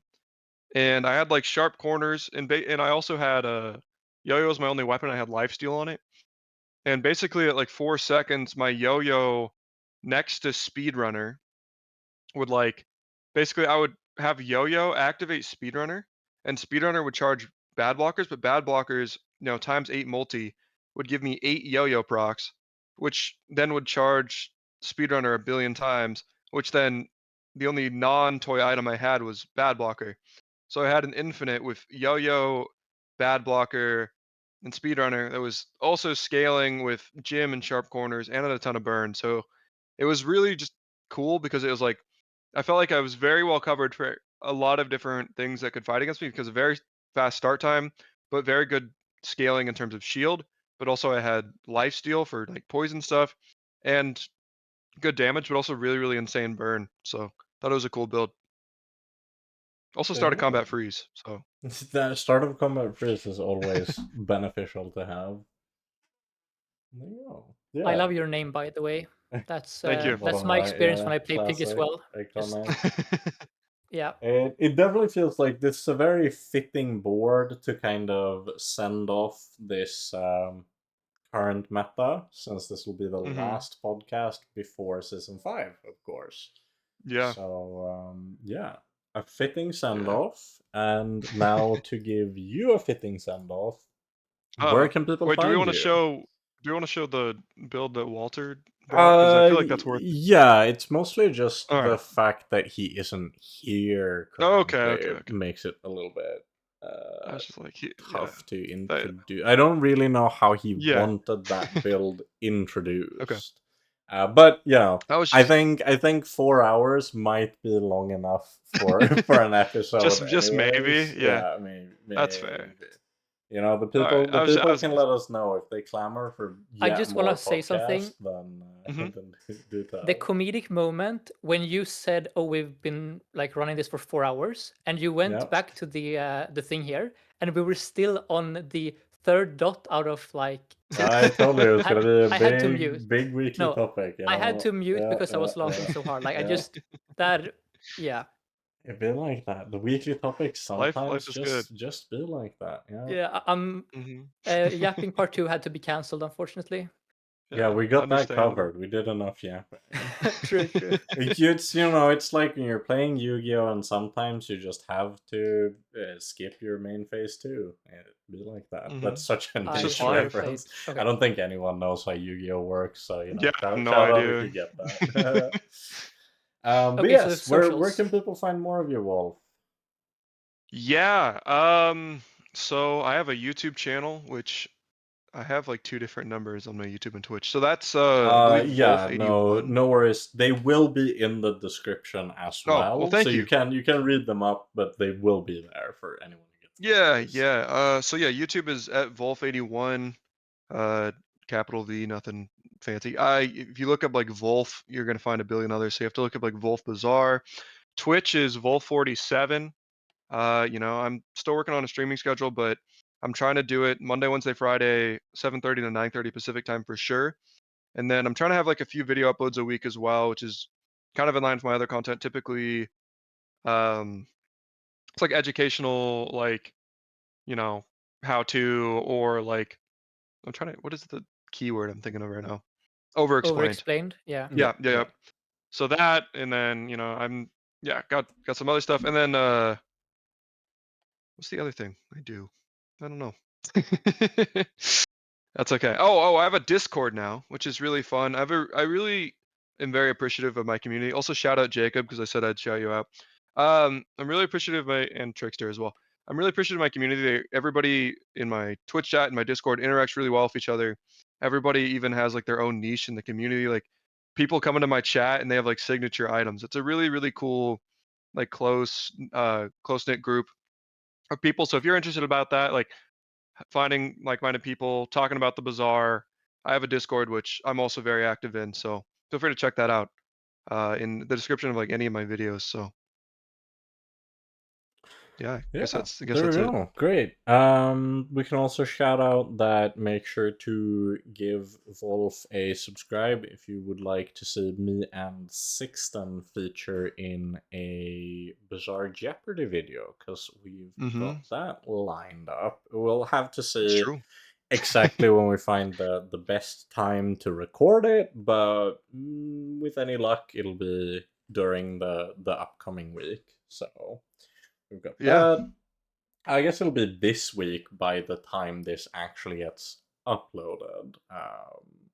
But there you go. When does this video drop? Probably like tomorrow. It's just Okay. the like time to render and upload and all that. Yeah, that makes Shazam. sense. And in Sweden, it is currently midnight. Very cool. I'm so sorry. It's fine. Oh, It it's had to be not your. done. Yeah. It had to be done. What about you, Sixten? Yeah, people can find me on Twitch and YouTube with the handle 2610. I also have a Discord server. I'm going to be posting some Stelle content hopefully now this Wednesday. I think my first video will be a tips and tricks video, mostly focused on the early game. Like we kind of have already, I mean, if you listen to this episode, you will have like half of the tricks already. But yeah, Yeah. stuff like that, cool things I've discovered. And yeah, I'm really excited for season 5. I think that covers me. It's gonna be pretty Mhm. good. Yeah, I'm MetallFenix on Twitch and YouTube. Same spelling as you see on the screen, 2 L's and an F. My most recent video is also like a Stelle reveal video, but I mostly focus on guide-related content. I have recently done like some guides for Dually for the current meta that's still on live for another like 2 days after this gets uploaded. And then when Stelle gets released, I'm gonna try my best to get together some kind of overview video for her to begin with. And then after the overview, once people have kind of warmed up to how to play her and all of us are a little bit more confident, I'll try to do some strategy guides as well. So, I mean, I'd love if you drop a subscription if you would be interested in that. But as per always, you can also find more of the podcast on YouTube, Spotify, Apple Podcast, or via RSS feed for your podcast listening app of choice. We'll be back next week with a new guest, and I would guess that we might have been playing Stelle. Remains to be seen. Safe bet. Yeah. With all that said, thanks to everyone who watched to the end. Understandable if you didn't. We went giga overtime, but oh my god, they were killing it with the reveals, so understandable. But in the meantime, wherever you are, I hope you have a great morning, day, evening, or night, and that perhaps we see you in the next one.